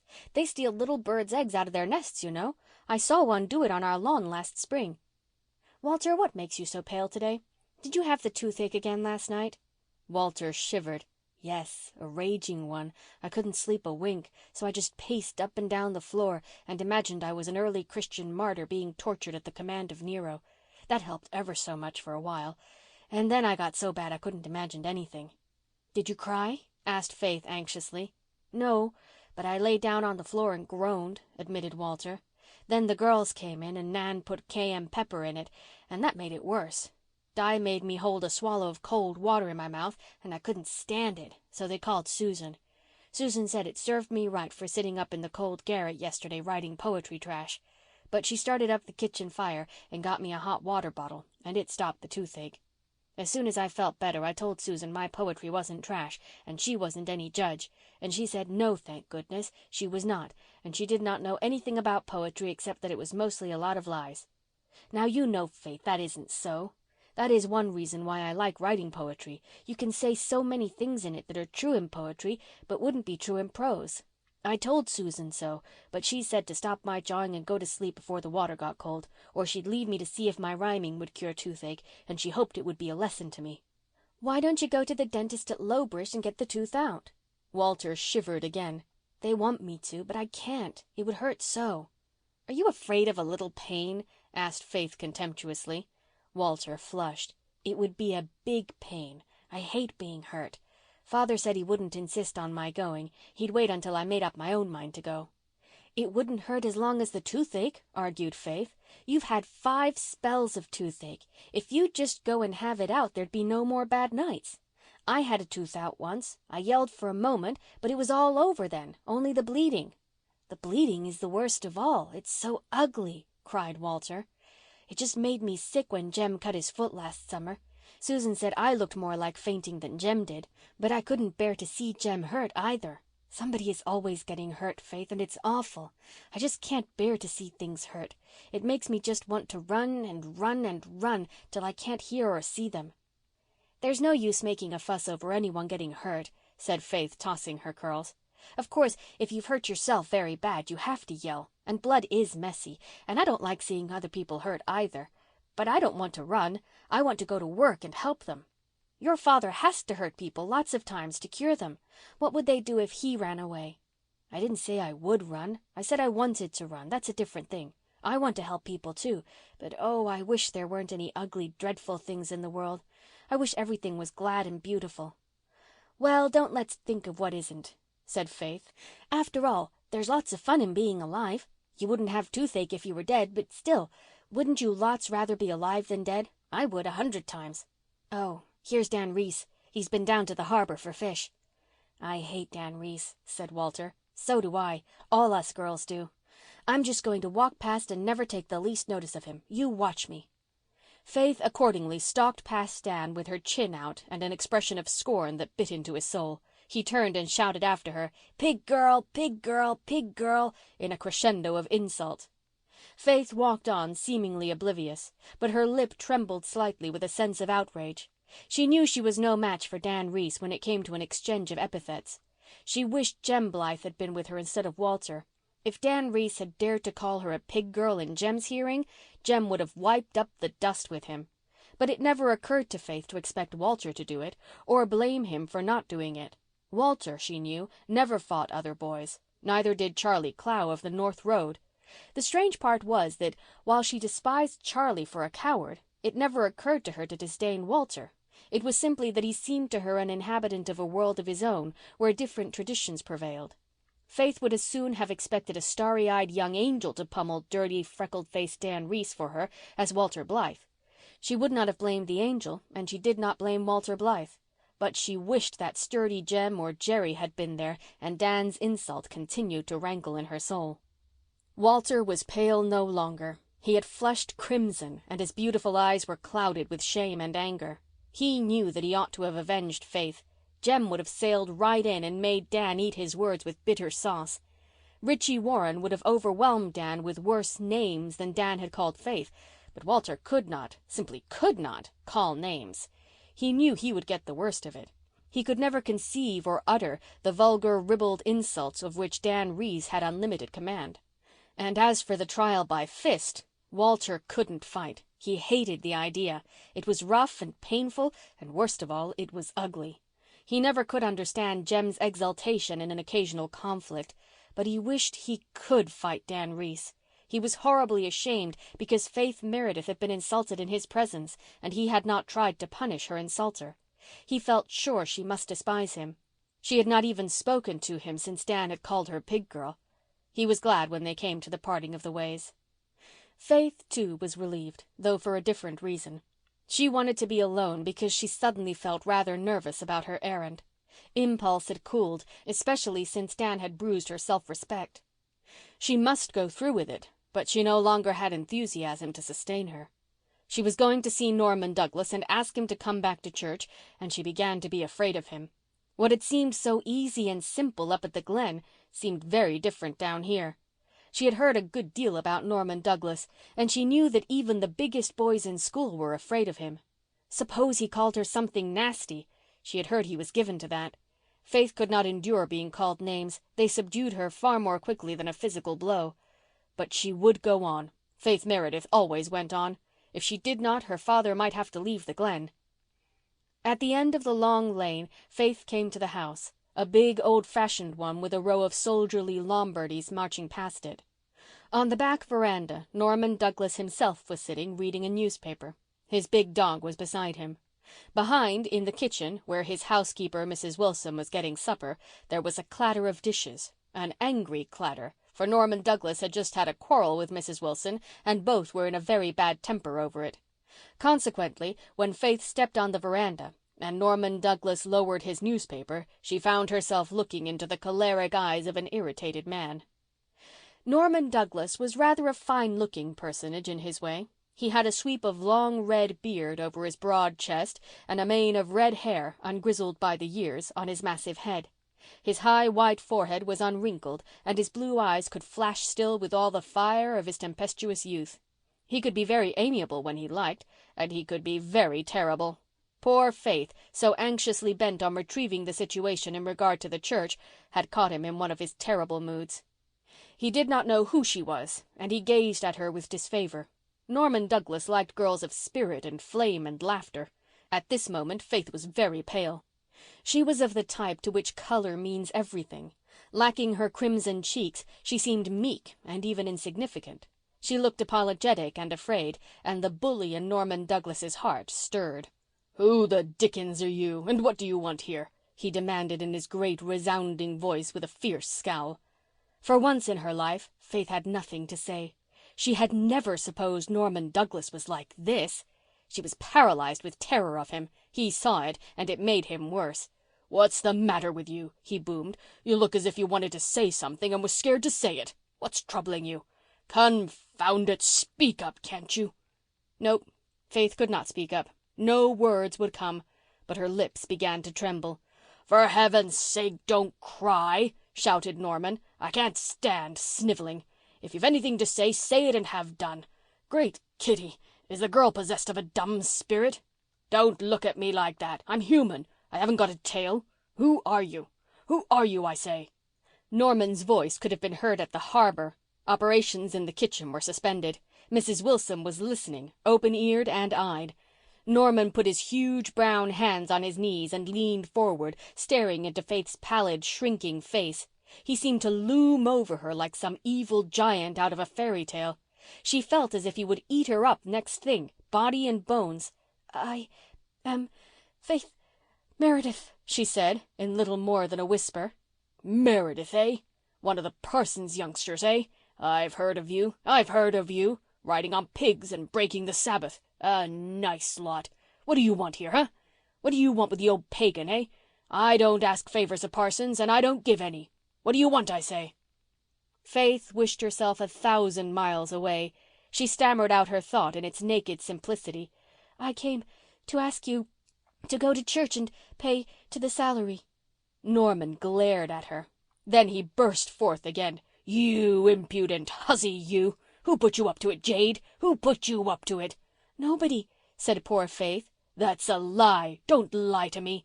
Who sent you here? It wasn't your father. He hasn't the smedum of a flea, but he wouldn't send you to do what he dasn't do himself.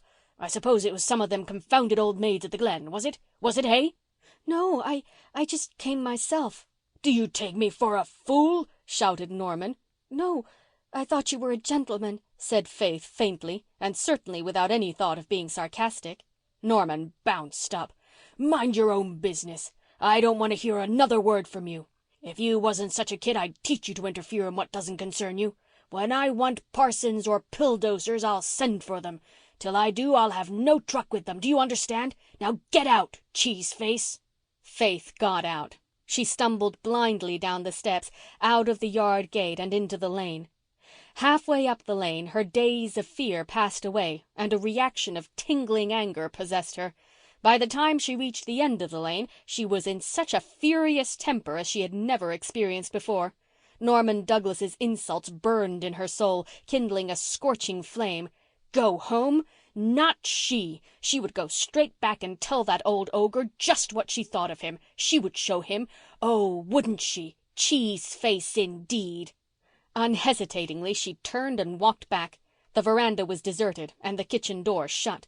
Faith opened the door without knocking and went in. Norman Douglas had just sat down at the supper table, but he still held his newspaper. Faith walked inflexibly across the room, caught the paper from his hand, flung it on the floor, and stamped on it. Then she faced him, with her flashing eyes and scarlet cheeks. She was such a handsome young fury that Norman Douglas hardly recognized her. "What's brought you back?" he growled, but more in bewilderment than rage. Unquailingly she glared back into the angry eyes against which so few people could hold their own. "I have come back to tell you exactly what I think of you," said Faith in clear, ringing tones. "I am not afraid of you. You are a rude, unjust, tyrannical, disagreeable old man. Susan says you are sure to go to hell, and I was sorry for you, but I am not now. Your wife never had a new hat for 10 years. No wonder she died.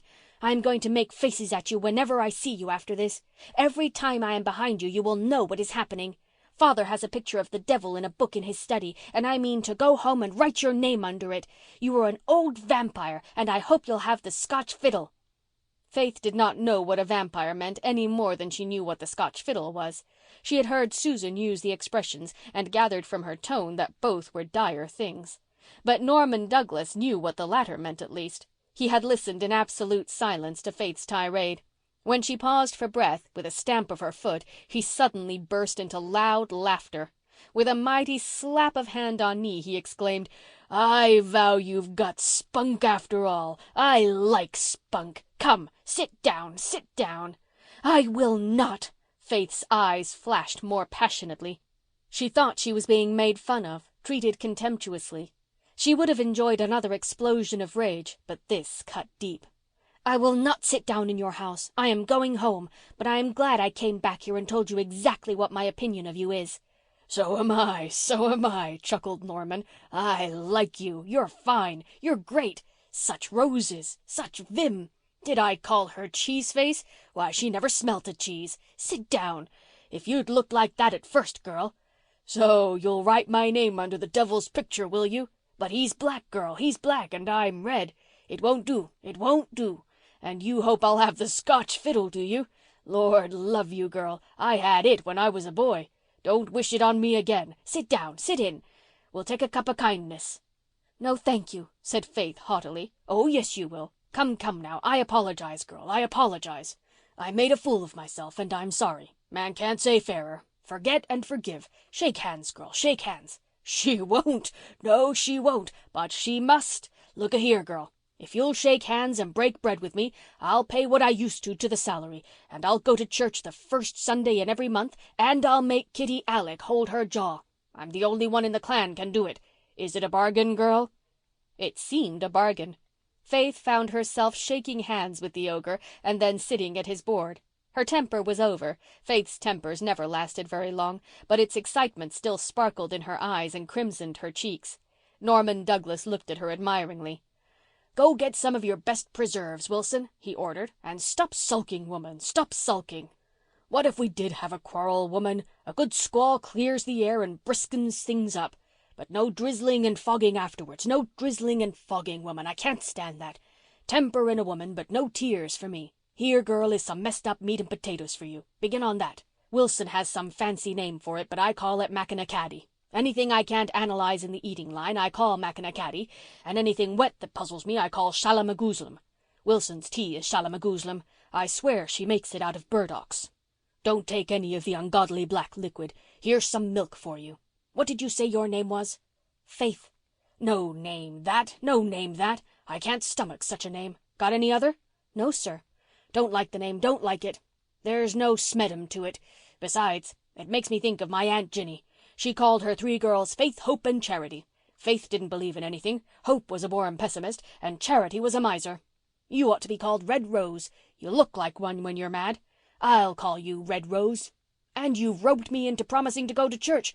But only once a month, remember, only once a month. Come now, girl, will you let me off? I used to pay 100 to the salary every year and go to church. If I promise to pay 200 a year, will you let me off going to church? Come now." "No, no, sir," said Faith, dimpling roguishly. "I want you to go to church, too." "Well, a bargain is a bargain. I reckon I can stand it 12 times a year. What a sensation it'll make the first Sunday I go. And old Susan Baker says I'm going to hell, eh? Do you believe I'll go there? Come now, do you?" "I hope not, sir," stammered Faith in some confusion. "Why do you hope not? Come now, why do you hope not? Give us a reason, girl. Give us a reason." It must be a very uncomfortable place, sir." "Uncomfortable? All depends on your taste in comfortable, girl. I'd soon get tired of angels. Fancy old Susan in a halo now." Faith did fancy it, and it tickled her so much that she had to laugh. Norman eyed her approvingly. "See the fun of it, eh? Oh, I like you. You're great. About this church business now. Can your father preach?" "He is a splendid preacher," said loyal Faith. "He is, eh? I'll see. I'll watch out for flaws. He'd better be careful what he says before me. I'll catch him. I'll trip him up. I'll keep tabs on his arguments. I'm bound to have some fun out of this church-going business. Does he ever preach hell?" "No, I don't think so." "Too bad. I like sermons on that subject. You tell him that if he wants to keep me in good humor to preach a good rip-roaring sermon on hell once every 6 months. And the more brimstone the better. I like 'em smoking. And think of all the pleasure he'd give the old maids, too. They'd all keep looking at old Norman Douglas and thinking, 'That's for you, you old reprobate. That's what's in store for you.' I'll give an extra $10 every time you get your father to preach on hell. Here's Wilson in the jam. Like that, hey? It isn't mackinacaddy. Taste." Faith obediently swallowed the big spoonful Norman held out to her. Luckily, it was good. "Best plum jam in the world," said Norman, filling a large saucer and plumping it down before her. "Glad you like it. I'll give you a couple jars to take home with you. There's nothing mean about me, never was. The devil can't catch me at that corner anyhow. It wasn't my fault that Hester didn't have a new hat for 10 years. It was her own. She pinched on hats to save money to give yellow fellas over in China. I never gave a cent to missions in my life. Never will. Never you try to bamboozle me into that. 100 a year to the salary and church once a month, but no spoiling good heathens to make poor Christians. Why, girl, they wouldn't be fit for heaven or hell. Clean spoiled for either place. Clean spoiled. Hey, Wilson, haven't you got a smile on yet? Beats all how you women can sulk. I never sulked in my life. It's just one big flash and crash with me, and then poof, the squall's over and the sun is out and you could eat out of my hand." Norman insisted on driving Faith home after supper, and he filled the buggy up with apples, cabbages, potatoes, and pumpkins and jars of jam. "There's a nice little tompussy out in the barn. I'll give you that too if you'd like it. Say the word," he said. "No, thank you," said Faith decidedly. "I don't like cats, and besides, I have a rooster." Listen to her. You can't cuddle a rooster as you can a kitten. Who ever heard of petting a rooster? Better take little Tom. I want to find a good home for him." "No, Aunt Martha has a cat and he would kill a strange kitten." Norman yielded the point rather reluctantly. He gave Faith an exciting drive home behind his wild 2-year-old, and when he had let her out at the kitchen door of the manse and dumped his cargo on the back veranda, he drove away shouting, "It's only once a month. Only once a month, mind." Faith went up to bed feeling a little dizzy and breathless, as if she had just escaped from the grasp of a genial whirlwind. She was happy and thankful. No fear now that they would have to leave the Glen and the graveyard and Rainbow Valley. But she fell asleep troubled by a disagreeable subconsciousness that Dan Reese had called her pig girl, and that, having stumbled on such a congenial epithet, he would continue to call her so whenever opportunity offered. End of chapter 16.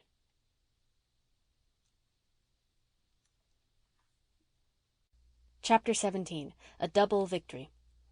Norman Douglas came to church the first Sunday in November and made all the sensation he desired.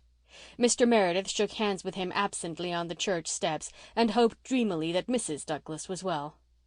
"She wasn't very well just before I buried her 10 years ago, but I reckon she has better health now," boomed Norman, to the horror and amusement of everyone except Mr. Meredith, who was absorbed in wondering if he had made the last head of his sermon as clear as he might have, and hadn't the least idea what Norman had said to him or he to Norman. Norman intercepted Faith at the gate. "Kept my word, you see. Kept my word, Red Rose. I'm free now till the first Sunday in December. Fine sermon, girl, fine sermon. Your father has more in his head than he carries on his face. But he contradicted himself once. Tell him he contradicted himself. And tell him I want that brimstone sermon in December. Great way to wind up the old year, with a taste of hell, you know. And what's the matter with a nice tasty discourse on heaven for New Year's? Though it wouldn't be half as interesting as hell, girl, not half. Only I'd like to know what your father thinks about heaven. He can think. Rarest thing in the world, a person who can think. But he did contradict himself. Ha ha! Here's a question you might ask him sometime when he's awake, girl. Can God make a stone so big he couldn't lift it himself? Don't forget now. I want to hear his opinion on it. I've stumped many a minister with that, girl." Faith was glad to escape him and run home.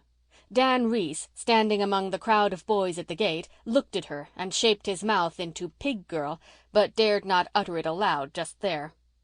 Next day in school was a different matter.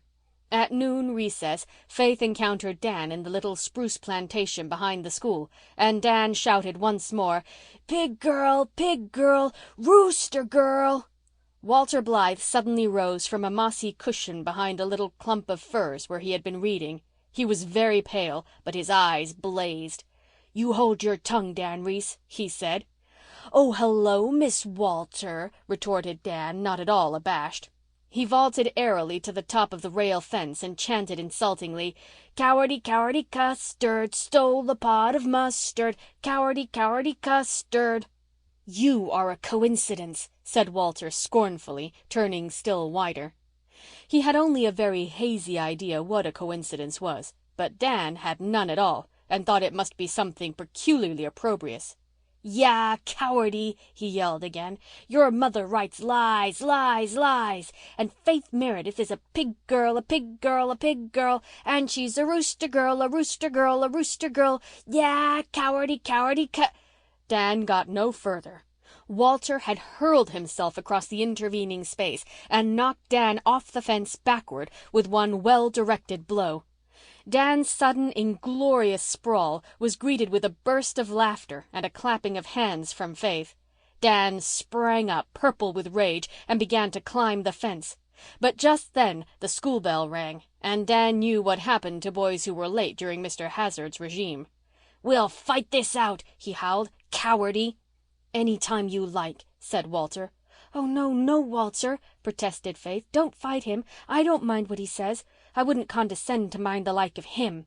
"He insulted you and he insulted my mother," said Walter with the same deadly calm. "Tonight after school, Dan." "I've got to go right home from school to pick taters after the harrows, Dad says," answered Dan sulkily. "But tomorrow night'll do." "All right. Here tomorrow night," agreed Walter. "And I'll smash your sissy face for you," promised Dan.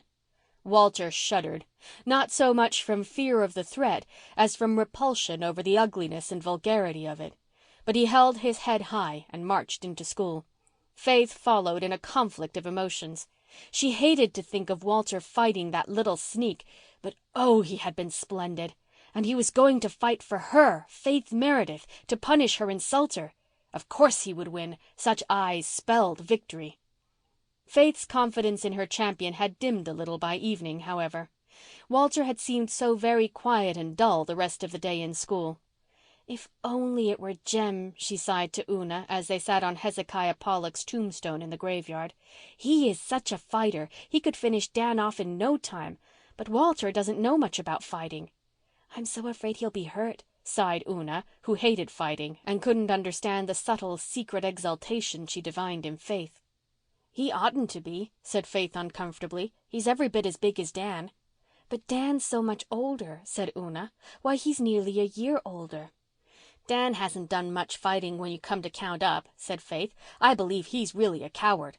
He didn't think Walter would fight or he wouldn't have called names before him. Oh, if you could have just seen Walter's face when he looked at him, Una. It made me shiver, with a nice shiver.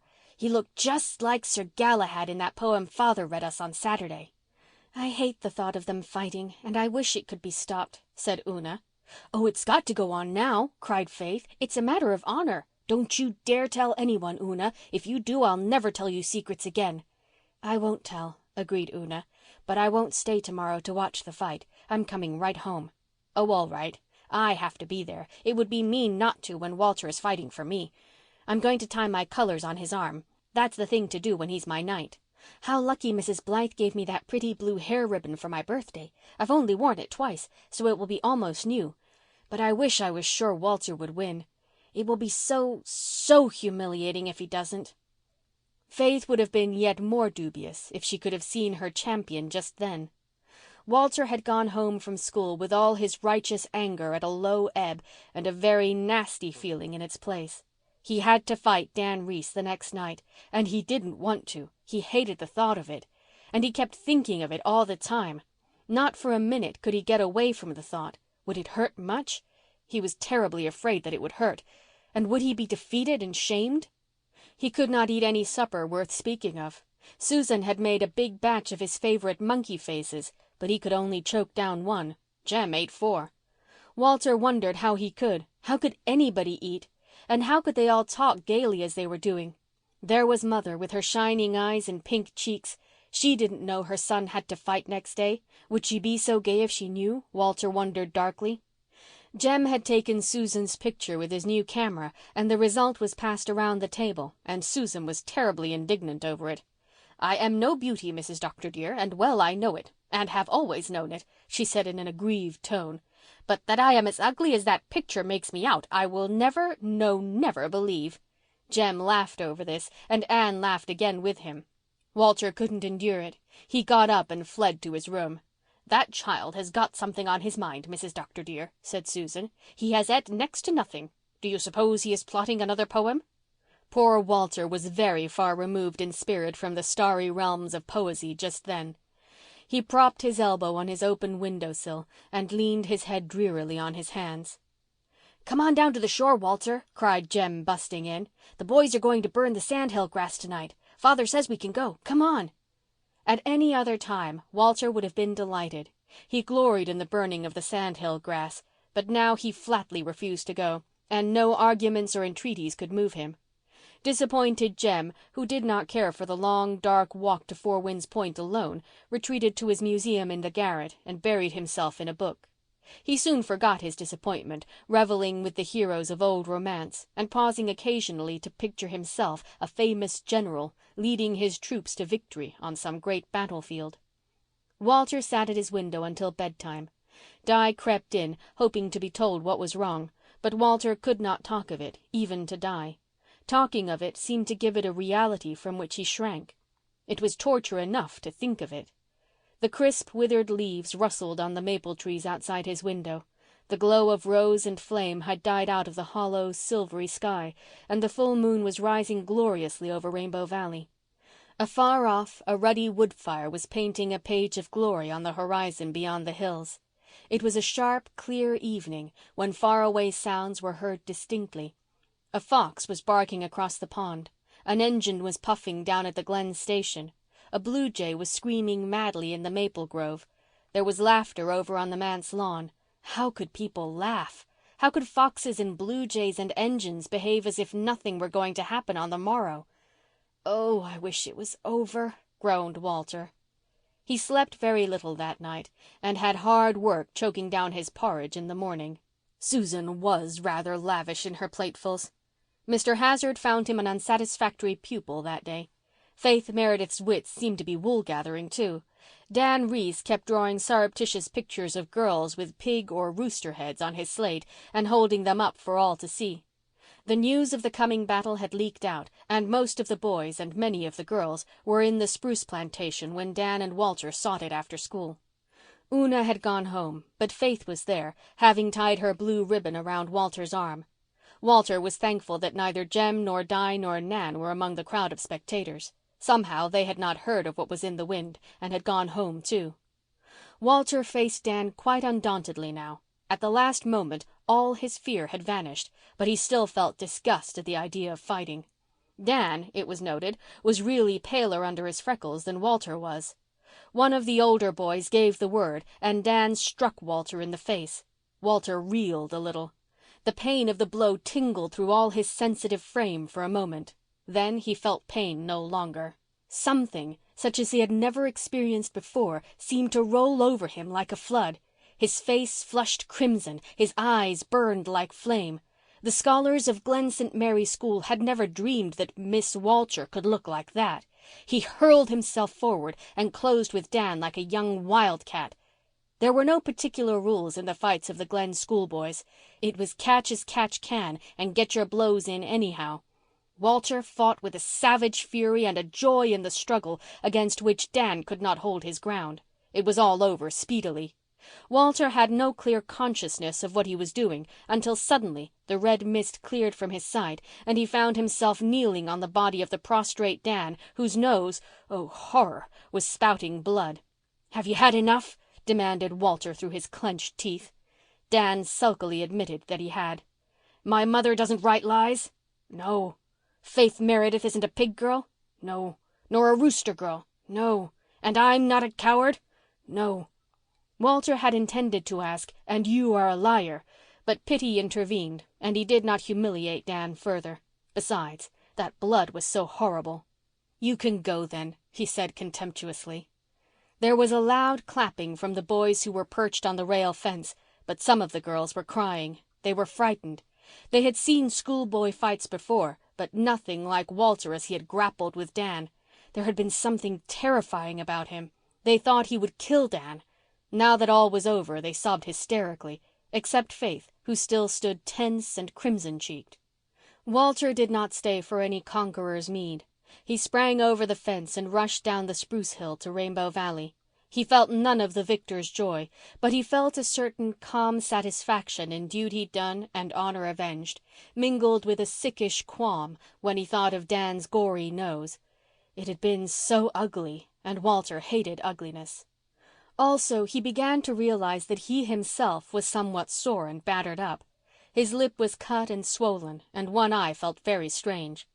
In Rainbow Valley he encountered Mr. Meredith, who was coming home from an afternoon call on the Miss Wests. The reverend gentleman looked gravely at him. "It seems to me that you have been fighting, Walter." "Yes, sir," said Walter, expecting a scolding. "What was it about?" "Dan Reese said my mother wrote lies and that Faith was a pig girl," answered Walter bluntly. "Oh, then you were certainly justified, Walter." "Do you think it's right to fight, sir?" asked Walter curiously. "Not always, and not often, but sometimes. Yes, sometimes," said John Meredith. "When womankind are insulted, for instance, as in your case. My motto, Walter, is don't fight till you're sure you ought to, and then put every ounce of you into it. In spite of sundry discolorations, I infer that you came off best?" "Yes, I made him take it all back." "Very good. Very good indeed. I didn't think you were such a fighter, Walter." "I never fought before, and I didn't want to right up to the last. And then," said Walter, determined to make a clean breast of it, "I liked it while I was at it." The Reverend John's eyes twinkled. "You were a little frightened at first." "I was a whole lot frightened," said honest Walter. "But I'm not going to be frightened any more, sir. Being frightened of things is worse than the things themselves. I'm going to ask Father to take me over to Lowbridge tomorrow to get my tooth out." "Right again. Fear is more pain than is the pain it fears. Do you know who wrote that, Walter? It was Shakespeare. Was there any feeling or emotion or experience of the human heart that that wonderful man did not know? When you go home, tell your mother I am proud of you."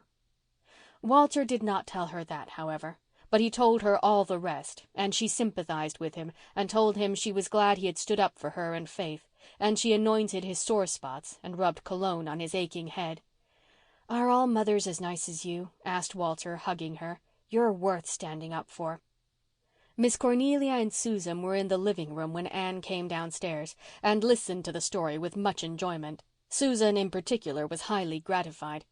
"I'm real glad to hear he has had a good fight, Mrs. Dr. dear. Perhaps it may knock that poetry nonsense out of him.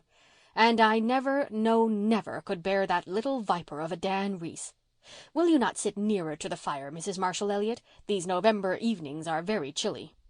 "Thank you, Susan. I'm not cold. I called at the manse before I came here and got quite warm, though I had to go to the kitchen to do it, for there was no fire anywhere else. The kitchen looked as if it had been stirred up with a stick, believe me. Mr. Meredith wasn't home. I couldn't find out where he was, but I have an idea that he was up at the Wests. Do you know, Anne dearie, they say he has been going there frequently all the fall, and people are beginning to think he is going to see Rosemary." "He would get a very charming wife if he married Rosemary," said Anne, piling driftwood on the fire. "She is one of the most delightful girls I've ever known. Truly one of the race of Joseph." "Yes, only she is an Episcopalian," said Miss Cornelia doubtfully. "Of course that is better than if she was a Methodist, but I do think Mr. Meredith could find a good enough wife in his own denomination. However, very likely there is nothing in it. It's only a month ago that I said to him, 'You ought to marry again, Mr. Meredith.' He looked as shocked as if I had suggested something improper. 'My wife is in her grave, Mrs. Elliott,' he said in that gentle, saintly way of his. 'I suppose so,' I said, 'or I wouldn't be advising you to marry again.' Then he looked more shocked than ever. So I doubt if there is much in this Rosemary story. If a single minister calls twice at a house where there is a single woman, all the gossips have it that he is courting her. It seems to me, if I may presume to say so, that Mr. Meredith is too shy to go courting a second wife," said Susan solemnly. "He isn't shy, believe me," retorted Miss Cornelia. "Absent-minded, yes, but shy, no. And for all he is so abstracted and dreamy, he has a very good opinion of himself, man-like, and when he is really awake he wouldn't think it much of a chore to ask any woman to have him. No, the trouble is he's deluding himself into believing that his heart is buried, while all the time it's beating away inside of him just like anybody else's. He may have a notion of Rosemary West, and he may not. If he has, we must make the best of it. She is a sweet girl and a fine housekeeper, and would make a good mother for those poor neglected children. And," concluded Miss Cornelia resignedly, "my own grandmother was an Episcopalian." End of chapter 17.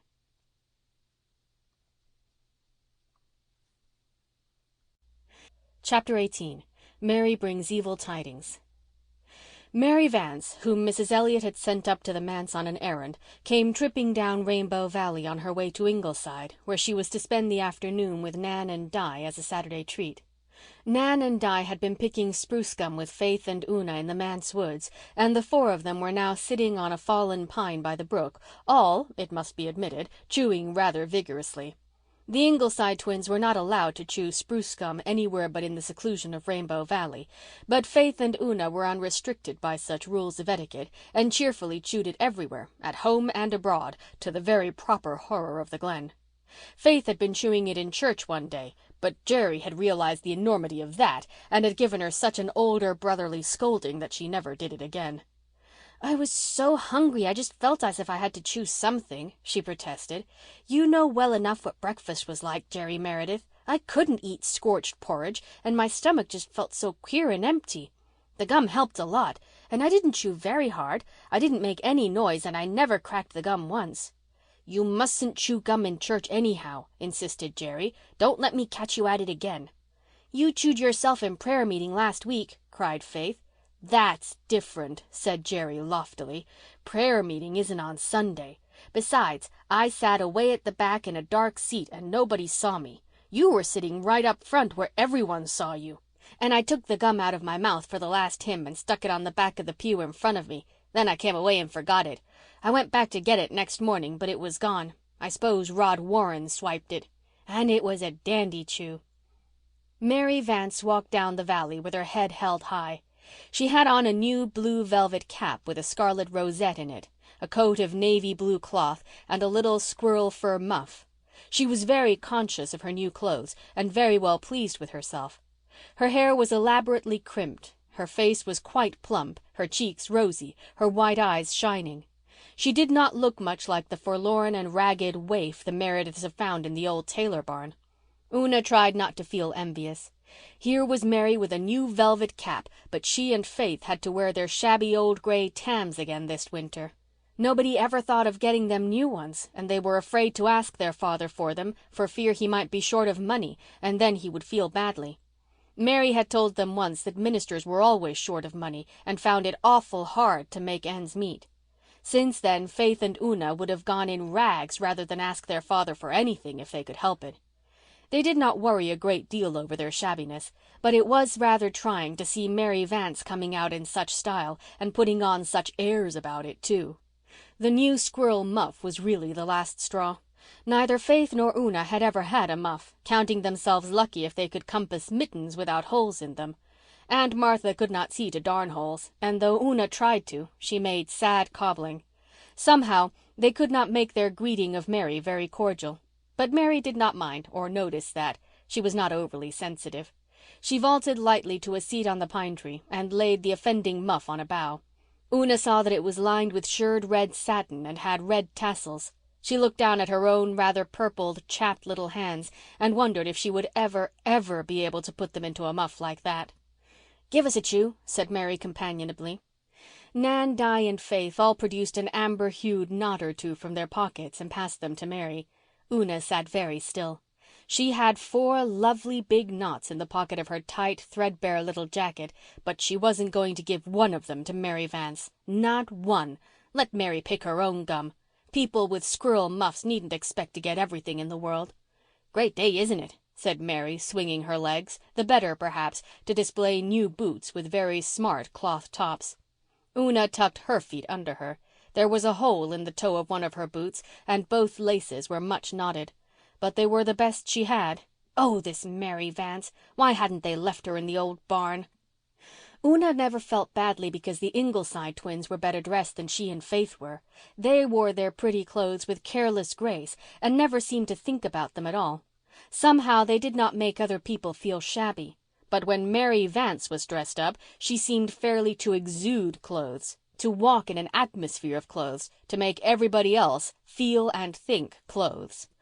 Una, as she sat there in the honey-tinted sunshine of the gracious December afternoon, was acutely and miserably conscious of everything she had on. The faded tam, which was yet her best, the skimpy jacket she had worn for 3 winters, the holes in her skirt and her boots, the shivering insufficiency of her poor little undergarments. Of course, Mary was going out for a visit and she was not. But even if she had been, she had nothing better to put on, and in this lay the sting. "Say, this is great gum. Listen to me cracking it. There ain't any gum spruces down at Four Winds," said Mary.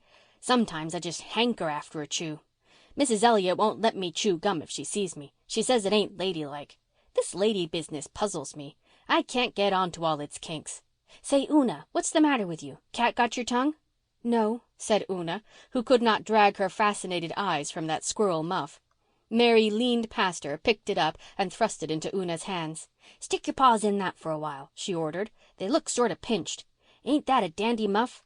Mrs. Elliott give it to me last week for a birthday present. I'm to get the collar at Christmas. I heard her telling Mr. Elliott that." "Mrs. Elliott is very good to you," said Faith. "And I'm good to her, too," retorted Mary. "I work like a nigger to make it easy for her and have everything just as she likes it. We was made for each other. 'Tisn't everyone could get along with her as well as I do. She's pisen neat, but so am I, and so we agree fine." "I told you she would never whip you." "So you did. She's never tried to lay a finger on me, and I ain't never told a lie to her. Not one, true's you live. She combs me down with her tongue sometimes, though, but that just slips off me like water off a duck's back. Say, Una, why didn't you hang on to the muff? Una had put it back on the bough. My hands aren't cold, thank you, she said stiffly. Well, if you're satisfied, I am. Say, old Kitty Alec has come back to church as meek as Moses, and nobody knows why. But everybody is saying it was Faith brought Norman Douglas out. His housekeeper says you went there and gave him an awful tongue lashing. Did you? I went and asked him to come to church, said Faith uncomfortably. Fancy your spunk, said Mary admiringly. I wouldn't have dared to do that, and I'm not so slow. Mrs. Wilson says the two of you jawed something scandalous, but you come off best, and then he just turned round and liked to eat you up. Say, is your father going to preach here tomorrow? No, he's going to exchange with Mr. Perry from Charlottetown. Father went to town this morning, and Mr. Perry's coming out tonight. I thought there was something in the wind, though old Martha wouldn't give me any satisfaction. But I felt sure she wouldn't have been killing that rooster for nothing. What rooster? What do you mean? Cried Faith, turning pale. I don't know what rooster. I didn't see it. When she took the butter Mrs. Elliott sent up, she said she'd been out to the barn killing a rooster for dinner tomorrow. Faith sprang down from the pine. It's Adam. We have no other rooster. She's killed Adam. Now, don't fly off the handle. Martha said the butcher at the Glen had no meat this week, and she had to have something, and the hens were all laying and too poor. If she's killed Adam— Faith began to run up the hill. Mary shrugged her shoulders. She'll go crazy now. She was so fond of that Adam. He ought to have been in the pot long ago. He'll be as tough as sole leather. But I wouldn't like to be in Martha's shoes. Faith's just white with rage. Una, you'd better go after her and try to pacify her. Mary had gone a few steps with the Blythe girls when Una suddenly turned and ran after her. Here's some gum for you, Mary, she said, with a little repentant catch in her voice, thrusting all her 4 knots into Mary's hands. And I'm glad you have such a pretty muff. Why, thanks, said Mary, rather taken by surprise. To the Blythe girls, after Una had gone, she said, Ain't she a queer little mite? But I've always said she had a good heart. End of chapter 18.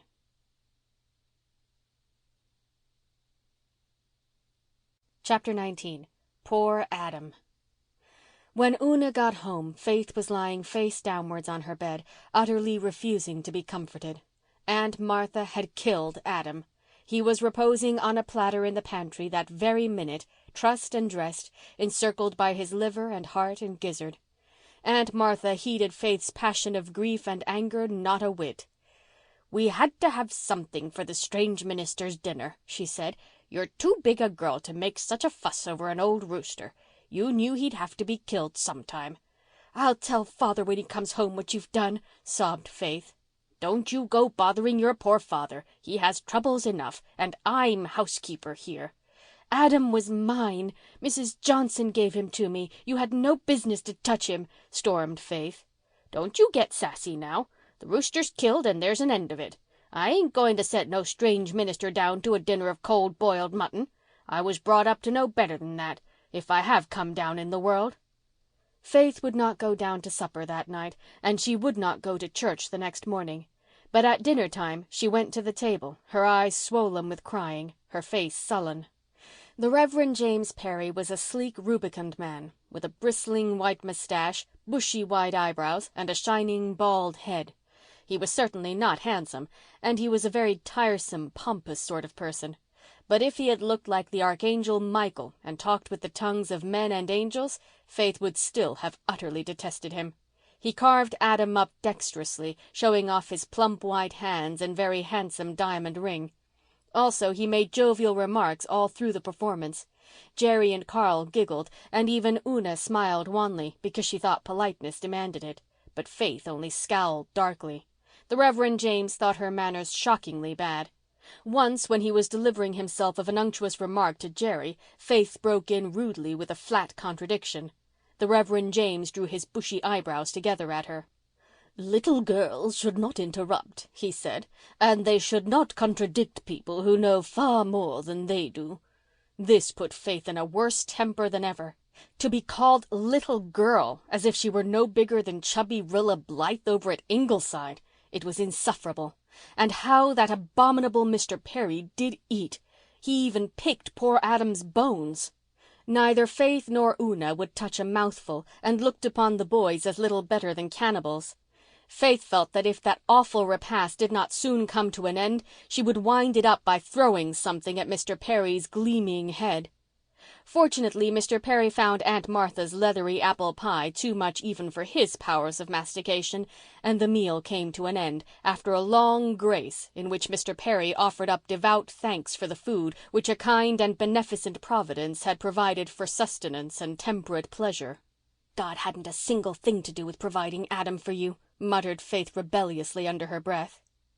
The boys gladly made their escape to outdoors. Una went to help Aunt Martha with the dishes, though that rather grumpy old dame never welcomed her timid assistance, and Faith betook herself to the study, where a cheerful wood fire was burning in the grate. She thought she would thereby escape from the hated Mr. Perry, who had announced his intention of taking a nap in his room during the afternoon.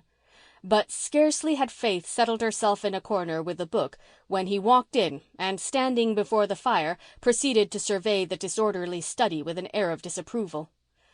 "Your father's books seem to be in somewhat deplorable confusion, my little girl," he said severely. Faith darkled in her corner and said not a word. She would not talk to this creature. "You should try to put them in order," Mr. Perry went on, playing with his handsome watch chain and smiling patronizingly on Faith. "You are quite old enough to attend to such duties. My little daughter at home is only 10, and she is already an excellent little housekeeper and the greatest help and comfort to her mother. She is a very sweet child. I wish you had the privilege of her acquaintance. She could help you in many ways. Of course, you have not had the inestimable privilege of a good mother's care and training. A sad lack, a very sad lack. I have spoken more than once to your father in this connection and pointed out his duty to him faithfully, but so far with no effect. I trust he may awaken to a realization of his responsibility before it is too late. In the meantime, it is your duty and privilege to endeavour to take your sainted mother's place. You might exercise a great influence over your brothers and your little sister. You might be a true mother to them. I fear that you do not think of these things as you should. My dear child, allow me to open your eyes in regard to them." Mr. Perry's oily, complacent voice trickled on. He was in his element. Nothing suited him better than to lay down the law, patronize, and exhort. He had no idea of stopping, and he did not stop. He stood before the fire, his feet planted firmly on the rug, and poured out a flood of pompous platitudes. Faith heard not a word.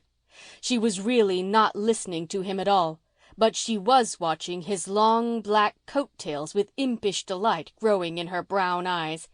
Mr. Perry was standing very near the fire.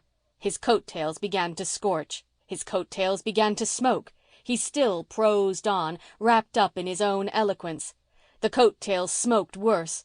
A tiny spark flew up from the burning wood and alighted in the middle of one. It clung and caught and spread into a smouldering flame. Faith could restrain herself no longer and broke into a stifled giggle. Mr. Perry stopped short, angered over this impertinence. Suddenly he became conscious that a reek of burning cloth filled the room. He whirled round and saw nothing. Then he clapped his hands to his coat-tails and brought them around in front of him. There was already quite a hole in one of them, and this was his new suit. Faith shook with helpless laughter over his pose and expression. "Did you see my coat-tails burning?" he demanded angrily. "Yes, sir," said Faith demurely. "Why didn't you tell me?" he demanded, glaring at her. "You said it wasn't good manners to interrupt, sir," said Faith, more demurely still. If I was your father, I would give you a spanking that you would remember all your life, miss," said a very angry reverend gentleman as he stalked out of the study. The coat of Mr. Meredith's second-best suit would not fit Mr. Perry, so he had to go to the evening service with his singed coat-tail. But he did not walk up the aisle with his usual consciousness of the honor he was conferring on the building. He never would agree to an exchange of pulpits with Mr. Meredith again, and he was barely civil to the latter when they met for a few minutes at the station the next morning. But Faith felt a certain gloomy satisfaction. Adam was partially avenged. End of chapter 19.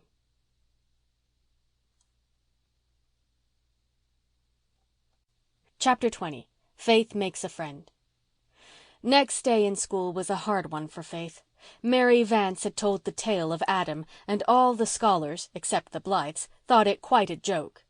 The girls told Faith, between giggles, that it was too bad, and the boys wrote sardonic notes of condolence to her. Poor Faith went home from school feeling her very soul raw and smarting within her.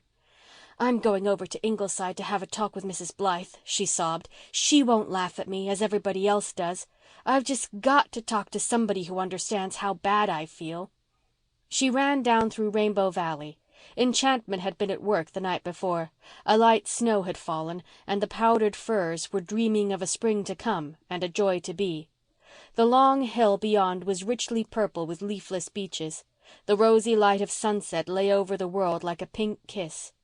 Of all the airy, fairy places, full of weird, elfin grace, Rainbow Valley that winter evening was the most beautiful. But all its dreamlike loveliness was lost on poor, sore-hearted little Faith. By the brook she came suddenly upon Rosemary West, who was sitting on the old pine tree. She was on her way home from Ingleside, where she had been giving the girls their music lesson. She had been lingering in Rainbow Valley quite a little time, looking across its white beauty and roaming some byways of dream. Judging from the expression of her face, her thoughts were pleasant ones. Perhaps the faint, occasional tinkle from the bells on the Tree Lovers brought the little lurking smile to her lips. Or perhaps it was occasioned by the consciousness that John Meredith seldom failed to spend Monday evening in the grey house on the white, wind-swept hill. Into Rosemary's dreams burst Faith Meredith, full of rebellious bitterness. Faith stopped abruptly when she saw Miss West. She did not know her very well, just well enough to speak to when they met, and she did not want to see anyone just then except Mrs. Blythe. She knew her eyes and nose were red and swollen, and she hated to have a stranger know she had been crying. "Good evening, Miss West," she said uncomfortably. "What is the matter, Faith?" asked Rosemary gently. "Nothing," said Faith rather shortly. "Oh," Rosemary smiled. "You mean nothing you can tell to outsiders, don't you?" Faith looked at Miss West with sudden interest. Here was a person who understood things. And how pretty she was! How golden her hair was under her plumy hat! How pink her cheeks were over her velvet coat! How blue and companionable her eyes were! Faith felt that Miss West could be a lovely friend. If only she were a friend instead of a stranger. I'm going up to tell Mrs. Blythe," said Faith. "She always understands. She never laughs at us. I always talk things over with her. It helps." "Dear girlie, I'm sorry to have to tell you that Mrs. Blythe isn't home," said Miss West sympathetically. "She went to Avonlea today and isn't coming back till the last of the week." Faith's lip quivered. "Then I might as well go home again," she said miserably. "I suppose so.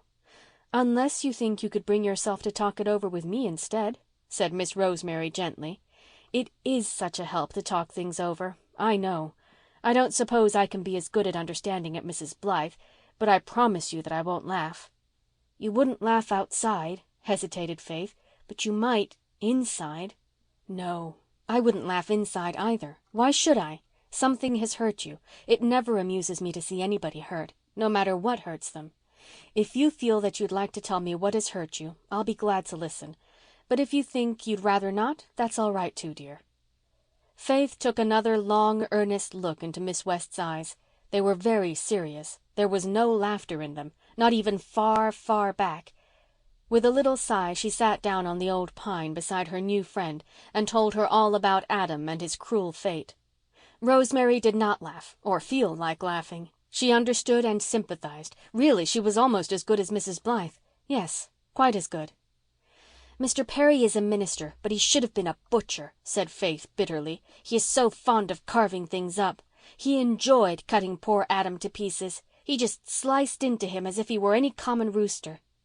"Between you and me, Faith, I don't like Mr. Perry very well myself," said Rosemary, laughing a little, but at Mr. Perry, not at Adam, as Faith clearly understood. "I never did like him. I went to school with him. He was a Glen boy, you know, and he was a most detestable little prig even then. Oh, how we girls used to hate holding his fat, clammy hands in the ring-around games.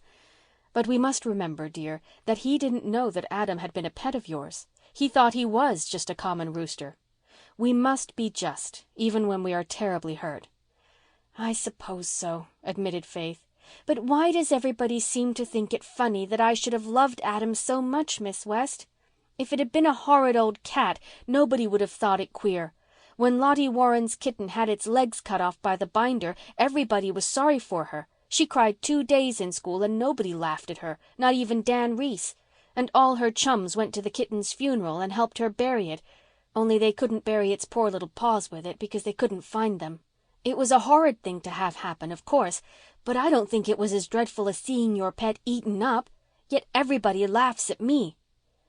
"I think it is because the name Rooster seems rather a funny one," said Rosemary gravely. "There is something in it that is comical. Now, chicken is different. It doesn't sound so funny to talk of loving a chicken." "Adam was the dearest little chicken, Miss West. He was just a little golden ball. He would run up to me and peck out of my hand. And he was handsome when he grew up, too, white as snow, with such a beautiful curving white tail, though Mary Vance said it was too short. He knew his name and always came when I called him. He was a very intelligent rooster, and Aunt Martha had no right to kill him. He was mine. It wasn't fair, was it, Miss West?" "No, it wasn't," said Rosemary decidedly. "Not a bit fair. I remember I had a pet hen when I was a little girl. She was such a pretty little thing, all golden brown and speckly. I loved her as much as I ever loved any pet. She was never killed. She died of old age. Mother wouldn't have killed her because she was my pet." "If my mother had been living, she wouldn't have let Adam be killed," said Faith. "For that matter, Father wouldn't have either, if he'd been home and known of it. I'm sure he wouldn't, Miss West." "I'm sure too," said Rosemary. There was a little added flush on her face. She looked rather conscious, but Faith noticed nothing. "Was it very wicked of me not to tell Mr. Perry his coat-tails were scorching?" she asked anxiously. "Oh, terribly wicked," answered Rosemary with dancing eyes. "But I would have been just as naughty, Faith. I wouldn't have told him they were scorching, and I don't believe I would ever have been a bit sorry for my wickedness either." "Una thought I should have told him because he was a minister."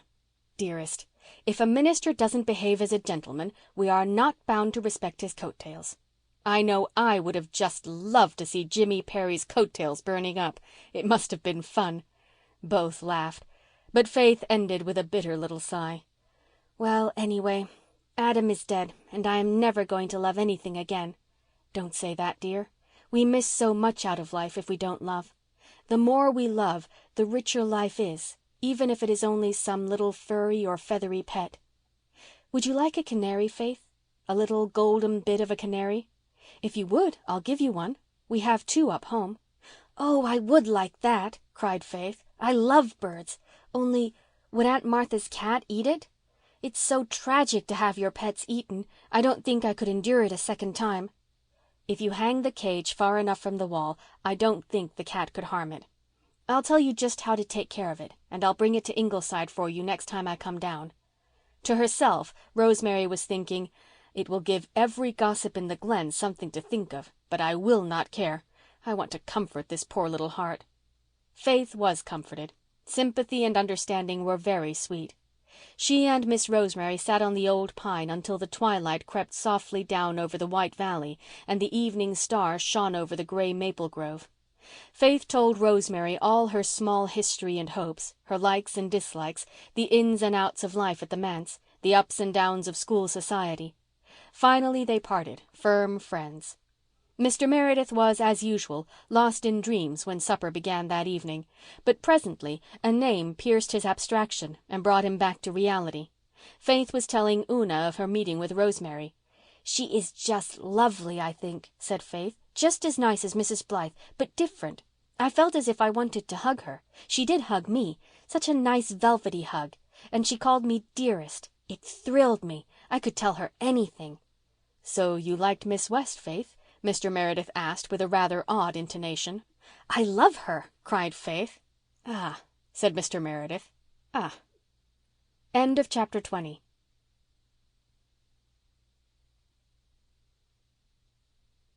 Chapter 21. The Impossible Word. John Meredith walked meditatively through the clear crispness of a winter night in Rainbow Valley. The hills beyond glistened with the chill, splendid luster of moonlight on snow. Every little fir tree in the long valley sang its own wild song to the harp of wind and frost. His children and the blithe lads and lasses were coasting down the eastern slope and whizzing over the glassy pond. They were having a glorious time, and their gay voices and gayer laughter echoed up and down the valley, dying away in elfin cadences among the trees. On the right, the lights of Ingleside gleamed through the maple grove with the genial lure and invitation which seems always to glow in the beacons of a home where we know there is love and good cheer and a welcome for all kin, whether of flesh or spirit. Mr. Meredith liked very well on occasion to spend an evening arguing with the doctor by the driftwood fire, where the famous china dogs of Ingleside kept ceaseless watch and ward, as became deities of the hearth. But tonight he did not look that way. Far on the western hill gleamed a paler but more alluring star. Mr. Meredith was on his way to see Rosemary West, and he meant to tell her something which had been slowly blossoming in his heart since their first meeting, and had sprung into full flower on the evening when Faith had so warmly voiced her admiration for Rosemary. He had come to realize that he had learned to care for Rosemary. Not as he had cared for Cecilia, of course. That was entirely different. That love of romance and dream and glamour could never, he thought, return. But Rosemary was beautiful and sweet and dear, very dear. She was the best of companions. He was happier in her company than he had ever expected to be again.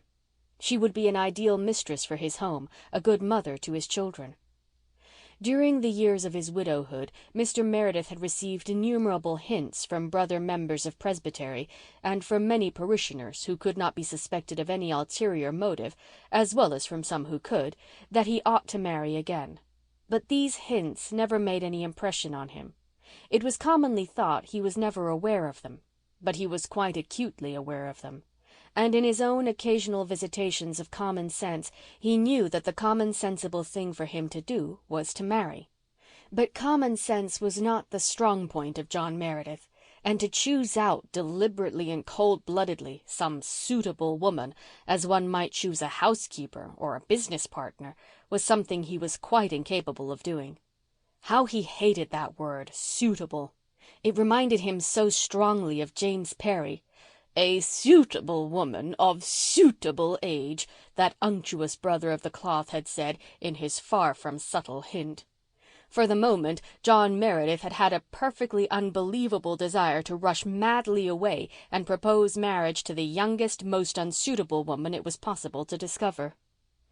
Mrs. Marshall Elliott was his good friend and he liked her. But when she had bluntly told him he should marry again, he felt as if she had torn away the veil that hung before some sacred shrine of his innermost life, and he had been more or less afraid of her ever since.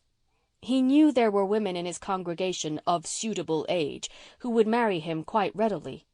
That fact had seeped through all his abstraction very early in his ministry in Glen St. Mary. They were good, substantial, uninteresting women. One or two fairly comely, the others not exactly so, and John Meredith would as soon have thought of marrying any one of them as of hanging himself. He had some ideals to which no seeming necessity could make him false. He could ask no woman to fill Cecilia's place in his home unless he could offer her at least some of the affection and homage he had given to his girlish bride. And where, in his limited feminine acquaintance, was such a woman to be found? Rosemary West had come into his life on that autumn evening, bringing with her an atmosphere in which his spirit recognized native air. Across the gulf of strangerhood they clasped hands of friendship. He knew her better in that 10 minutes by the hidden spring than he knew Emmeline Drew or Elizabeth Kirk or Amy Annetta Douglas in a year, or could know them in a century. He had fled to her for comfort when Mrs. Alec Davis had outraged his mind and soul, and had found it. Since then he had gone often to the house on the hill, slipping through the shadowy paths of night in Rainbow Valley so astutely that Glen gossip could never be absolutely certain that he did go to see Rosemary West. Once or twice he had been caught in the West living room by other visitors. That was all the Ladies' Aid had to go by. But when Elizabeth Kirk heard it, she put away a secret hope she had allowed herself to cherish without a change of expression on her kind, plain face. And Emmeline Drew resolved that the next time she saw a certain old bachelor of Lowbridge she would not snub him as she had done at a previous meeting. Of course, if Rosemary West was out to catch the minister, she would catch him. She looked younger than she was, and men thought her pretty. Besides, the West girls had money.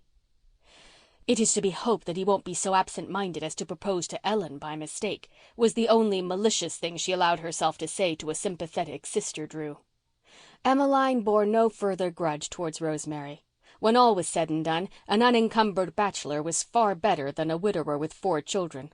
It had been only the glamour of the manse that had temporarily blinded Emmeline's eyes to the better part. A sled with 3 shrieking occupants sped past Mr. Meredith to the pond. Faith's long curls streamed in the wind, and her laughter rang above that of the others. John Meredith looked after them kindly and longingly. He was glad that his children had such chums as the Blythes, glad that they had so wise and gay and tender a friend as Mrs. Blythe. But they needed something more, and that something would be supplied when he brought Rosemary West as a bride to the old manse. There was in her a quality essentially maternal. It was Saturday night, and he did not often go calling on Saturday night, which was supposed to be dedicated to a thoughtful revision of Sunday's sermon.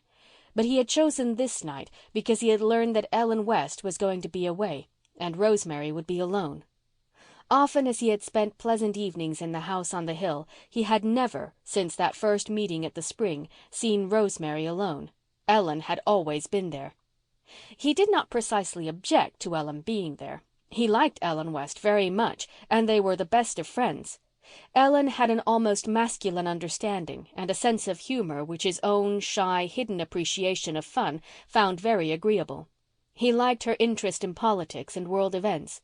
There was no man in the Glen, not even excepting Dr. Blythe, who had a better grasp of such things. "I think it is just as well to be interested in things as long as you live," she had said. "If you're not, it doesn't seem to me that there's much difference between the quick and the dead." He liked her pleasant, deep, rumbly voice. He liked the hearty laugh with which she always ended up some jolly and well-told story. She never gave him digs about his children as other Glen women did. She never bored him with local gossip. She had no malice and no pettiness. She was always splendidly sincere. Mr. Meredith, who had picked up Miss Cornelia's way of classifying people, considered that Ellen belonged to the race of Joseph. Altogether an admirable woman for a sister-in-law. Nevertheless, a man did not want even the most admirable of women around when he was proposing to another woman. And Ellen was always around. She did not insist on talking to Mr. Meredith herself all the time. She let Rosemary have a fair share of him. Many evenings, indeed, Ellen effaced herself almost totally, sitting back in the corner with St. George in her lap and letting Mr. Meredith and Rosemary talk and sing and read books together. Sometimes they quite forgot her presence. But if their conversation or choice of duets ever betrayed the least tendency to what Ellen considered philandering, Ellen promptly nipped that tendency in the bud and blotted Rosemary out for the rest of the evening. But not even the grimmest of amiable dragons can altogether prevent a certain subtle language of eye and smile and eloquent silence. And so the minister's courtship progressed after a fashion. But if it was ever to reach a climax, that climax must come when Ellen was away. And Ellen was so seldom away, especially in winter. She found her own fireside the pleasantest place in the world, she vowed. Gadding had no attraction for her. She was fond of company, but she wanted it at home. Mr. Meredith had almost been driven to the conclusion that he must write to Rosemary what he wanted to say, when Ellen casually announced one evening that she was going to a silver wedding next Saturday night. She had been bridesmaid when the principals were married. Only old guests were invited, so Rosemary was not included. Mr. Meredith pricked up his ears a trifle, and a gleam flashed into his dreamy dark eyes. Both Ellen and Rosemary saw it. And both Ellen and Rosemary felt, with a tingling shock, that Mr. Meredith would certainly come up the hill next Saturday night. "Might as well have it over with, St. George," Ellen sternly told the black cat after Mr. Meredith had gone home and Rosemary had silently gone upstairs. "He means to ask her, St. George. I'm perfectly sure of that. So he might as well have his chance to do it and find out he can't get her, George. She'd rather like to take him, Saint, I know that. But she promised, and she's got to keep her promise. I'm rather sorry in some ways, St. George. I don't know of a man I'd sooner have for a brother-in-law, if a brother-in-law was convenient. I haven't a thing against him, Saint, not a thing, except that he won't see and can't be made to see that the Kaiser is a menace to the peace of Europe. That's his blind spot. But he's good company and I like him. A woman can say anything she likes to a man with a mouth like John Meredith's and be sure of not being misunderstood. Such a man is more precious than rubies, Saint, and much rarer, George. But he can't have Rosemary, and I suppose when he finds out he can't have her, he'll drop us both. And we'll miss him, Saint. We'll miss him something scandalous, George. But she promised, and I'll see that she keeps her promise." Ellen's face looked almost ugly in its lowering resolution. Upstairs, Rosemary was crying into her pillow. So Mr. Meredith found his lady alone and looking very beautiful. Rosemary had not made any special toilet for the occasion. She wanted to, but she thought it would be absurd to dress up for a man you meant to refuse. So she wore her plain, dark afternoon dress and looked like a queen in it. Her suppressed excitement colored her face to brilliancy. Her great blue eyes were pools of light less placid than usual. She wished the interview were over. She had looked forward to it all day with dread. She felt quite sure that John Meredith cared a great deal for her, after a fashion, and she felt just as sure that he did not care for her as he had cared for his first love. She felt that her refusal would disappoint him considerably, but she did not think it would altogether overwhelm him. Yet she hated to make it, hated for his sake, and Rosemary was quite honest with herself, for her own. She knew she could have loved John Meredith if it had been permissible. She knew that life would be a blank thing if, rejected as lover, he refused longer to be a friend. She knew that she could be very happy with him and that she could make him happy, but between her and happiness stood the prison gate of the promise she had made to Ellen years ago. Rosemary could not remember her father. He had died when she was only 3 years old. Ellen, who had been 13, remembered him, but with no special tenderness. He had been a stern, reserved man many years older than his fair, pretty wife. 5 years later, their brother of 12 died also. Since his death, the 2 girls had always lived alone with their mother. They had never mingled very freely in the social life of the Glen or Lowbridge, though where they went the wit and spirit of Ellen and the sweetness and beauty of Rosemary made them welcome guests. Both had what was called a disappointment in their girlhood. The sea had not given up Rosemary's lover, and Norman Douglas, then a handsome, red-haired young giant, noted for wild driving and noisy though harmless escapades, had quarrelled with Ellen and left her in a fit of pique. There were not lacking candidates for both Martin's and Norman's places, but none seemed to find favour in the eyes of the West girls, who drifted slowly out of youth and bellhood without any seeming regret. They were devoted to their mother, who was a chronic invalid. The 3 had a little circle of home interests, books, pets, and flowers, which made them happy and contented. Mrs. West's death, which occurred on Rosemary's 25th birthday, was a bitter grief to them. At first they were intolerably lonely. Ellen especially continued to grieve and brood, her long, moody musings broken only by fits of stormy, passionate weeping. The old Lowbridge doctor told Rosemary that he feared permanent melancholy, or worse. Once, when Ellen had sat all day, refusing either to speak or eat, Rosemary had flung herself on her knees by her sister's side. "Oh, Ellen, you have me yet," she said imploringly. "Am I nothing to you? We have always loved each other so." "I won't have you always," Ellen had said, breaking her silence with harsh intensity. "You will marry and leave me. I shall be left all alone. I cannot bear the thought. I cannot. I would rather die." "I will never marry," said Rosemary. "Never, Ellen." Ellen bent forward and looked searchingly into Rosemary's eyes. "Will you promise me that solemnly?" she said. "Promise it on Mother's Bible." Rosemary assented at once, quite willing to humour Ellen. What did it matter? She knew quite well she would never want to marry anyone. Her love had gone down with Martin Crawford to the deeps of the sea, and without love she could not marry anyone. So she promised readily, though Ellen made rather a fearsome rite of it.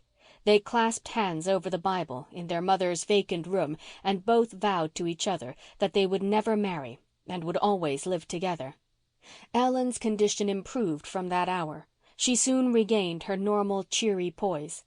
For 10 years she and Rosemary lived in the old house happily, undisturbed by any thoughts of marrying or giving in marriage. Their promise sat very lightly on them. Ellen never failed to remind her sister of it whenever any eligible male creature crossed their paths, but she had never been really alarmed until John Meredith came home that night with Rosemary. As for Rosemary, Ellen's obsession regarding that promise had always been a little matter of mirth to her. Until lately. Now it was a merciless fetter, self-imposed, but never to be shaken off. Because of it, tonight, she must turn her face from happiness. It was true that the shy, sweet rosebud love she had given to her boy lover she could never give to another. But she knew now that she could give to John Meredith a love richer and more womanly. She knew that he touched deeps in her nature that Martin had never touched, that had not perhaps been in the girl of 17 to touch.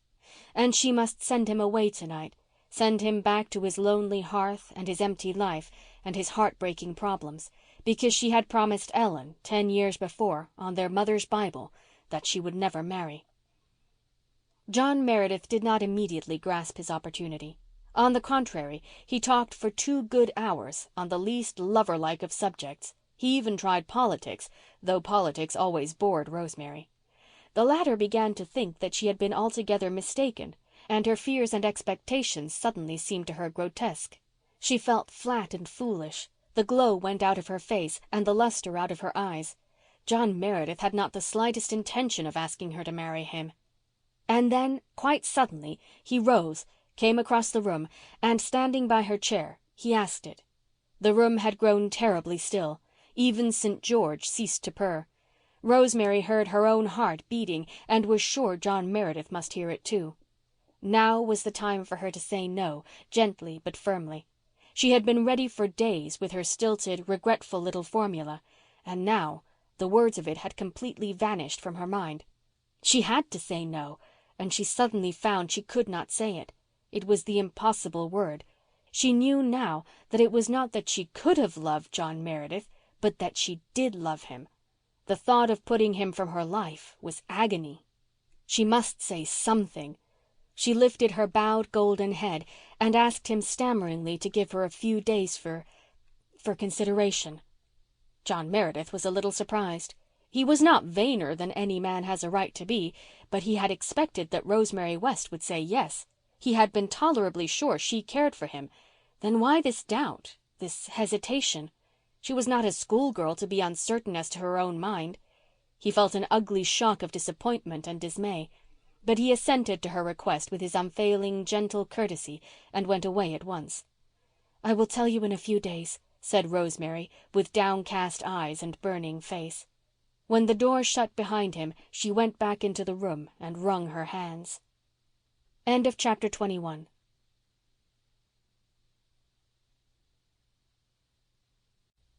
Chapter 22. St. George Knows All About It. At midnight, Ellen West was walking home from the Pollocks' silver wedding. She had stayed a little while after the other guests had gone to help the gray-haired bride wash the dishes. The distance between the two houses was not far and the road good, so that Ellen was enjoying the walk back home in the moonlight. The evening had been a pleasant one.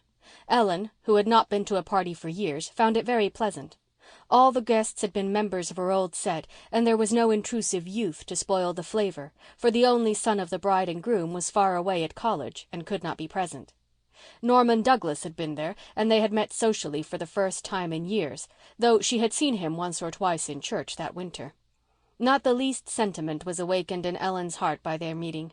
She was accustomed to wonder, when she thought about it at all, how she could have ever fancied him or felt so badly over his sudden marriage. But she had rather liked meeting him again. She had forgotten how bracing and stimulating he could be. No gathering was ever stagnant when Norman Douglas was present. Everybody had been surprised when Norman came. It was well known he never went anywhere. The Pollocks had invited him because he had been one of the original guests, but they never thought he would come. He had taken his second cousin, Amy Annetta Douglas, out to supper and seemed rather attentive to her. But Ellen sat across the table from him and had a spirited argument with him, an argument during which all his shouting and banter could not fluster her, and in which she came off best, flooring Norman so composedly and so completely that he was silent for 10 minutes. At the end of which time he had muttered in his ruddy beard, "Spunky as ever, spunky as ever," and began to hector Amy and Netta, who giggled foolishly over his sallies, where Ellen would have retorted bitingly. Ellen thought these things over as she walked home, tasting them with reminiscent relish. The moonlit air sparkled with frost, the snow crisped under her feet. Below her lay the glen, with the white harbour beyond. There was a light in the manse study. So John Meredith had gone home. Had he asked Rosemary to marry him? And after what fashion had she made her refusal known? Ellen felt that she would never know this, though she was quite curious. She was sure Rosemary would never tell her anything about it, and she would not dare to ask. She must just be content with the fact of the refusal. After all, that was the only thing that really mattered. "I hope you'll have enough sense to come back once in a while and be friendly," she said to herself. She disliked so much to be alone that thinking aloud was one of her devices for circumventing unwelcome solitude. "It's awful never to have a man-body with some brains to talk to once in a while. And like as not he'll never come near the house again. There's Norman Douglas, too. I like that man, and I'd like to have a good rousing argument with him now and then. But he'd never dare come up for fear people would think he was courting me again. For fear I'd think it too, most likely, though he's more a stranger to me now than John Meredith. It seems like a dream that we could ever have been beaux. But there it is. There's only 2 men in the Glen I'd ever want to talk to. And what with gossip and this wretched love-making business, it's not likely I'll ever see either of them again." "I could," said Ellen, addressing the unmoved stars with a spiteful emphasis, "I could have made a better world myself." She paused at her gate with a sudden vague feeling of alarm. There was still a light in the living room, and to and fro across the window shades went the shadow of a woman walking restlessly up and down. What was Rosemary doing up at this hour of the night? And why was she striding about like a lunatic? Ellen went softly in. As she opened the hall door, Rosemary came out of the room. She was flushed and breathless. An atmosphere of stress and passion hung about her like a garment. "Why aren't you in bed, Rosemary?" demanded Ellen. "Come in here," said Rosemary intensely. "I want to tell you something." Ellen composedly removed her wraps and overshoes and followed her sister into the warm, fire-lighted room. She stood with her hand on the table and waited. She was looking very handsome herself, in her own grim, black-browed style. The new black velvet dress, with its train and V-neck, which she had made purposely for the party, became her stately, massive figure. She wore coiled around her neck the rich, heavy necklace of amber beads, which was a family heirloom. Her walk in the frosty air had stung her cheeks into a glowing scarlet, but her steel-blue eyes were as icy and unyielding as the sky of the winter night. She stood waiting in a silence which Rosemary could break only by a convulsive effort. "Ellen, Mr. Meredith was here this evening." "Yes?" And he asked me to marry him." "So I expected. Of course you refused him." "No." "Rosemary." Ellen clenched her hands and took an involuntary step forward. "Do you mean to tell me that you accepted him?" "No, no." Ellen recovered her self-command. "What did you do then?" I asked him to give me a few days to think it over." "I hardly see why that was necessary," said Ellen, coldly contemptuous, "when there is only one answer you can make him." Rosemary held out her hands beseechingly. "Ellen," she said desperately, "I love John Meredith. I want to be his wife. Will you set me free from that promise?" "No," said Ellen, merciless, because she was sick from fear. "Ellen, Ellen—" "Listen," interrupted Ellen. "I did not ask you for that promise. You offered it." I know. But I did not think then that I could ever care for anyone again." "You offered it," went on Ellen unmovably. "You promised it over our mother's Bible. It was more than a promise. It was an oath. Now you want to break it." "I only asked you to set me free from it, Ellen." "I will not do it. A promise is a promise in my eyes. I will not do it. Break your promise, be forsworn if you will, but it shall not be with any assent of mine." "You are very hard on me, Ellen." "Hard on you? And what of me? Have you ever given a thought to what my loneliness would be if you left me? I could not bear it. I would go crazy. I cannot live alone. Haven't I been a good sister to you? Have I ever opposed any wish of yours? Haven't I indulged you in everything?" "Yes, yes." "Then why do you want to leave me for this man whom you hadn't seen a year ago?" "I love him, Ellen." "Love? You talk like a schoolmiss instead of a middle-aged woman. He doesn't love you. He wants a housekeeper and a governess. You don't love him. You want to be Mrs. You are one of those weak-minded women who think it's a disgrace to be ranked as an old maid. That's all there is to it." Rosemary quivered. Ellen could not, or would not, understand. There was no use arguing with her. "So you won't release me, Ellen?" "No, I won't. And I won't talk of it again. You promised, and you've got to keep your word. That's all. Go to bed. Look at the time. You're all romantic and worked up. Tomorrow you'll be more sensible. At any rate, don't let me hear any more of this nonsense. Go." Rosemary went without another word, pale and spiritless. Ellen walked stormily about the room for a few minutes, then paused before the chair where St. George had been calmly sleeping through the whole evening. A reluctant smile overspread her dark face. There had only been one time in her life, the time of her mother's death, when Ellen had not been able to temper tragedy with comedy. Even in that long-ago bitterness, when Norman Douglas had, after a fashion, jilted her, she had laughed at herself quite as often as she had cried. "I expect there'll be some sulking, St. George. Yes, Saint, I expect we are in for a few unpleasant, foggy days. Well, we'll weather them through, George. We've dealt with foolish children before, Saint. Rosemary'll sulk a while, and then she'll get over it, and all will be as before, George. She promised, and she's got to keep her promise. And that's the last word on the subject I'll say to you or her or anyone, Saint." But Ellen lay savagely awake till morning. There was no sulking, however.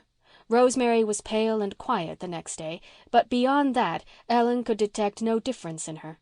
Certainly she seemed to bear Ellen no grudge. It was stormy, so no mention was made of going to church. In the afternoon Rosemary shut herself in her room and wrote a note to John Meredith. She could not trust herself to say no in person. She felt quite sure that if he suspected she was saying no reluctantly, he would not take it for an answer, and she could not face pleading or entreaty. She must make him think she cared nothing at all for him, and she could do that only by letter. She wrote him the stiffest, coolest little refusal imaginable. It was barely courteous. It certainly left no loophole of hope for the boldest lover, and John Meredith was anything but that. He shrank into himself, hurt and mortified, when he read Rosemary's letter next day in his dusty study. But under his mortification a dreadful realization presently made itself felt. He had thought he did not love Rosemary as deeply as he had loved Cecilia. Now, when he had lost her, he knew that he did. She was everything to him, everything, and he must put her out of his life completely. Even friendship was impossible now. Life stretched before him in intolerable dreariness. He must go on. There was his work, his children, but the heart had gone out of him. He sat all alone that evening in his dark, cold, comfortless study, with his head bowed in his hands. Up on the hill, Rosemary had a headache and went early to bed, while Ellen remarked to St. George, purring his disdain of foolish humankind who did not know that a soft cushion was the only thing that really mattered, "What would women do if headaches had never been invented, St. George? But never mind, Saint. We'll just wink the other eye for a few weeks. I admit I don't feel comfortable myself, George. I feel as if I had drowned a kitten. But she promised, Saint, and she was the one to offer it, George. Bismillah." End of chapter 22.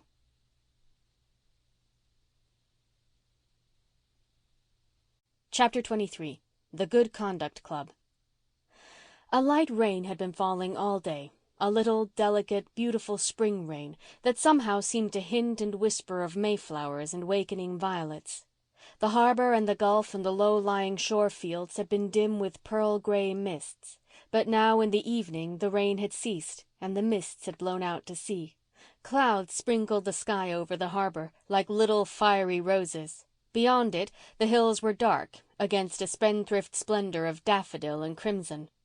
A great silvery evening star was watching over the bar. A brisk dancing new-sprung wind was blowing up from Rainbow Valley, resinous with the odours of fir and damp mosses. It crooned in the old spruces around the graveyard and ruffled Faith's splendid curls as she sat on Hezekiah Pollock's tombstone with her arms round Mary Vance and Una. Carl and Jerry were sitting opposite them on another tombstone, and all were rather full of mischief after being cooped up all day. "The air just shines tonight, doesn't it? It's been washed so clean, you see," said Faith happily. Mary Vance eyed her gloomily. Knowing what she knew, or fancied she knew, Mary considered that Faith was far too light-hearted. Mary had something on her mind to say, and she meant to say it before she went home. Mrs. Elliott had sent her up to the manse with some new laid eggs and had told her not to stay longer than half an hour. The half hour was nearly up, so Mary uncurled her cramped legs from under her and said abruptly, "Never mind about the air. Just you listen to me. You manse young ones have just got to behave yourselves better than you've been doing this spring. That's all there is to it. I just come up tonight a purpose to tell you. The way people are talking about you is awful." "What have we been doing now?" cried Faith in amazement, pulling her arm away from Mary. Una's lips trembled and her sensitive little soul shrank within her. Mary was always so brutally frank. Jerry began to whistle out of bravado. He meant to let Mary see he didn't care for her tirades. Their behaviour was no business of hers anyway. What right had she to lecture them on their conduct? "Doing now? You're doing all the time," retorted Mary. "Just as soon as the talk about one of your didos fades away, you do something else to start it up again. It seems to me you haven't any idea of how manse children ought to behave." "Maybe you can tell us," said Jerry, killingly sarcastic. Sarcasm was quite thrown away on Mary. "I can tell you what will happen if you don't learn to behave yourselves. The session will ask your father to resign. There now, Master Jerry Know-it-all. Mrs. Alec Davis said so to Mrs. Elliott. I heard her. I always have my ears pricked up when Mrs. Alec Davis comes to tea. She said you were all going from bad to worse, and that though it was only what was to be expected when you had nobody to bring you up, still the congregation couldn't be expected to put up with it much longer, and something would have to be done.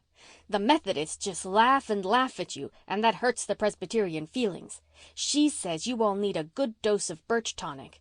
Lord, if that would make folks good, I ought to be a young saint. I'm not telling you this because I want to hurt your feelings. I'm sorry for you." Mary was past mistress of the gentle art of condescension. "I understand that you haven't much chance, the way things are. But other people don't make as much allowance as I do.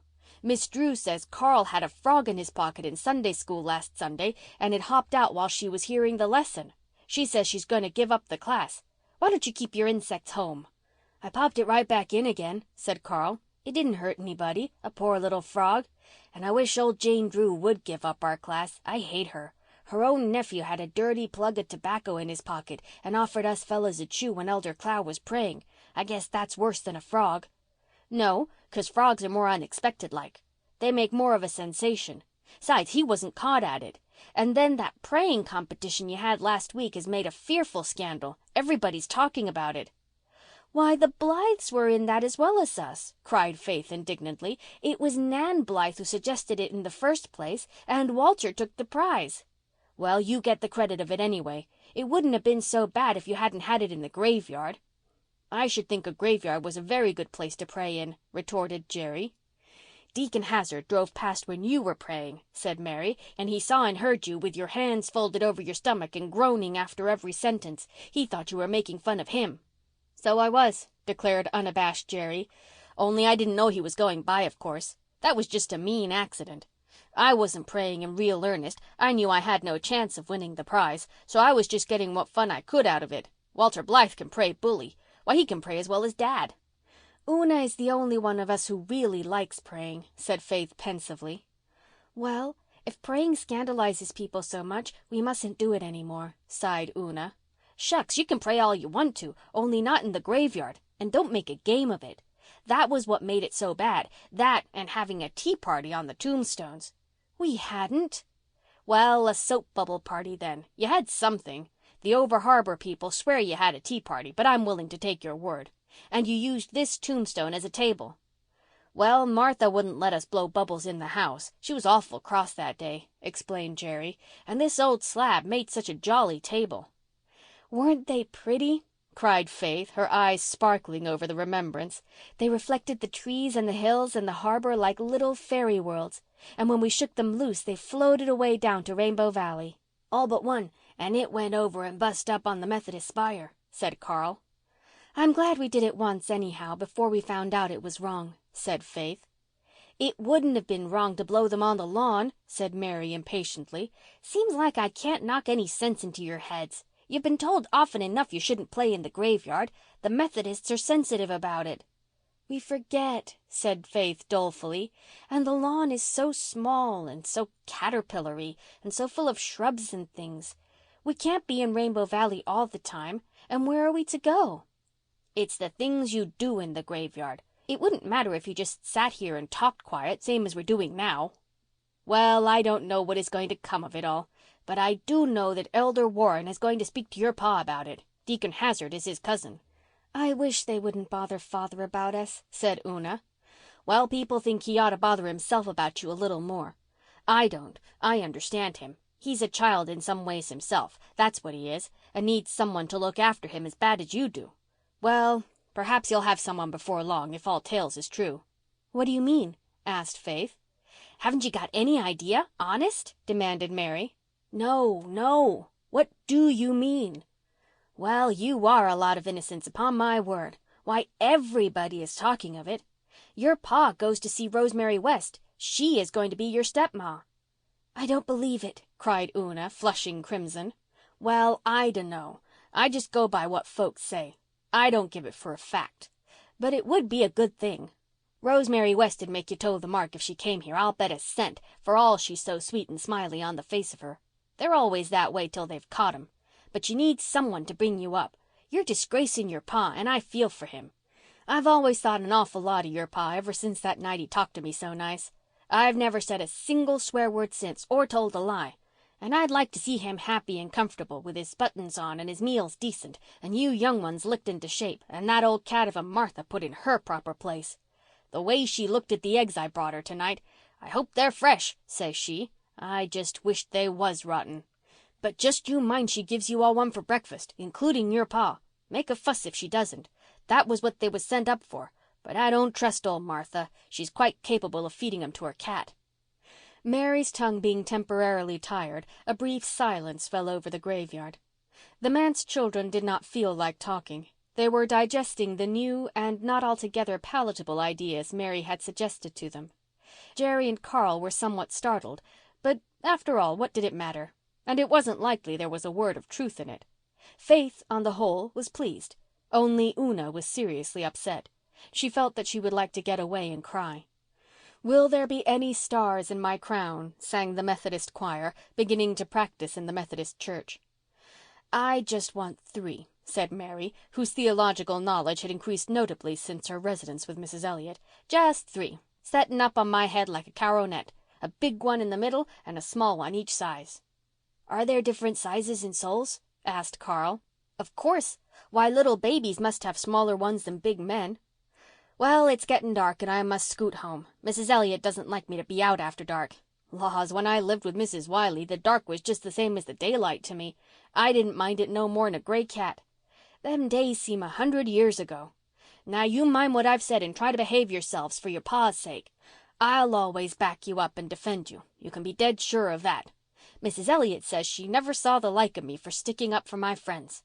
I was real sassy to Mrs. Alec Davis about you, and Mrs. Elliott combed me down for it afterwards. The fair Cornelia has a tongue of her own and no mistake. But she was pleased underneath for all, 'cause she hates old Kitty Alec and she's real fond of you. I can see through folks." Mary sailed off, excellently well pleased with herself, leaving a rather depressed little group behind her. "Mary Vance always says something that makes us feel bad when she comes up," said Una resentfully. "I wish we'd left her to starve in the old barn," said Jerry vindictively. "Oh, that's wicked, Jerry," rebuked Una. "May as well have the game as the name," retorted unrepentant Jerry. "If people say we're so bad, let's be bad." "But not if it hurts Father," pleaded Faith. Jerry squirmed uncomfortably. He adored his father. Through the unshaded study window they could see Mr. Meredith at his desk. He did not seem to be either reading or writing. His head was in his hands, and there was something in his whole attitude that spoke of weariness and dejection. The children suddenly felt it. "I dare say somebody has been worrying him about us today," said Faith. "I wish we could get along without making people talk. Oh, Jem Blythe, how you scared me!" Jem Blythe had slipped into the graveyard and sat down beside the girls. He had been prowling about Rainbow Valley and had succeeded in finding the first little star-white cluster of arbutus for his mother. The manse children were rather silent after his coming. Jem was beginning to grow away from them somewhat this spring. He was studying for the entrance examination of Queen's Academy and stayed after school with the older pupils for extra lessons. Also, his evenings were so full of work that he seldom joined the others in Rainbow Valley now. He seemed to be drifting away into grown-up land. "What is the matter with you all tonight?" he asked. "There's no fun in you." "Not much," agreed Faith dolefully. "There wouldn't be much fun in you either if you knew you were disgracing your father and making people talk about you." "Who's been talking about you now?" "Everybody, so Mary Vance says." And Faith poured out her troubles to sympathetic Jem. "You see," she concluded dolefully, "we've nobody to bring us up, and so we get into scrapes and people think we're bad." "Why don't you just bring yourselves up?" suggested Jem. "I'll tell you what to do. Form a good conduct club and punish yourselves every time you do anything that's not right." "That's a good idea," said Faith, struck by it. "But," she added doubtfully, "things that don't seem a bit of harm to us seem simply dreadful to other people. How can we tell? We can't be bothering Father all the time, and he has to be away a lot anyhow." "You could mostly tell if you stopped to think a thing over before doing it and ask yourselves what the congregation would say about it," said Jem. "The trouble is you just rush into things and don't think them over at all. Mother says you're all too impulsive, just as she used to be. The Good Conduct Club would help you to think, if you were fair and honest about punishing yourselves when you broke the rules. You'd have to punish in some way that really hurt, or it wouldn't do any good." "Whip each other?" "Not exactly. You'd have to think up different ways of punishment to suit the person. You wouldn't punish each other, you'd punish yourselves. I read all about such a club in a storybook. You try it and see how it works." "Let's," said Faith. And when Jem was gone, they agreed they would. "If things aren't right, we just got to make them right," said Faith resolutely. "We've got to be fair and square, as Jem says," said Jerry. "This is a club to bring ourselves up, seeing there's nobody else to do it. There's no use in having many rules. Let's just have one, and any of us that breaks it has got to be punished hard." "But how?" "We'll think that up as we go along. We'll hold a session of the club here in the graveyard every night and talk over what we've done through the day, and if we think we've done anything that isn't right or that would disgrace Dad, the one that does it or is responsible for it must be punished. That's the rule. We'll all decide on the kind of punishment. It must be made to fit the crime, as Mr. Flagg says. And the one that's guilty will be bound to carry it out, and no shirking. There's going to be fun in this," concluded Jerry with a relish. "You suggested the soap bubble party," said Faith. "But that was before we'd formed the club," said Jerry hastily. "Everything starts from tonight." "But what if we can't agree on what's right or what the punishment ought to be? S'pose 2 of us thought of one thing and 2 of another. There ought to be 5 in a club like this." "We can ask Jem Blythe to be umpire. He's the squarest boy in Glen St. Mary. But I guess we can settle our own affairs mostly. We want to keep this as much of a secret as we can. Don't breathe a word to Mary Vance. She'd want to join and do the bringing up." "I think," said Faith, "that there's no use in spoiling every day by dragging punishments in. Let's have a punishment day." "We'd better choose Saturday because there's no school to interfere," suggested Una. "And spoil the one holiday in the week?" cried Faith. "Not much. No, let's take Friday. That's fish day anyhow, and we all hate fish. We may as well have all the disagreeable things in one day. Then other days we can go ahead and have a good time." "Nonsense," said Jerry authoritatively. "Such a scheme wouldn't work at all. We'll just punish ourselves as we go along and keep a clear slate. Now we all understand, don't we? This is a good conduct club for the purpose of bringing ourselves up. We agree to punish ourselves for bad conduct and always to stop before we do anything, no matter what, and ask ourselves if it is likely to hurt Dad in any way. And anyone who shirks is to be cast out of the club and never allowed to play with the rest of us in Rainbow Valley again. Jem Blythe to be umpire in case of disputes. No more taking bugs to Sunday school, Carl, and no more chewing gum in public, if you please, Miss Faith." "No more making fun of elders praying or going to the Methodist prayer meeting," retorted Faith. "Why, it isn't any harm to go to the Methodist prayer meeting," protested Jerry in amazement. "Mrs. Elliott says it is. She says man's children have no business to go anywhere but to Presbyterian things." "Darn it, I won't give up going to Methodist prayer meeting," cried Jerry. "It's 10 times more fun than ours is." "You said a naughty word," cried Faith. "Now you've got to punish yourself." "Not till it's all down in black and white. We're only talking the club over. It isn't really formed until we've written it out and signed it. There's got to be a constitution and bylaws. And you know there's nothing wrong in going to a prayer meeting." But it's not only the wrong things we're to punish ourselves for, but anything that might hurt Father."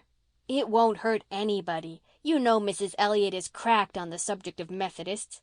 Nobody else makes any fuss about my going. I always behave myself. You ask Jem or Mrs. Blythe and see what they say. I'll abide by their opinion. I'm going for the paper now, and I'll bring out the lantern and we'll all sign." 15 minutes later, the document was solemnly signed on Hezekiah Pollock's tombstone, on the center of which stood the smoky manse lantern, while the children knelt around it. Mrs. Elder Clow was going past at the moment, and next day all the Glen heard that the manse children had been having another praying competition and had wound it up by chasing each other all over the graves with a lantern. This piece of embroidery was probably suggested by the fact that after the signing and sealing was completed, Carl had taken the lantern and had walked circumspectly to the little hollow to examine his anthill. The others had gone quietly into the manse and to bed. "Do you think it is true that Father is going to marry Miss West?" Una had tremulously asked of Faith after their prayers had been said. "I don't know, but I'd like it," said Faith. "Oh, I wouldn't," said Una chokingly. "She's nice the way she is, but Mary Vance says it changes people altogether to be made stepmothers. They get horrid cross and mean and hateful then, and turn your father against you. She says they're sure to do that. She never knew it to fail in a single case." "I don't believe Miss West would ever try to do that," cried Faith. "Mary says anybody would. She knows all about stepmothers, Faith. She says she's seen hundreds of them, and you've never seen one. Oh, Mary has told me blood-curdling things about them. She says she knew of one who whipped her husband's little girls on their bare shoulders till they bled and then shut them up in a cold, dark coal cellar all night. She says they're all aching to do things like that. I don't believe Miss West would. You don't know her as well as I do, Una. Just think of that sweet little bird she sent me. I love it far more than even Adam." "It's just being a stepmother changes them. Mary says they can't help it. I wouldn't mind the whippings as much as having Father hate us." "You know nothing could make Father hate us. Don't be silly, Una. I dare say there's nothing to worry over. Likely if we run our club right and bring ourselves up properly, Father won't even think of marrying anyone. And if he does, I know Miss West will be lovely to us." But Una had no such conviction, and she cried herself to sleep. End of chapter 23.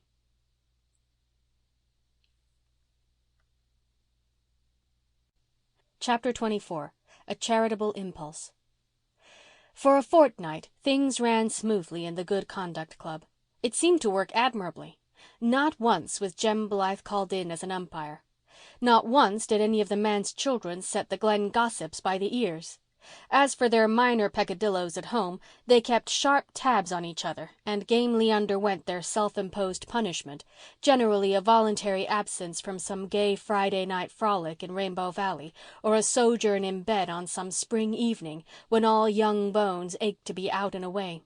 Faith, for whispering in Sunday school, condemned herself to pass a whole day without speaking a single word unless it was absolutely necessary, and accomplished it. It was rather unfortunate that Mr. Baker from Over Harbour should have chosen that evening for calling at the manse, and that Faith should have happened to go to the door. Not one word did she reply to his genial greeting, but went silently away to call her father briefly. Mr. Baker was slightly offended and told his wife when he went home that the biggest Meredith girl seemed a very shy, sulky little thing, without manners enough to speak when she was spoken to. But nothing worse came of it, and generally their penances did no harm to themselves or anybody else. All of them were beginning to feel quite cocksure that, after all, it was a very easy matter to bring yourself up. "I guess people will soon see that we can behave ourselves properly as well as anybody," said Faith jubilantly. "It isn't hard when we put our minds to it." She and Una were sitting on the Pollock tombstone. It had been a cold, raw, wet day of spring storm, and Rainbow Valley was out of the question for girls, though the manse and the Ingleside boys were down there fishing. The rain had held up, but the east wind blew mercilessly in from the sea, cutting to bone and marrow. Spring was late, in spite of its early promise, and there was even yet a hard drift of old snow and ice in the northern corner of the graveyard. Lida Marsh, who had come up to bring the manse a mess of herring, slipped in through the gate shivering. She belonged to the fishing village at the harbour mouth, and her father had, for 30 years, made a practice of sending a mess from his first spring catch to the manse. He never darkened a church door. He was a hard drinker and a reckless man, but as long as he sent those herring up to the manse every spring, as his father had done before him, he felt comfortably sure that his account with the powers that govern was squared for the year. He would not have expected a good mackerel catch if he had not sent the first fruits of the season. Lida was a mite of 10 and looked younger because she was such a small, wizened little creature. Tonight, as she sidled boldly enough up to the manse girls, she looked as if she had never been warm since she was born. Her face was purple, and her pale blue, bold little eyes were red and watery. She wore a tattered print dress and a ragged woolen comforter tied across her thin shoulders and under her arms. She had walked the 3 miles from the harbour mouth barefooted over a road where there was still snow and slush and mud. Her feet and legs were as purple as her face. But Lida did not mind this much. She was used to being cold, and she had been going barefooted for a month already, like all the other swarming young fry of the fishing village.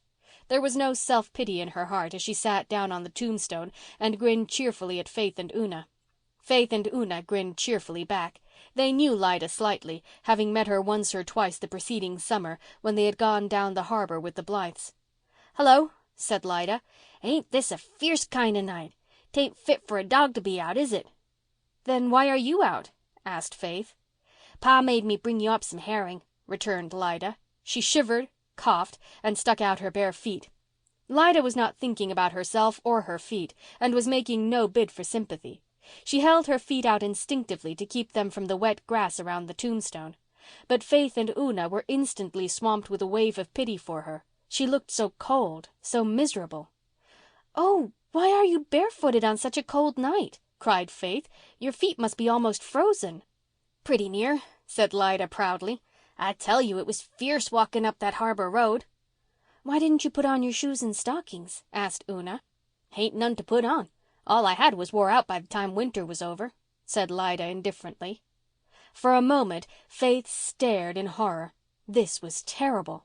Here was a little girl, almost a neighbour, half frozen because she had no shoes or stockings in this cruel spring weather. Impulsive Faith thought of nothing but the dreadfulness of it. In a moment she was pulling off her own shoes and stockings. "Here, take these and put them right on," she said, forcing them into the hands of the astonished Lida. "Quick now, you'll catch your death of cold. I've got others. Put them right on." Lida, recovering her wits, snatched at the offered gift with a sparkle in her dull eyes. Sure she would put them on, and that mighty quick, before anyone appeared with authority to recall them. In a minute she had pulled the stockings over her scrawny little legs and slipped Faith's shoes over her thick little ankles. "I'm obliged to you," she said, "but won't your folks be cross?" "No, and I don't care if they are," said Faith. "Do you think I could see anyone freezing to death without helping them if I could? It wouldn't be right, especially when my father's a minister." "Will you want them back? It's awful cold down at the harbour mouth, long after it's warm up here," said Lila slyly. "No, you're to keep them, of course. That is what I meant when I gave them. I have another pair of shoes and plenty of stockings." Lida had meant to stay a while and talk to the girls about many things, but now she thought she had better get away before somebody came and made her yield up her booty. So she shuffled off through the bitter twilight in the noiseless, shadowy way she had slipped in. As soon as she was out of sight of the manse, she sat down, took off the shoes and stockings, and put them in her herring basket. She had no intention of keeping them on down that dirty harbour road. They were to be kept good for gala occasions. Not another little girl down at the harbour mouth had such fine black cashmere stockings and such smart, almost new shoes. Lida was furnished forth for the summer. She had no qualms in the matter. In her eyes the manse people were quite fabulously rich, and no doubt those girls had slathers of shoes and stockings. Then Lida ran down to the Glen village and played for an hour with the boys before Mr. Flagg's store, splashing about in a pool of slush with the maddest of them, until Mrs. Elliott came along and bade her begone home. "I don't think, Faith, that you should have done that," said Una a little reproachfully after Lida had gone. "You'll have to wear your good boots every day now, and they'll soon scuff out." "I don't care," cried Faith, still in the fine glow of having done a kindness to a fellow creature. "It isn't fair that I should have 2 pairs of shoes and poor little Lida Marsh not have any. Now we both have a pair. You know perfectly well, Una, that Father said in his sermon last Sunday that there was no real happiness in getting or having, only in giving. And it's true. I feel far happier now than I ever did in my whole life before. Just think of Lida walking home this very minute with her poor little feet all nice and warm and comfy. You know you haven't another pair of black cashmere stockings, said Una. Your other pair were so full of holes that Aunt Martha said she couldn't darn them any more, and she cut the legs up for stove dusters. You've nothing but those 2 pairs of striped stockings you hate so. All the glow and uplift went out of Faith. Her gladness collapsed like a pricked balloon. She sat for a few dismal minutes in silence, facing the consequences of her rash act. Oh, Una, I never thought of that, she said dolefully. I didn't stop to think at all. The striped stockings were thick, heavy, coarse-ribbed stockings of blue and red, which Aunt Martha had knit for Faith in the winter. They were undoubtedly hideous. Faith loathed them as she had never loathed anything before. Wear them she certainly would not. They were still unworn in her bureau drawer. You'll have to wear the striped stockings after this, said Una. Just think how the boys in school will laugh at you. You know how they laugh at Mamie Warren for her striped stockings and call her Barbara Pole, and yours are far worse. I won't wear them, said Faith. I'll go barefooted first, cold as it is. You can't go barefooted to church tomorrow. Think what people would say. Then I'll stay home. You can't. You know very well Aunt Martha will make you go. Faith did know this. The one thing on which Aunt Martha troubled herself to insist was that they must all go to church, rain or shine. How they were dressed, or if they were dressed at all, never concerned her. But go they must. That was how Aunt Martha had been brought up 70 years ago, and that was how she meant to bring them up. Haven't you got a pair you can lend me, Una? Said poor Faith piteously. Una shook her head. No, you know I only have the one black pair, and they're so tight I can hardly get them on. They wouldn't go on you. Neither would my gray ones. Besides, the legs of them are all darned and darned. I won't wear those striped stockings, said Faith stubbornly. The feel of them is even worse than the looks. They make me feel as if my legs were as big as barrels, and they're so scratchy. Well, I don't know what you're going to do. If Father was home, I'd go and ask him to get me a new pair before the store closes, but he won't be home till too late. I'll ask him Monday. And I won't go to church tomorrow. I'll pretend I'm sick, and Aunt Martha'll have to let me stay home. That would be acting a lie, Faith, cried Una. You can't do that. You know it would be dreadful. What would Father say if he knew? Don't you remember how he talked to us after Mother died and told us we must always be true, no matter what else we failed in? He said we must never tell or act a lie. He said he'd trust us not to. You can't do it, Faith. Just wear the striped stockings. It'll only be for once. Nobody'll notice them in church. It isn't like school. And your new brown dress is so long they won't show much. Wasn't it lucky Aunt Martha made it big so you'd have room to grow in, for all you hated it so when she finished it? I won't wear those stockings, repeated Faith. She uncoiled her bare white legs from the tombstone and deliberately walked through the wet, cold grass to the bank of snow. Setting her teeth, she stepped upon it and stood there. What are you doing? Cried Una aghast. You'll catch your death of cold, Faith Meredith. I'm trying to, answered Faith. I hope I'll catch a fearful cold and be awful sick tomorrow. Then I won't be acting a lie. I'm going to stand here as long as I can bear it. But Faith, you might really die. You might get pneumonia. Please, Faith, don't. Let's go into the house and get something for your feet. Oh, here's Jerry. I'm so thankful. Jerry, make Faith get off that snow. Look at her feet. Holy cats! Faith, what are you doing? Demanded Jerry. Are you crazy? No, go away, snapped Faith. Then are you punishing yourself for something? It isn't right if you are. You'll be sick. I want to be sick. I'm not punishing myself. Go away. Where's her shoes and stockings? Asked Jerry of Una. She gave them to Lida Marsh. Lida Marsh? What for? Because Lida had none and her feet were so cold, and now she wants to be sick so that she won't have to go to church tomorrow and wear her striped stockings. But, Jerry, she may die. Faith, said Jerry, get off that ice bank or I'll pull you off. Pull away, dared Faith. Jerry sprang at her and caught her arms. He pulled one way and Faith pulled another. Una ran behind Faith and pushed. Faith stormed at Jerry to leave her alone. Jerry stormed back at her not to be a dizzy idiot, and Una cried. They made no end of noise, and they were close to the road fence of the graveyard. Henry Warren and his wife drove by and heard and saw them. Very soon the Glen heard that the manse children had been having an awful fight in the graveyard and using the most improper language.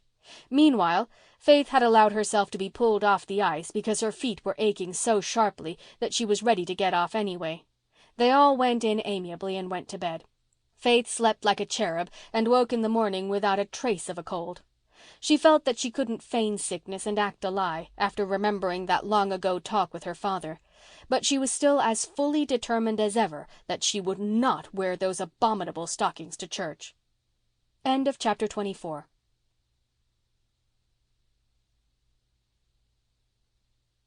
Chapter 25. Another Scandal and Another Explanation. Faith went early to Sunday school and was seated in the corner of her class pew before anyone came. Therefore, the dreadful truth did not burst upon anyone until Faith left the class pew near the door to walk up to the manse pew after Sunday school. The church was already half filled, and all who were sitting near the aisle saw that the minister's daughter had boots on, but no stockings. Faith's new brown dress, which Aunt Martha had made from an ancient pattern, was absurdly long for her, but even so it did not meet her boot tops. 2 good inches of bare white leg showed plainly. Faith and Carl sat alone in the manse pew. Jerry had gone into the gallery to sit with a chum, and the Blythe girls had taken Una with them. The Meredith children were given to sitting all over the church in this fashion, and a great many people thought it very improper. The gallery especially, where irresponsible lads congregated and were known to whisper and suspected of chewing tobacco during service, was no place for a son of the manse. But Jerry hated the manse pew at the very top of the church, under the eyes of Elder Clow and his family. He escaped from it whenever he could. Carl, absorbed in watching a spider spinning its web at the window, did not notice Faith's legs. She walked home with her father after church, and he never noticed them. She got on the hated striped stockings before Jerry and Una arrived, so that for the time being none of the occupants of the manse knew what she had done. But nobody else in Glen St. Mary was ignorant of it. The few who had not seen soon heard. Nothing else was talked of on the way home from church. Mrs. Alec Davis said it was only what she expected, and the next thing you would see some of those young ones coming to church with no clothes on at all. The president of the Ladies' Aid decided that she would bring the matter up at the next aid meeting and suggest that they wait in a body on the minister and protest. Miss Cornelia said that she, for her part, gave up. There was no use worrying over the manse fry any longer. Even Mrs. Dr. Blythe felt a little shocked, though she attributed the occurrence solely to Faith's forgetfulness. Susan could not immediately begin knitting stockings for Faith because it was Sunday, but she had one set up before anyone else was out of bed at Ingleside the next morning. "You need not tell me anything but that it was old Martha's fault, Mrs. Dr. dear," she told Anne. "I suppose that poor little child had no decent stockings to wear. I suppose every stocking she had was in holes, as you know very well they generally are. And I think, Mrs. Dr. dear, that the Ladies' Aid would be better employed in knitting some for them than in fighting over the new carpet for the pulpit platform. I am not a Ladies' Aider, but I shall knit Faith 2 pairs of stockings out of this nice black yarn as fast as my fingers can move, and that you may tie to. Never shall I forget my sensations, Mrs. Dr. dear, when I saw a minister's child walking up the aisle of our church with no stockings on. I really did not know what way to look." "And the church was just full of Methodists yesterday, too," groaned Miss Cornelia, who had come up to the Glen to do some shopping and run into Ingleside to talk the affair over. "I don't know how it is, but just as sure as those manse children do something especially awful, the church is sure to be crowded with Methodists. I thought Mrs. Deacon Hazard's eyes would drop out of her head. When she came out of church she said, 'Well, that exhibition was no more than decent. I do pity the Presbyterians. And we just had to take it. There was nothing one could say.'" "There was something I could have said, Mrs. Dr. dear, if I had heard her," said Susan grimly. "I would have said, for one thing, that in my opinion clean bare legs were quite as decent as holes. And I would have said, for another, that the Presbyterians did not feel greatly in need of pity, seeing that they had a minister who could preach, and the Methodists had not. I could have quelched Mrs. Deacon Hazard, Mrs. Dr. dear, and that you may tie to." "I wish Mr. Meredith didn't preach quite so well and looked after his family a little better," retorted Miss Cornelia. "He could at least glance over his children before they went to church and see that they were properly clothed. I'm tired of making excuses for him, believe me." Meanwhile, Faith's soul was being harrowed up in Rainbow Valley. Mary Vance was there and, as usual, in a lecturing mood. She gave Faith to understand that she had disgraced herself and her father beyond redemption, and that she, Mary Vance, was done with her. Everybody was talking, and everybody said the same thing. "I simply feel that I can't associate with you any longer," she concluded. "We are going to associate with her then," cried Nan Blythe. Nan secretly thought Faith had done an awful thing, but she wasn't going to let Mary Vance run matters in this high-handed fashion. "And if you are not, you needn't come any more to Rainbow Valley, Miss Vance." Nan and Di both put their arms around Faith and glared defiance at Mary. The latter suddenly crumpled up, sat down on a stump, and began to cry. "It ain't that I don't want to," she wailed, "but if I keep in with Faith people'll be saying I put her up to doing things. Some are saying it now, true's you live. I can't afford to have such things said of me now that I'm in a respectable place and trying to be a lady. And I never went bare-legged in church in my toughest days. I'd never a thought of doing such a thing. But that hateful old Kitty Alex says Faith has never been the same girl since that time I stayed in the manse. She says Cornelia Elliott will live to rue the day she took me in. It hurts my feelings, I tell you. But it's Mr. Meredith I'm really worried over." "I think you needn't worry about him," said Di scornfully. "It isn't likely necessary. Now, Faith, darling, stop crying and tell us why you did it." Faith explained tearfully. The Blythe girls sympathized with her, and even Mary Vance agreed that it was a hard position to be in. But Jerry, on whom the thing came like a thunderbolt, refused to be placated. So this was what some mysterious hints he had got in school that day meant. He marched Faith and Una home without ceremony, and the Good Conduct Club held an immediate session in the graveyard to sit in judgment on Faith's case. "I don't see that it was any harm," said Faith defiantly. "Not much of my legs showed. It wasn't wrong and it didn't hurt anybody." "It will hurt Dad. You know it will. You know people blame him whenever we do anything queer." "I didn't think of that," muttered Faith. "That's just the trouble. You didn't think and you should have thought. That's what our club is for, to bring us up and make us think. We promised we'd always stop and think before doing things. You didn't, and you've got to be punished, Faith. And real hard, too. You'll wear those striped socks to school for a week for punishment." "Oh, Jerry, won't a day do? 2 days? Not a whole week?" "Yes, a whole week," said inexorable Jerry. "It is fair. Ask Jem Blythe if it isn't." Faith felt she would rather submit than ask Jem Blythe about such a matter. She was beginning to realize that her offense was quite a shameful one. "I'll do it then," she muttered a little sulkily. "You're getting off easy," said Jerry severely. "And no matter how we punish you, it won't help Father. People will always think you just did it for mischief, and they'll blame Father for not stopping it. We can never explain it to everybody." This aspect of the case weighed on Faith's mind. Her own condemnation she could bear, but it tortured her that her father should be blamed. If people knew the true facts of the case, they would not blame him. But how could she make them known to all the world? Getting up in church, as she had once done, and explaining the matter was out of the question. Faith had heard from Mary Vance how the congregation had looked upon that performance, and realized that she must not repeat it. Faith worried over the problem for half a week. Then she had an inspiration and promptly acted upon it. She spent that evening in the garret with a lamp and an exercise book, writing busily, with flushed cheeks and shining eyes. It was the very thing. How clever she was to have thought of it. It would put everything right and explain everything and yet cause no scandal. It was 11 o'clock when she had finished to her satisfaction and crept down to bed, dreadfully tired but perfectly happy. In a few days the little weekly published in the Glen under the name of The Journal came out as usual, and the Glen had another sensation. A letter signed Faith Meredith occupied a prominent place on the front page and ran as follows: "To whom it may concern. I want to explain to everybody how it was I came to go to church without stockings on, so that everybody will know that Father was not to blame one bit for it, and the old gossips need not say he is, because it is not true. I gave my only pair of black stockings to Lida Marsh because she hadn't any and her poor little feet were awful cold and I was so sorry for her. No child ought to have to go without shoes and stockings in a Christian community before the snow is all gone, and I think the WFMS ought to have given her stockings.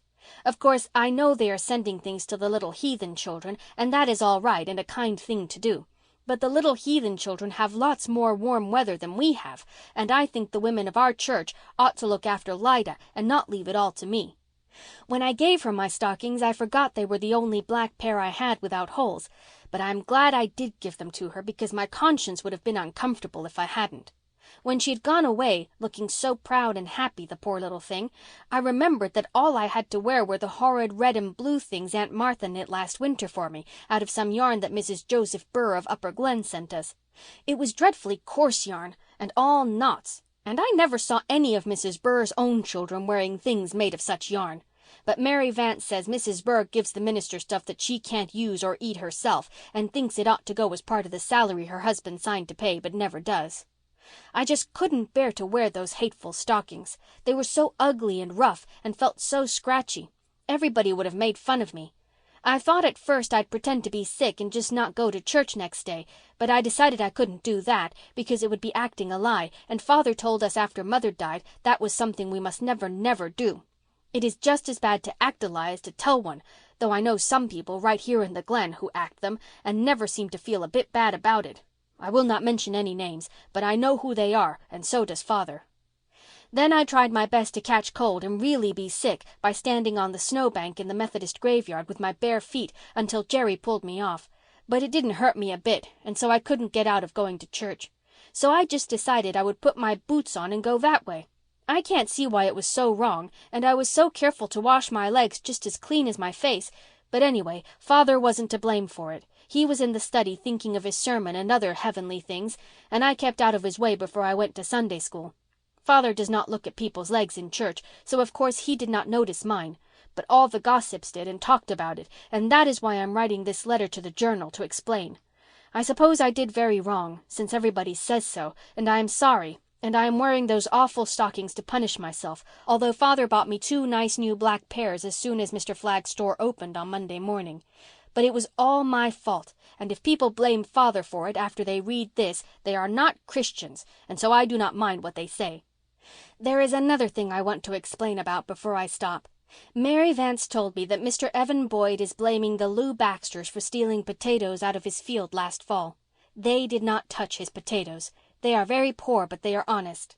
It was us did it, Jerry and Carl and I. Una was not with us at the time. We never thought it was stealing. We just wanted a few potatoes to cook over a fire in Rainbow Valley one evening to eat with our fried trout. Mr. Boyd's field was the nearest, just between the valley and the village, so we climbed over his fence and pulled up some stalks. The potatoes were awfully small because Mr. Boyd did not put enough fertilizer on them, and we had to pull up a lot of stalks before we got enough. And then they were not much bigger than marbles. Walter and Di Blythe helped us eat them, but they did not come along until we had them cooked and did not know where we got them, so they were not to blame at all, only us. We didn't mean any harm, but if it was stealing, we are very sorry, and we will pay Mr. Boyd for them if he will wait until we grow up. We never have any money now because we are not big enough to earn any, and Aunt Martha says it takes every cent of poor Father's salary, even when it is paid up regularly, and it isn't often, to run this house. But Mr. Boyd must not blame the Lou Baxters anymore when they were quite innocent and give them a bad name. Yours respectfully, Faith Meredith. End of chapter 25.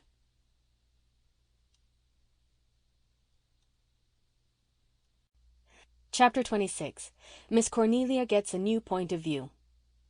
Susan, after I'm dead, I'm going to come back to earth every time when the daffodils blow in this garden, said Anne rapturously. Nobody may see me, but I'll be here. If anybody is in the garden at the time, I think I'll come on an evening just like this, but it might be just at dawn. A lovely, pale, pinky spring dawn. They'll just see the daffodils nodding wildly as if an extra gust of wind had blown past them. But it will be I. Indeed, Mrs. Dr. dear, you will not be thinking of flaunting worldly things like daffies after you are dead, said Susan, and I do not believe in ghosts, seen or unseen. Oh, Susan, I shall not be a ghost. That has a horrible sound. I shall just be me, and I shall run around in the twilight, whether it is morn or eve, and see all the spots I love. Do you remember how badly I felt when I left our little house of dreams, Susan? I thought I could never love Ingleside so well. But I do.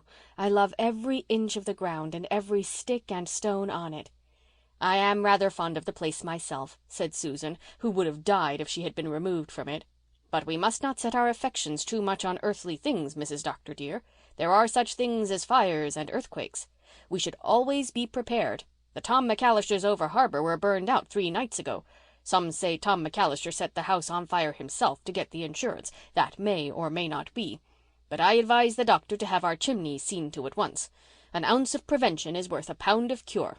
But I see Mrs. Marshall Elliott coming in at the gate, looking as if she had been sent for and couldn't go. Anne, dearie, have you seen the journal today? Miss Cornelia's voice was trembling, partly from emotion, partly from the fact that she had hurried up from the store too fast and lost her breath. Anne bent over the daffodils to hide a smile. She and Gilbert had laughed heartily and heartlessly over the front page of the journal that day, but she knew that to dear Miss Cornelia it was almost a tragedy, and she must not wound her feelings by any display of levity. "Isn't it dreadful? What is to be done?" asked Miss Cornelia despairingly. Miss Cornelia had vowed that she was done with worrying over the pranks of the manse children, but she went on worrying just the same. Anne led the way to the veranda where Susan was knitting, with Shirley and Rilla conning their primers on either side. Susan was already on her second pair of stockings for Faith. Susan never worried over poor humanity. She did what in her lay for its betterment, and serenely left the rest to the higher powers.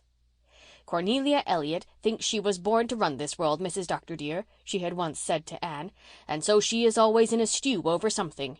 I have never thought that I was, and so I go calmly along. Not but what it has sometimes occurred to me that things might be run a little better than they are, but it is not for us poor worms to nourish such thoughts. They only make us uncomfortable and do not get us anywhere." "I don't see that anything can be done now," said Anne, pulling out a nice cushiony chair for Miss Cornelia. "But how in the world did Mr. Vickers allow that letter to be printed? Surely he should have known better." "Why, he's away, Anne dearie. He's been away to New Brunswick for a week. And that young scallywag of a Joe Vickers is editing the journal in his absence. Of course Mr. Vickers would never have put it in, even if he is a Methodist, but Joe would just think it a good joke. As you say, I don't suppose there is anything to be done now, only live it down. But if I ever get Joe Vickers cornered somewhere, I'll give him a talking to he won't forget in a hurry. I wanted Marshall to stop our subscription to the journal instantly, but he only laughed and said that today's issue was the only one that had had anything readable in it for a year. Marshall never will take anything seriously, just like a man. Fortunately, Evan Boyd is like that too. He takes it as a joke and is laughing all over the place about it. And he's another Methodist. As for Mrs. Burr of Upper Glen, of course she will be furious and they will leave the church. Not that it will be a great loss from my point of view. The Methodists are quite welcome to them."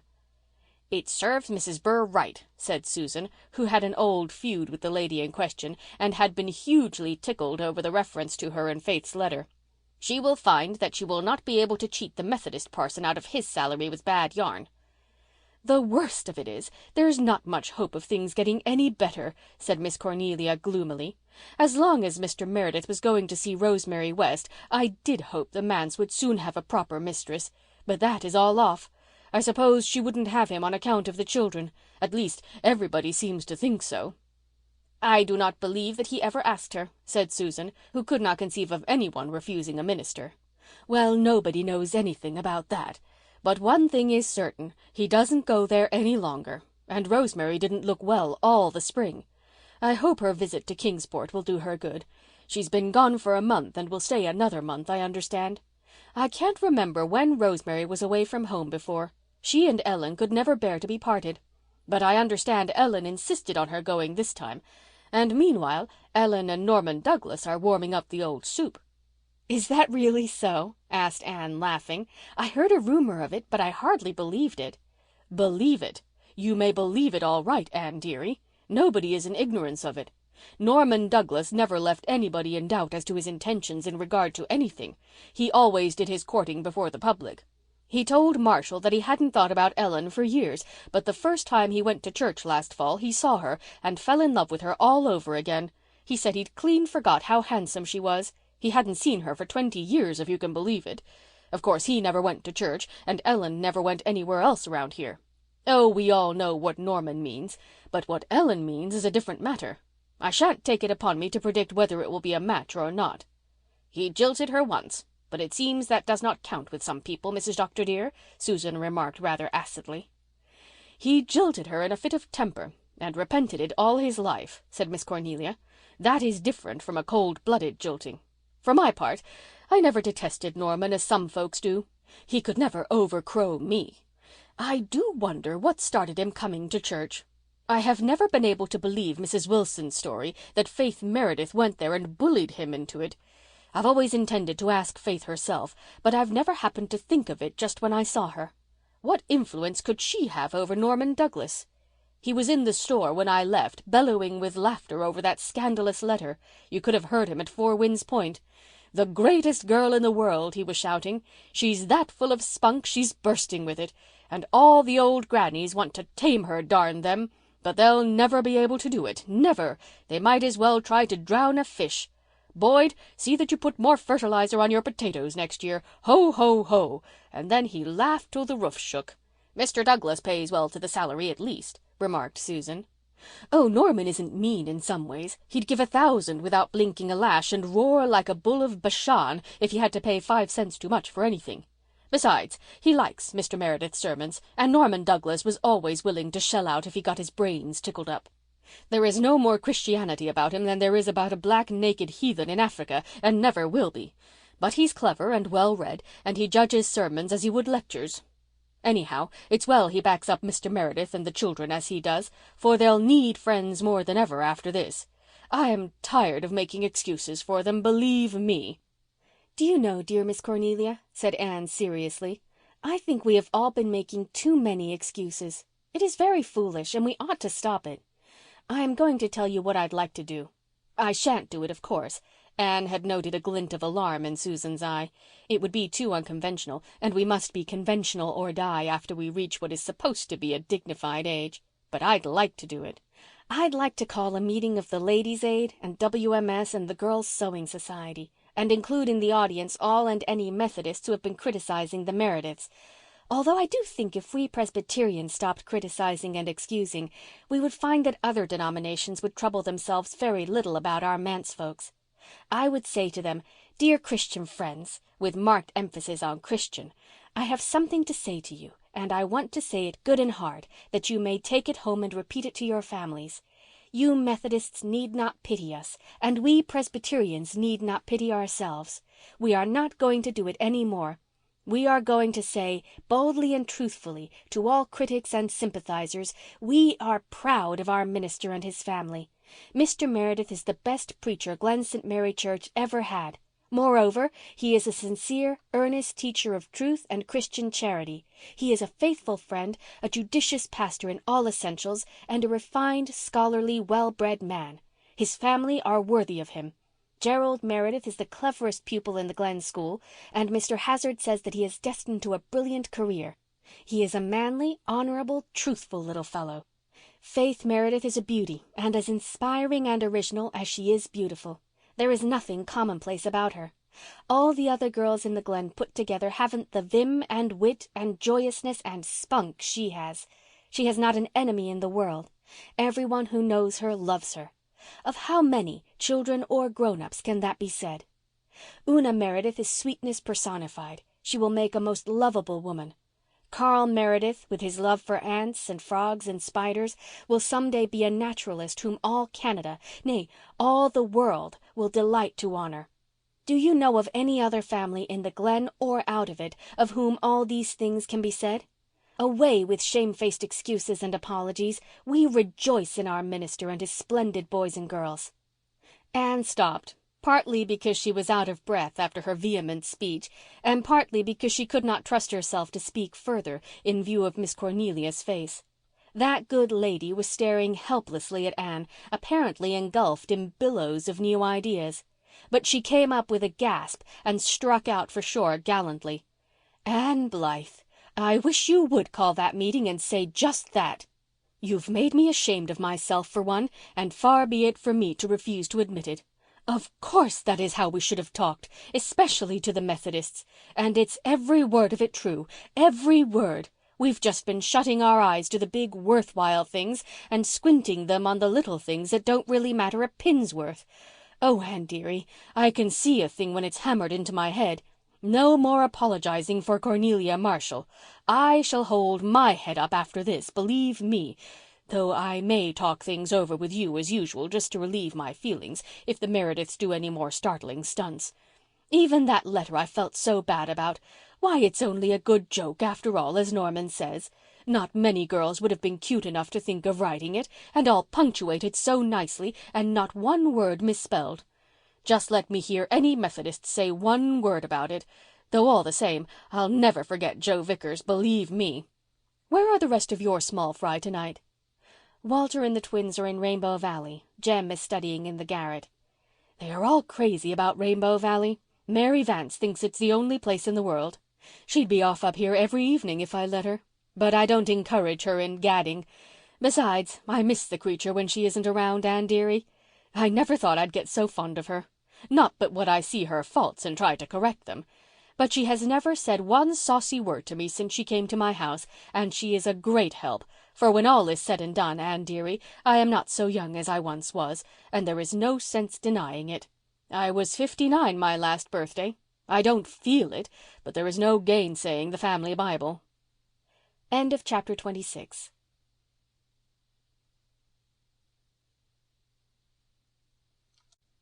Chapter 27. A Sacred Concert. In spite of Miss Cornelia's new point of view, she could not help feeling a little disturbed over the next performance of the manse children.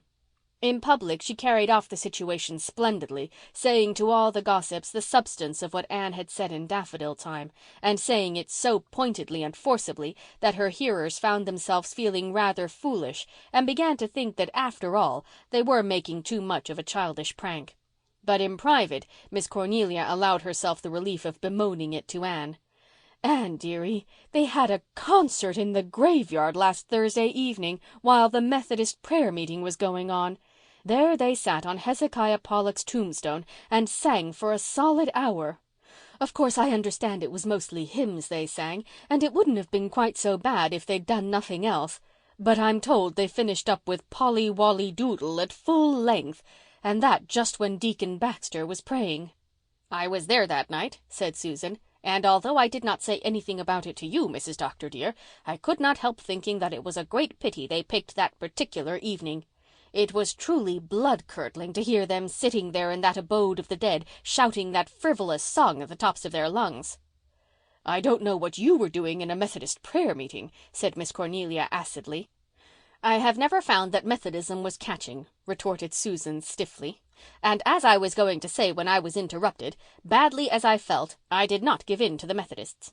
When Mrs. Deacon Baxter said, as we came out, 'What a disgraceful exhibition,' I said, looking her fairly in the eye, 'They are all beautiful singers, and none of your choir, Mrs. Baxter, ever bother themselves coming out to your prayer meeting, it seems. Their voices appear to be in tune only on Sundays.' She was quite meek, and I felt that I had snubbed her properly. But I could have done it much more thoroughly, Mrs. Dr. dear, if only they had left out Polly Wolly Doodle.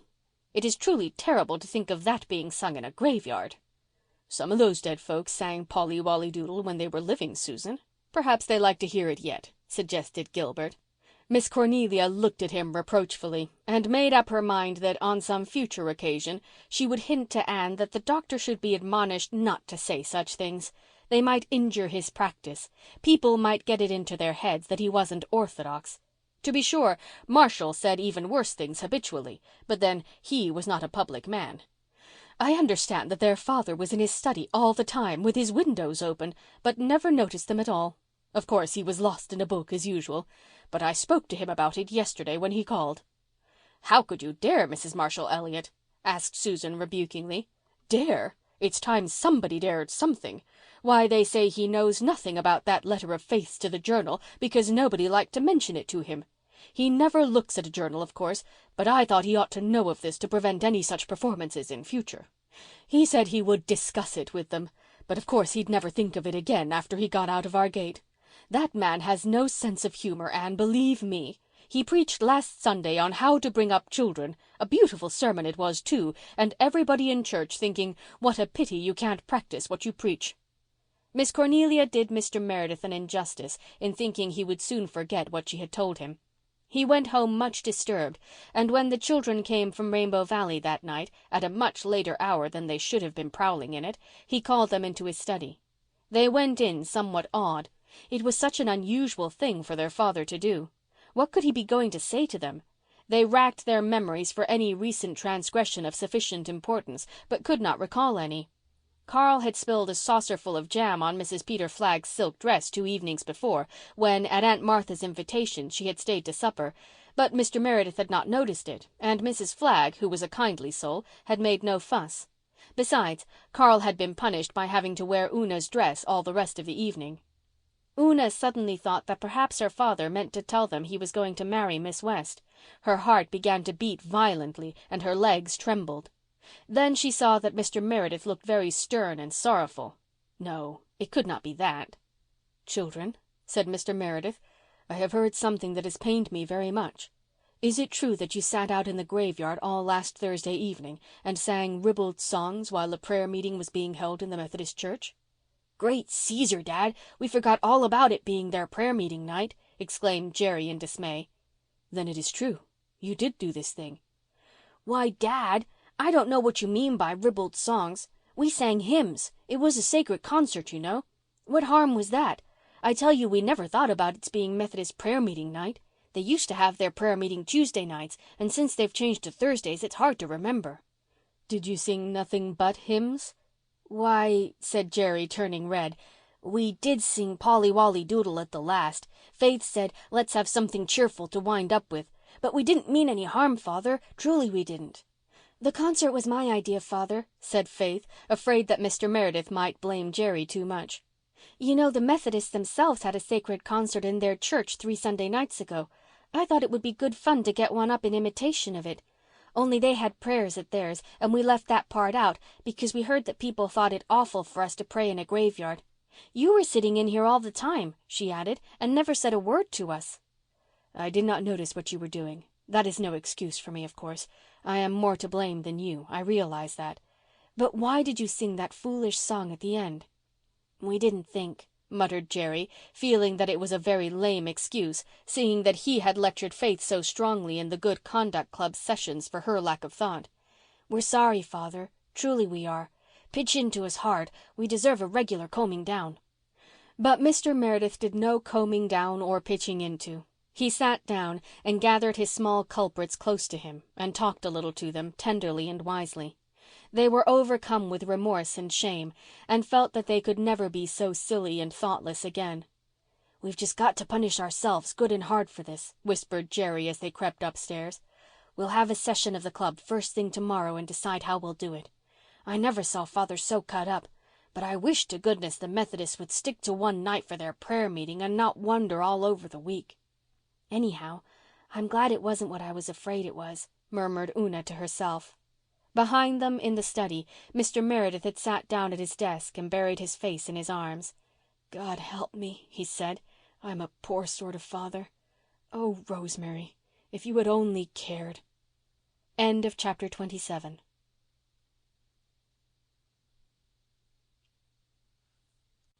Chapter 28. A Fast Day. The Good Conduct Club had a special session the next morning before school. After various suggestions, it was decided that a fast day would be an appropriate punishment. "We won't eat a single thing for a whole day," said Jerry. "I'm kind of curious to see what fasting is like anyhow. This will be a good chance to find out." "What day will we choose for it?" asked Una, who thought it would be quite an easy punishment and rather wondered that Jerry and Faith had not devised something harder. "Let's pick Monday," said Faith. "We mostly have a pretty filling dinner on Sundays, and Monday's meals never amount to much anyhow."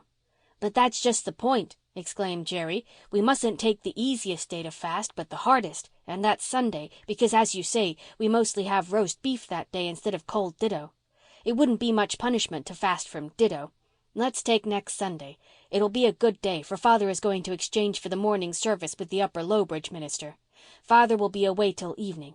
If Aunt Martha wonders what's got into us, we'll tell her right up that we're fasting for the good of our souls, and it is in the Bible, and she is not to interfere, and I guess she won't." Aunt Martha did not. She merely said in her fretful, mumbling way, "What foolishness are you young rips up to now?" and thought no more about it. Mr. Meredith had gone away early in the morning before anyone was up. He went without his breakfast too, but that was, of course, of common occurrence. Half of the time he forgot it, and there was no one to remind him of it. Breakfast, Aunt Martha's breakfast, was not a hard meal to miss. Even the hungry young rips did not feel it any great deprivation to abstain from the lumpy porridge and blue milk which had aroused the scorn of Mary Vance. But it was different at dinner time. They were furiously hungry then, and the odour of roast beef which pervaded the manse, and which was wholly delightful in spite of the fact that the roast beef was badly underdone, was almost more than they could stand. In desperation they rushed to the graveyard where they couldn't smell it. But Una could not keep her eyes from the dining-room window, through which the Upper Lowbridge minister could be seen placidly eating. "If I could only just have a weeny, teeny piece," she sighed. "Now you stop that," commanded Jerry. "Of course it's hard, but that's the punishment of it. I could eat a graven image this very minute, but am I complaining? Let's think of something else. We've just got to rise above our stomachs." At supper time they did not feel the pangs of hunger which they had suffered earlier in the day. "I suppose we're getting used to it," said Faith. "I feel an awfully queer, all gone sort of feeling, but I can't say I'm hungry." "My head is funny," said Una. "It goes round and round sometimes." But she went gamely to church with the others. If Mr. Meredith had not been so wholly wrapped up in and carried away with his subject, he might have noticed the pale little face and hollow eyes in the manse pew beneath. But he noticed nothing, and his sermon was something longer than usual.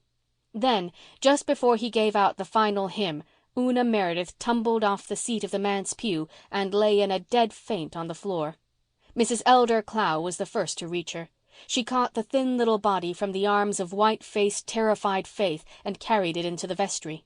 Mr. Meredith forgot the hymn and everything else and rushed madly after her. The congregation dismissed itself as best it could. "Oh, Mrs. Clow," gasped Faith, "is Una dead? Have we killed her?" "What is the matter with my child?" demanded the pale father. "She has just fainted, I think," said Mrs. Clow. "Oh, here's the doctor, thank goodness." Gilbert did not find it a very easy thing to bring Una back to consciousness. He worked over her for a long time before her eyes opened. Then he carried her over to the manse, followed by Faith sobbing hysterically in her relief. "She's just hungry, you know. She didn't eat a thing today. None of us did. We were all fasting." "Fasting?" said Mr. Meredith. "And fasting?" said the doctor. "Yes, to punish ourselves for singing Polly Wolly in the graveyard," said Faith.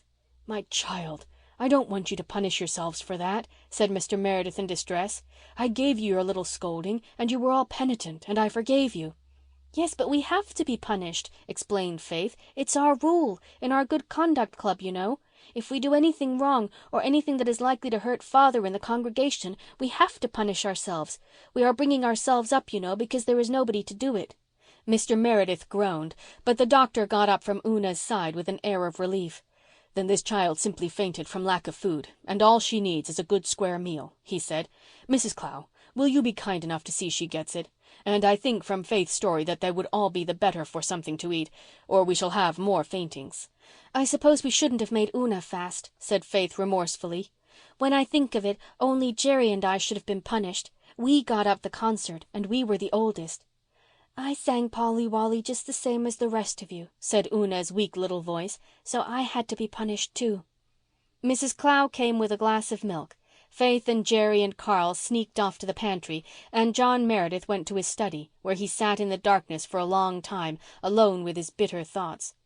So his children were bringing themselves up because there was nobody to do it, struggling along amid their little perplexities without a hand to guide or a voice to counsel.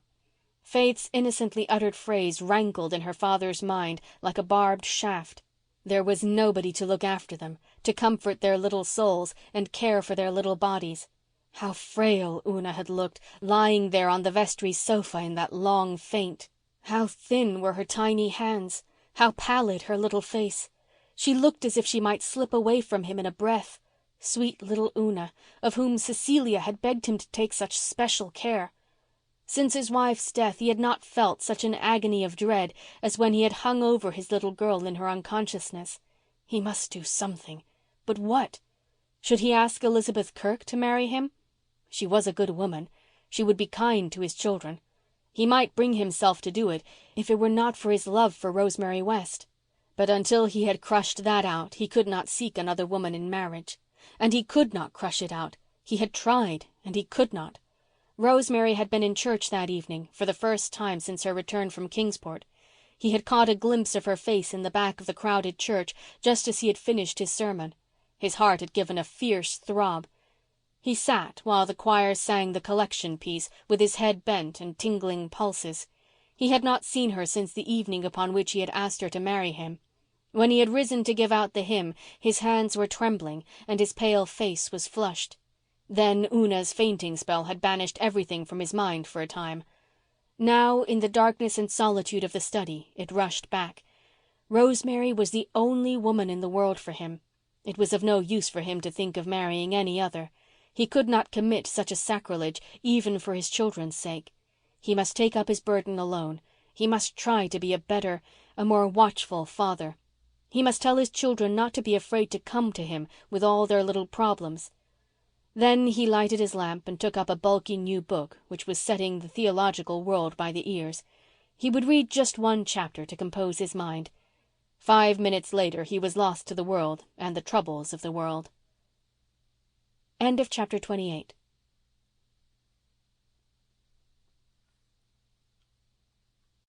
Chapter 29. A Weird Tale. On an early June evening, Rainbow Valley was an entirely delightful place, and the children felt it to be so, as they sat in the open glade where the bells rang elfishly on the tree lovers and the white lady shook her green tresses. The wind was laughing and whistling about them like a leal, glad-hearted comrade. The young ferns were spicy in the hollow. The wild cherry trees scattered over the valley among the dark firs were mistily white. The robins were whistling over in the maples behind Ingleside. Beyond, on the slopes of the glen, were blossoming orchards, sweet and mystic and wonderful, veiled in dusk. It was spring, and young things must be glad in spring. Everybody was glad in Rainbow Valley that evening, until Mary Vance froze their blood with the story of Henry Warren's ghost. Jem was not there. Jem spent his evenings now studying for his entrance examination in the Ingleside garret. Jerry was down near the pond, trouting. Walter had been reading Longfellow's sea poems to the others, and they were steeped in the beauty and mystery of the ships. Then they talked of what they would do when they were grown up, where they would travel, the far, fair shores they would see. Nan and Di meant to go to Europe. Walter longed for the Nile, moaning past its Egyptian sands, and a glimpse of the Sphinx. Faith opined rather dismally that she supposed she would have to be a missionary. Old Mrs. Taylor told her she ought to be, and then she would at least see India or China, those mysterious lands of the Orient. Carl's heart was set on African jungles. Una said nothing. She thought she would just like to stay at home. It was prettier here than anywhere else. It would be dreadful when they were all grown up and had to scatter over the world. The very idea made Una feel lonesome and homesick. But the others dreamed on delightedly until Mary Vance arrived and vanished poesy and dreams at one fell swoop. "Laws, but I'm out of puff," she exclaimed. "I've run down that hill like 60. I got an awful scare up there at the old Bailey place." "What frightened you?" asked Di. "I dunno. I was poking about under them lilacs in the old garden, trying to see if there was any lilies of the valley out yet. It was dark as a pocket there, and all at once I seen something stirring and rustling around at the other side of the garden in those cherry bushes. It was white. I tell you I didn't stop for a second look. I flew over the dike quicker than quick. I was sure it was Henry Warren's ghost." "Who was Henry Warren?" asked Di. "And why should he have a ghost?" asked Nan. "Laws, did you never hear the story? And you brought up in the Glen? Well, wait a minute till I get my breath all back and I'll tell you." Walter shivered delightsomely. He loved ghost stories. Their mystery, their dramatic climaxes, their eeriness gave him a fearful, exquisite pleasure. Longfellow instantly grew tame and commonplace. He threw the book aside and stretched himself out, propped upon his elbows to listen wholeheartedly, fixing his great luminous eyes on Mary's face. Mary wished he wouldn't look at her so. She felt that she could make a better job of the ghost story if Walter were not looking at her. She could put on several frills and invent a few artistic details to enhance the horror. As it was, she had to stick to the bare truth, or what had been told to her for the truth. "Well," she began, "you know old Tom Bailey and his wife used to live in that house up there 30 years ago. He was an awful old rip, they say, and his wife wasn't much better. They'd no children of their own, but a sister of old Tom's died and left a little boy, this Henry Warren, and they took him. He was about 12 when he came to them and kind of undersized and delicate. They say Tom and his wife used him awful from the start, whipped him and starved him. Folks said they wanted him to die so's they could get the little bit of money his mother left for him. Henry didn't die right off, but he begun having fits, epileps they called 'em, and he grew up kind of simple till he was about 18. His uncle used to thrash him in that garden up there 'cause it was back of the house where no one could see him. But folks could hear, and they say it was awful sometimes hearing poor Henry plead with his uncle not to kill him. But nobody dared interfere 'cause old Tom was such a reprobate he'd have been sure to get square with 'em some way. He burned the barns of a man at Harbour Head who offended him. At last Henry died, and his uncle and aunt gave out he died in one of his fits, and that was all anybody ever knowed. But everybody said Tom had just up and killed him for keeps at last. And it wasn't long till it got around that Henry walked. That old garden was haunted. He was heard there at nights moaning and crying. Old Tom and his wife got out, went out west, and never came back. The place got such a bad name nobody'd buy or rent it. That's why it's all gone to ruin. That was 30 years ago, but Henry Warren's ghost haunts it yet." "Do you believe that?" asked Nan scornfully. "I don't." "Well, good people have seen him and heard him," retorted Mary. "They say he appears and grovels on the ground and holds you by the legs and gibbers and moans like he did when he was alive. I thought of that as soon as I seen that white thing in the bushes and thought if it caught me like that and moaned I'd drop down dead on the spot, so I cut and run. It mightn't have been his ghost, but I wasn't going to take any chances with a haunt." "It was likely old Mrs. Stimson's white calf," laughed Di. "It pastures in that garden. I've seen it." "Maybe so, but I'm not going to go home through the Bailey garden any more. Here's Jerry with a big string of trout, and it's my turn to cook 'em. Jem and Jerry both say I'm the best cook in the Glen, and Cornelia told me I could bring up this batch of cookies. I all but dropped 'em when I saw Henry's ghost." Jerry hooted when he heard the ghost story, which Mary repeated as she fried the fish, touching it up a trifle or so since Walter had gone to help Faith to set the table. It made no impression on Jerry, but Faith and Una and Carl had been secretly much frightened, though they would never have given in to it. It was all right as long as the others were with them in the valley, but when the feast was over and the shadows fell, they quaked with remembrance. Jerry went up to Ingleside with the Blythes to see Jem about something, and Mary Vance went around that way home. So Faith and Una and Carl had to go back to the manse alone. They walked very close together and gave the old Bailey garden a wide berth. They did not believe that it was haunted, of course, but they would not go near it for all that. End of chapter 29.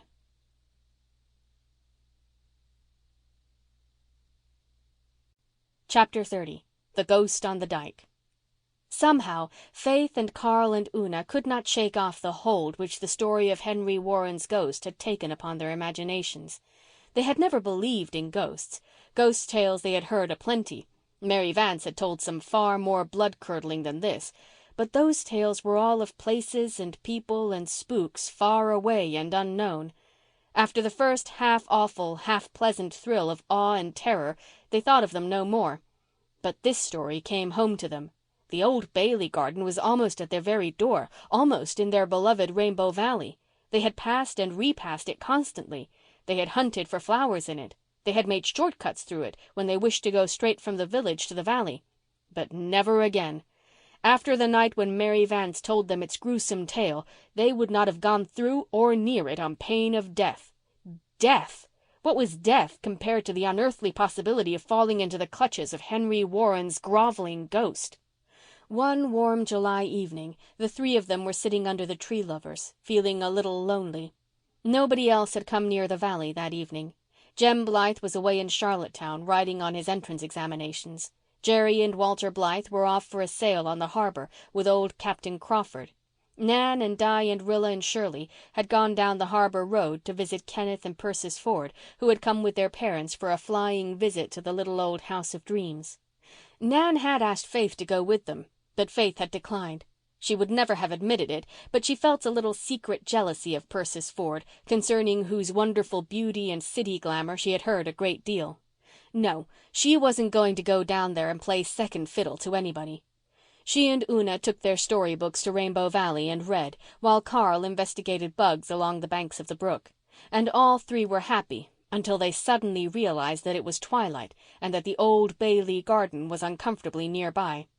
Carl came and sat down close to the girls. They all wished they had gone home a little sooner, but nobody said anything. Great velvety purple clouds heaped up in the west and spread over the valley. There was no wind, and everything was suddenly strangely, dreadfully still. The marsh was full of thousands of fireflies. Surely some fairy parliament was being convened that night. Altogether, Rainbow Valley was not a canny place just then. Faith looked fearfully up the valley to the old Bailey garden. Then, if anybody's blood ever did freeze, Faith Meredith certainly froze at that moment. The eyes of Carl and Una followed her entranced gaze, and chills began galloping up and down their spines also. For there, under the big tamarack tree on the tumble-down, grass-grown dyke of the Bailey garden, was something white, shapelessly white in the gathering gloom. The three Merediths sat and gazed as if turned to stone. It's the calf," whispered Una at last. "It's too big for the calf," whispered Faith. Her mouth and lips were so dry she could hardly articulate the words. Suddenly Carl gasped.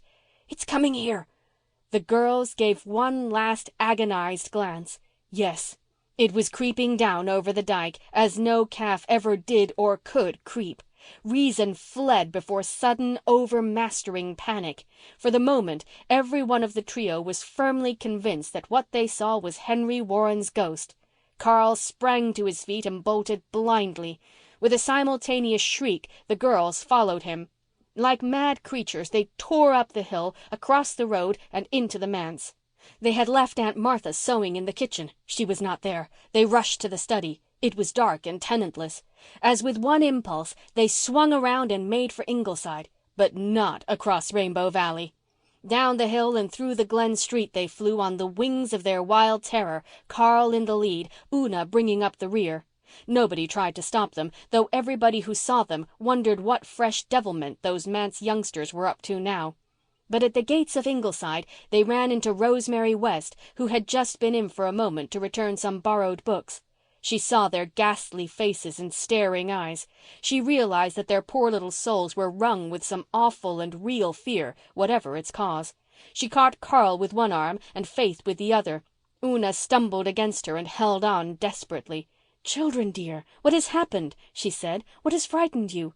"Henry Warren's ghost," answered Carl through his chattering teeth. "Henry Warren's ghost?" said amazed Rosemary, who had never heard the story. "Yes," sobbed Faith hysterically. "It's there on the Bailey dyke. We saw it and it started to chase us." Rosemary herded the three distracted creatures to the Ingleside veranda. Gilbert and Anne were both away, having also gone to the House of Dreams, but Susan appeared in the doorway, gaunt and practical and unghostlike. "What is all this rumpus about?" she inquired. Again the children gasped out their awful tale, while Rosemary held them close to her and soothed them with wordless comfort. "Likely it was an owl," said Susan, unstirred. An owl! The Meredith children never had any opinion of Susan's intelligence after that. "It was bigger than 1,000,000 owls," said Carl, sobbing. Oh, how ashamed Carl was of that sobbing in after days. "And it groveled, just as Mary said, and it was crawling down over the dyke to get at us. Do owls crawl?" Rosemary looked at Susan. "They must have seen something to frighten them so," she said. "I will go and see," said Susan coolly. "Now, children, calm yourselves. Whatever you have seen, it was not a ghost. As for poor Henry Warren, I feel sure he would be only too glad to rest quietly in his peaceful grave once he got there. No fear of him venturing back, and that you may tie to. If you can make them see reason, Miss West, I will find out the truth of the matter." Susan departed for Rainbow Valley, valiantly grasping a pitchfork which she found leaning against the back fence, where the doctor had been working in his little hayfield. A pitchfork might not be much use against haunts, but it was a comforting sort of weapon. There was nothing to be seen in Rainbow Valley when Susan reached it. No white visitants appeared to be lurking in the shadowy, tangled old Bailey garden. Susan marched boldly through it and beyond it and rapped with her pitchfork on the door of the little cottage on the other side, where Mrs. Stimson lived with her 2 daughters. Back at Ingleside, Rosemary had succeeded in calming the children. They still sobbed a little from shock, but they were beginning to feel a lurking and salutary suspicion that they had made dreadful geese of themselves. This suspicion became a certainty when Susan finally returned.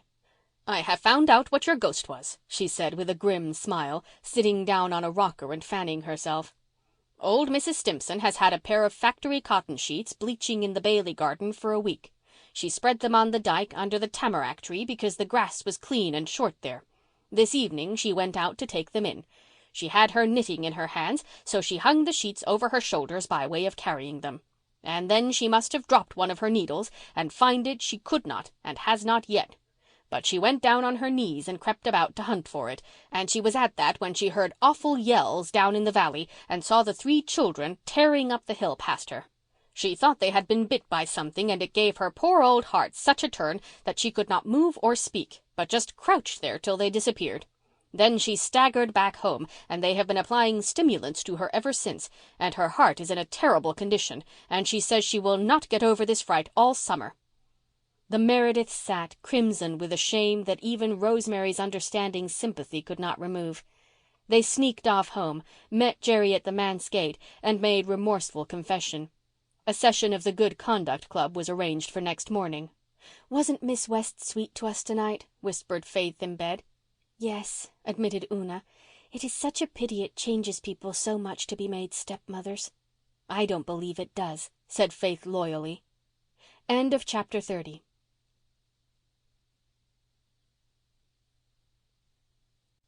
Chapter 31.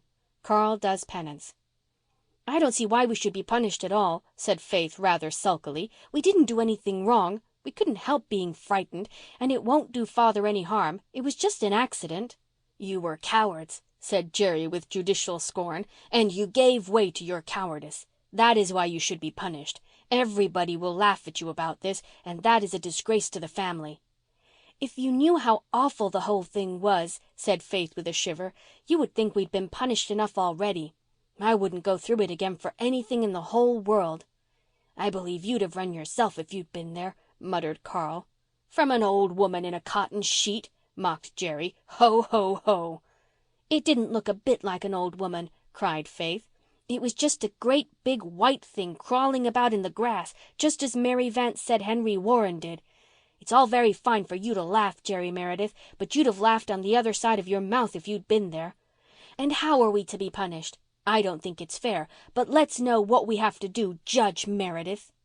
"The way I look at it," said Jerry, frowning, "is that Carl was the most to blame. He bolted first, as I understand it. Besides, he was a boy, so he should have stood his ground to protect you girls, whatever the danger was. You know that, Carl, don't you?"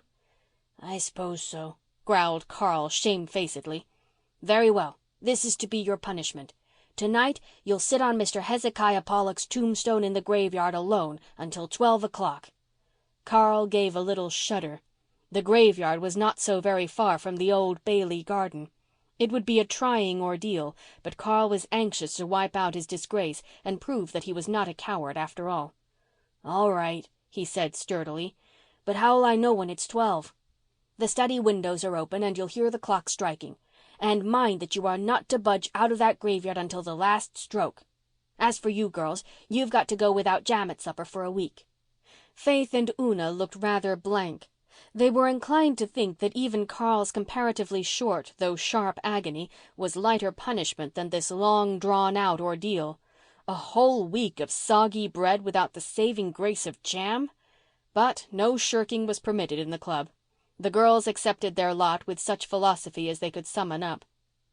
That night they all went to bed at 9, except Carl, who was already keeping vigil on the tombstone. Una slipped in to bid him good night. Her tender heart was wrung with sympathy. "Oh, Carl, are you much scared?" she whispered. "Not a bit," said Carl airily. "I won't sleep a wink till after 12, said Una. "If you get lonesome, just look up at our window and remember that I'm inside awake and thinking about you. That will be a little company, won't it?" "I'll be all right. Don't you worry about me," said Carl. But in spite of his dauntless words, Carl was a pretty lonely boy when the lights went out in the manse. He had hoped his father would be in the study, as he so often was. He would not feel alone then. But that night Mr. Meredith had been summoned to the fishing village at the harbour mouth to see a dying man. He would not likely be back until after midnight. Carl must dree his weird alone. A Glen man went past carrying a lantern. The mysterious shadows caused by the lantern light went hurtling madly over the graveyard like a dance of demons or witches. Then they passed and darkness fell again. One by one the lights in the Glen went out. It was a very dark night with a cloudy sky and a raw east wind that was cold in spite of the calendar. Far away on the horizon was the low, dim luster of the Charlottetown lights. The wind wailed and sighed in the old fir trees. Mr. Alec Davis's tall monument gleamed whitely through the gloom. The willow beside it tossed long, writhing arms spectrally. At times the gyrations of its boughs made it seem as if the monument were moving too. Carl curled himself up on the tombstone with his legs tucked under him. It wasn't precisely pleasant to hang them over the edge of the stone. Just suppose bony hands should reach up out of Mr. Pollock's grave under it and clutch him by the ankles. That had been one of Mary Vance's cheerful speculations one time when they had all been sitting there. It returned to haunt Carl now. He didn't believe those things. He didn't even really believe in Henry Warren's ghost. As for Mr. Pollock, he had been dead 60 years, so it wasn't likely he cared who sat on his tombstone now. But there is something very strange and terrible in being awake when all the rest of the world is asleep. You are alone then, with nothing but your own feeble personality to pit against the mighty principalities and powers of darkness. Carl was only 10, and the dead were all around him, and he wished, oh, he wished, that the clock would strike 12. Would it never strike 12? Surely Aunt Martha must have forgotten to wind it. And then it struck 11. Only 11! He must stay yet another hour in that grim place. If only there were a few friendly stars to be seen. The darkness was so thick it seemed to press against his face. There was a sound as of stealthy passing footsteps all over the graveyard. Carl shivered, partly with prickling terror, partly with real cold. Then it began to rain, a chill, penetrating drizzle. Carl's thin little cotton blouse and shirt were soon wet through. He felt chilled to the bone. He forgot mental terrors in his physical discomfort. But he must stay there till 12. He was punishing himself, and he was on his honor. Nothing had been said about rain, but it did not make any difference.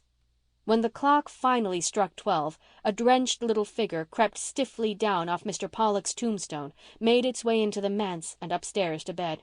Carl's teeth were chattering. He thought he would never get warm again. He was warm enough when morning came. Jerry gave one startled look at his crimson face and then rushed to call his father. Mr. Meredith came hurriedly, his own face ivory white from the pallor of his long night vigil by a deathbed. He had not got home until daylight. He bent over his little lad anxiously. "Carl, are you sick?" he said. "That tombstone over there," said Carl. "It's moving about. It's coming at me. Keep it away, please." Mr. Meredith rushed to the telephone. In 10 minutes Dr. Blythe was at the manse. Half an hour later a wire was sent to town for a trained nurse. And all the Glen knew that Carl Meredith was very ill with pneumonia and that Dr. Blythe had been seen to shake his head. Gilbert shook his head more than once in the fortnight that followed. Carl developed double pneumonia. There was one night when Mr. Meredith paced his study floor and Faith and Una huddled in their bedroom and cried, and Jerry, wild with remorse, refused to budge from the floor of the hall outside Carl's door. Dr. Blythe and the nurse never left the bedside. They fought death gallantly until the red dawn, and they won the victory. Carl rallied and passed the crisis in safety. The news was phoned about the waiting Glen, and people found out how much they really loved their minister and his children. "I haven't had one decent night's sleep since I heard the child was sick," Miss Cornelia told Anne.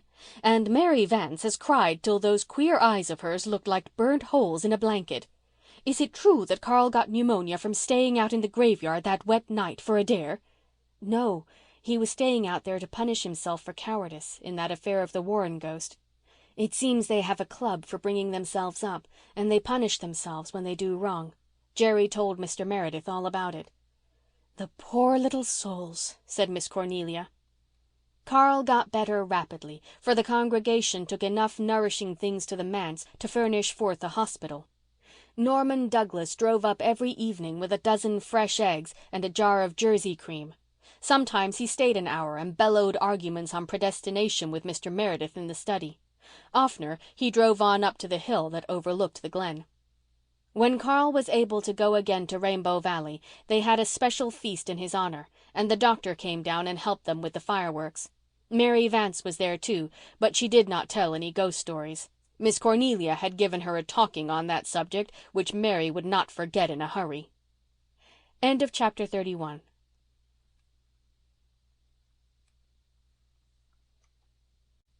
Chapter 32. Two Stubborn People. Rosemary West, on her way home from a music lesson at Ingleside, turned aside to the hidden spring in Rainbow Valley. She had not been there all summer. The beautiful little spot had no longer any allurement for her. The spirit of her young lover never came to the tryst now, and the memories connected with John Meredith were too painful and poignant. But she had happened to glance backward up the valley and had seen Norman Douglas vaulting as airily as a stripling over the old stone dike in the Bailey garden, and thought he was on his way up the hill. If he overtook her she would have to walk home with him, and she was not going to do that. So she slipped at once behind the maples of the spring, hoping he had not seen her and would pass on. But Norman had seen her, and what was more, was in pursuit of her. He had been wanting for some time to have a talk with Rosemary, but she had always, so it seemed, avoided him. Rosemary had never, at any time, liked Norman Douglas very well. His bluster, his temper, his noisy hilarity had always antagonized her. Long ago she had often wondered how Ellen could possibly be attracted to him. Norman Douglas was perfectly aware of her dislike, and he chuckled over it. It never worried Norman if people did not like him. It did not even make him dislike them in return, for he took it as a kind of extorted compliment. He thought Rosemary a fine girl, and he meant to be an excellent, generous brother-in-law to her. But before he could be her brother-in-law, he had to have a talk with her. So having seen her leaving Ingleside as he stood in the doorway of a Glen store, he had straightway plunged into the valley to overtake her. Rosemary was sitting pensively on the maple seat where John Meredith had been sitting on that evening nearly a year ago. The tiny spring shimmered and dimpled under its fringe of ferns. Ruby red gleams of sunset fell through the arching boughs. A tall clump of perfect asters grew at her side. The little spot was as dreamy and witching and evasive as any retreat of fairies and dryads in ancient forests. Into it Norman Douglas bounced, scattering and annihilating its charm in a moment. His personality seemed to swallow the place up. There was simply nothing there but Norman Douglas, big, red-bearded, complacent. "Good evening," said Rosemary coldly, standing up. "Evening, girl. Sit down again, sit down again. I want to have a talk with you. Bless the girl, what's she looking at me like that for? I don't want to eat you. I've had my supper. Sit down and be civil." "I can hear what you have to say quite as well here," said Rosemary. "So you can, girl, if you use your ears. I only wanted you to be comfortable. You look so derned uncomfortable standing there. Well, I'll sit anyway." Norman accordingly sat down in the very place John Meredith had once sat. The contrast was so ludicrous that Rosemary was afraid she would go off into a peal of hysterical laughter over it. Norman cast his hat aside, placed his huge red hands on his knees, and looked up at her with eyes a-twinkle. "Come, girl, don't be so stiff," he said ingratiatingly. When he liked, he could be very ingratiating. "Let's have a reasonable, sensible, friendly chat. There's something I want to ask you. Ellen says she won't, so it's up to me to do it." Rosemary looked down at the spring, which seemed to have shrunk to the size of a dewdrop. Norman gazed at her in despair. "Darn it all, you might help a fellow out a bit," he burst forth. "What is it you want me to help you say?" asked Rosemary scornfully. "You know as well as I do, girl. Don't be putting on your tragedy airs. No wonder Ellen was scared to ask you. Look here, girl. Ellen and I want to marry each other. That's plain English, isn't it? Got that? And Ellen says she can't unless you give her back some tomfool promise she made. Come now, will you do it? Will you do it?" "Yes," said Rosemary. Norman bounced up and seized her reluctant hand. "Good. I knew you would. I told Ellen you would. I knew it would only take a minute. Now, girl, you go home and tell Ellen, and we'll have a wedding in a fortnight, and you'll come and live with us. We shan't leave you to roost on that hilltop like a lonely crow, don't you worry. I know you hate me, but Lord, it'll be great fun living with someone that hates me. Life'll have some spice in it after this. Ellen will roast me and you'll freeze me. I won't have a dull moment." Rosemary did not condescend to tell him that nothing would ever induce her to live in his house. She let him go striding back to the glen, oozing delight and complacency, and she walked slowly up the hill home. She had known this was coming ever since she had returned from Kingsport and found Norman Douglas established as a frequent evening caller. His name was never mentioned between her and Ellen, but the very avoidance of it was significant. It was not in Rosemary's nature to feel bitter, or she would have felt very bitter. She was coldly civil to Norman, and she made no difference in any way with Ellen. But Ellen had not found much comfort in her second courtship. She was in the garden, attended by St. George, when Rosemary came home. The two sisters met in the dahlia walk. St. George sat down on the gravel walk between them and folded his glossy black tail gracefully around his white paws with all the indifference of a well-fed, well-bred, well-groomed cat. "Did you ever see such dahlias?" demanded Ellen proudly. "They are just the finest we've ever had." Rosemary had never cared for dahlias. Their presence in the garden was her concession to Ellen's taste. She noticed one huge mottled one of crimson and yellow that lorded it over all the others. "That dahlia," she said, pointing to it, "is exactly like Norman Douglas. It might easily be his twin brother."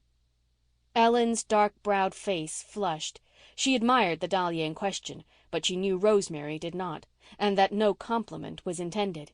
But she dared not resent Rosemary's speech. Poor Ellen dared not resent anything just then. And it was the first time Rosemary had ever mentioned Norman's name to her.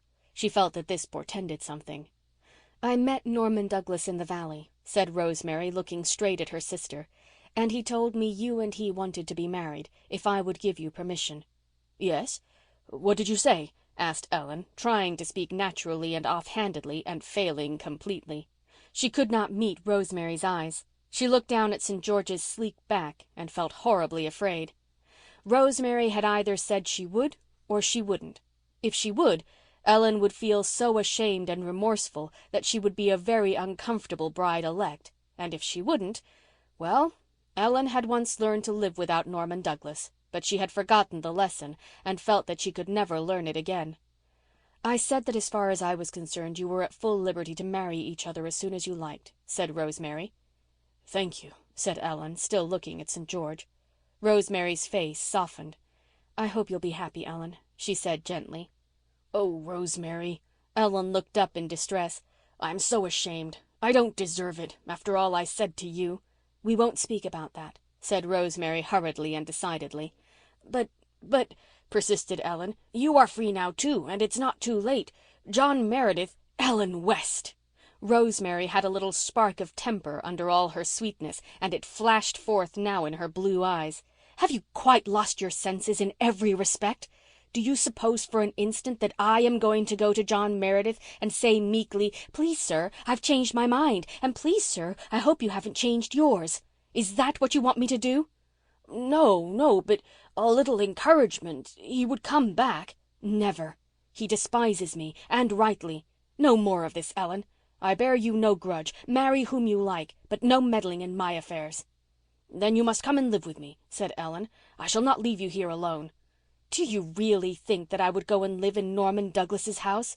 "Why not?" cried Ellen, half angrily, despite her humiliation. Rosemary began to laugh. "Ellen, I thought you had a sense of humor. Can you see me doing it?" "I don't see why you wouldn't. His house is big enough. You'd have your share of it to yourself. He wouldn't interfere." "Ellen, the thing is not to be thought of. Don't bring this up again." "Then," said Ellen coldly and determinedly, "I shall not marry him. I shall not leave you here alone.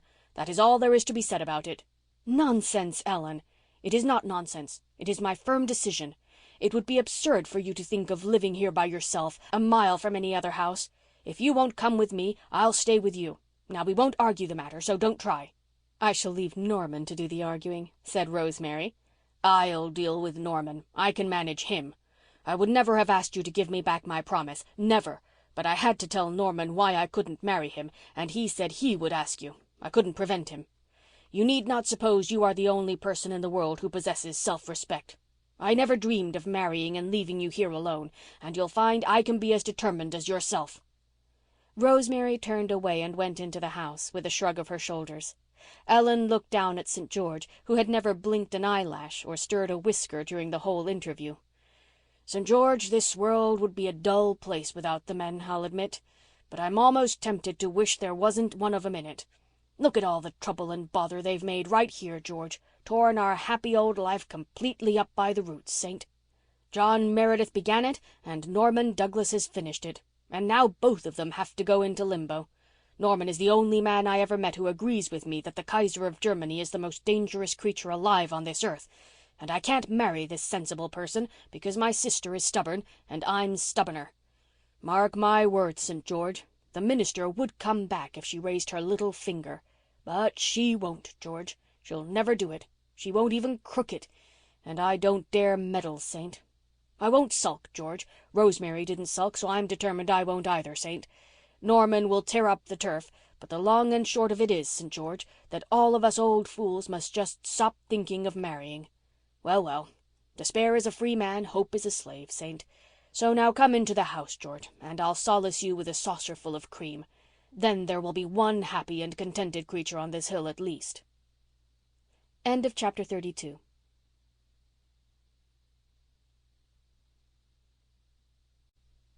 Chapter 33. Carl is not whipped. "There is something I think I ought to tell you," said Mary Vance mysteriously. She and Faith and Una were walking arm in arm through the village, having foregathered at Mr. Flagg's store. Una and Faith exchanged looks which said, "Now something disagreeable is coming." When Mary Vance thought she ought to tell them things, there was seldom much pleasure in the hearing. They often wondered why they kept on liking Mary Vance, for like her they did, in spite of everything. To be sure, she was generally a stimulating and agreeable companion. If only she would not have those convictions that it was her duty to tell them things. "Do you know that Rosemary West won't marry your pa because she thinks you are such a wild lot? She's afraid she couldn't bring you up right, and so she turned him down." Una's heart thrilled with secret exultation. She was very glad to hear that Miss West would not marry her father. But Faith was rather disappointed. "How do you know?" she asked. "Oh, everybody's saying it. I heard Mrs. Elliott talking it over with Mrs. Doctor. They thought I was too far away to hear, but I've got ears like a cat's. Mrs. Elliott said she hadn't a doubt that Rosemary was afraid to try stepmothering you because you'd got such a reputation. Your pa never goes up the hill now, neither does Norman Douglas.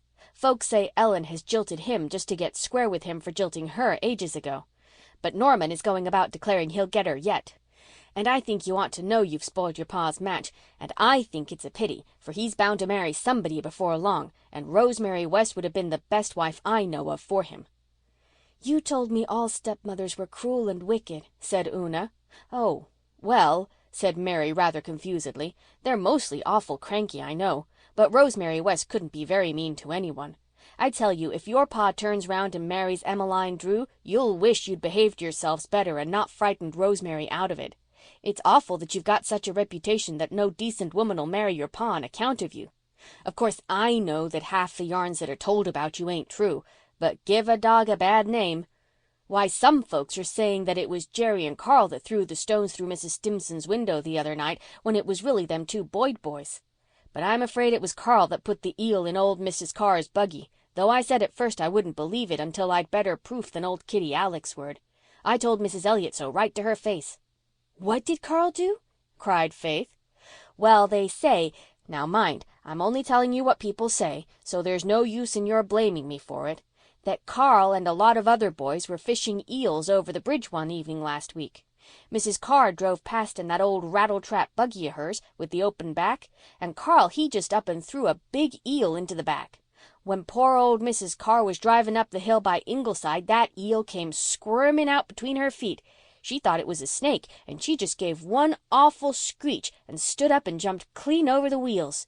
The horse bolted, but it went home and no damage was done. But Mrs. Carr jarred her legs most terrible and has had nervous spasms ever since whenever she thinks of the eel. Say, it was a rotten trick to play on the poor old soul. She's a decent body, if she is as queer as Dick's hat band. Faith and Una looked at each other again. This was a matter for the Good Conduct Club. They would not talk it over with Mary. "There goes your pa," said Mary, as Mr. Meredith passed them, "and never seeing us no more'n if we weren't there. Well, I'm getting so as I don't mind it, but there are folks who do." Mr. Meredith had not seen them, but he was not walking along in his usual dreamy and abstracted fashion. He strode up the hill in agitation and distress. Mrs. Alec Davis had just told him the story of Carl and the eel. She had been very indignant about it. Old Mrs. Carr was her third cousin. Mr. Meredith was more than indignant. He was hurt and shocked. He had not thought Carl would do anything like this. He was not inclined to be hard on pranks of heedlessness or forgetfulness, but this was different. This had a nasty tang in it. When he reached home he found Carl on the lawn, patiently studying the habits and customs of a colony of wasps. Calling him into the study, Mr. Meredith confronted him with a sterner face than any of his children had ever seen before, and asked him if the story were true. "Yes," said Carl, flushing, but meeting his father's eyes bravely. Mr. Meredith groaned. He had hoped that there had been at least exaggeration. "Tell me the whole matter," he said. "The boys were fishing for eels over the bridge," said Carl. "Link Drew had caught a whopper, an awful big one, the biggest eel I ever saw. He caught it right at the start and had been lying in his basket a long time, still as still. I thought it was dead, honest I did. Then old Mrs. Carr drove over the bridge and she called us all young varmints and told us to go home. And we hadn't said a word to her father, truly. So when she drove back again after going to the store, the boys dared me to put Link's eel in her buggy. I thought it was so dead it couldn't hurt her and I threw it in. Then the eel came to life on the hill and we heard her scream and saw her jump out. I was awful sorry. That's all, Father." It was not quite as bad as Mr. Meredith had feared, but it was quite bad enough. "I must punish you, Carl," he said sorrowfully. "Yes, I know, Father. I must whip you." Carl winced. He had never been whipped. Then, seeing how badly his father felt, he said cheerfully, "All right, Father." Mr. Meredith misunderstood his cheerfulness and thought him insensible. He told Carl to come to the study after supper, and when the boy had gone out, he flung himself into his chair and groaned again. He dreaded the evening sevenfold more than Carl did. The poor minister did not even know what he should whip his boy with. What was used to whip boys? Rods? Canes? No, that would be too brutal. A timber switch, then? And he, John Meredith, must hie him to the woods and cut one. It was an abominable thought. Then a picture presented itself unbidden to his mind. He saw Mrs. Carr's wizened, nutcracker little face at the appearance of that reviving eel. He saw her sailing witch-like over the buggy wheels. Before he could prevent himself, the minister laughed. Then he was angry with himself, and angrier still with Carl. He would get that switch at once, and it must not be too limber after all. Carl was talking the matter over in the graveyard with Faith and Una, who had just come home. They were horrified at the idea of his being whipped, and by Father, who had never done such a thing. But they agreed soberly that it was just. "You know it was a dreadful thing to do," sighed Faith, "and you never owned up in the club." "I forgot," said Carl. "Besides, I didn't think any harm came of it. I didn't know she jarred her legs. But I'm to be whipped, and that will make things square." "Will it hurt very much?" said Una, slipping her hand into Carl's. "Oh, not so much, I guess," said Carl gamely. "Anyhow, I'm not going to cry, no matter how much it hurts. It would make Father feel so bad if I did. He's all cut up now. I wish I could whip myself hard enough and save him doing it."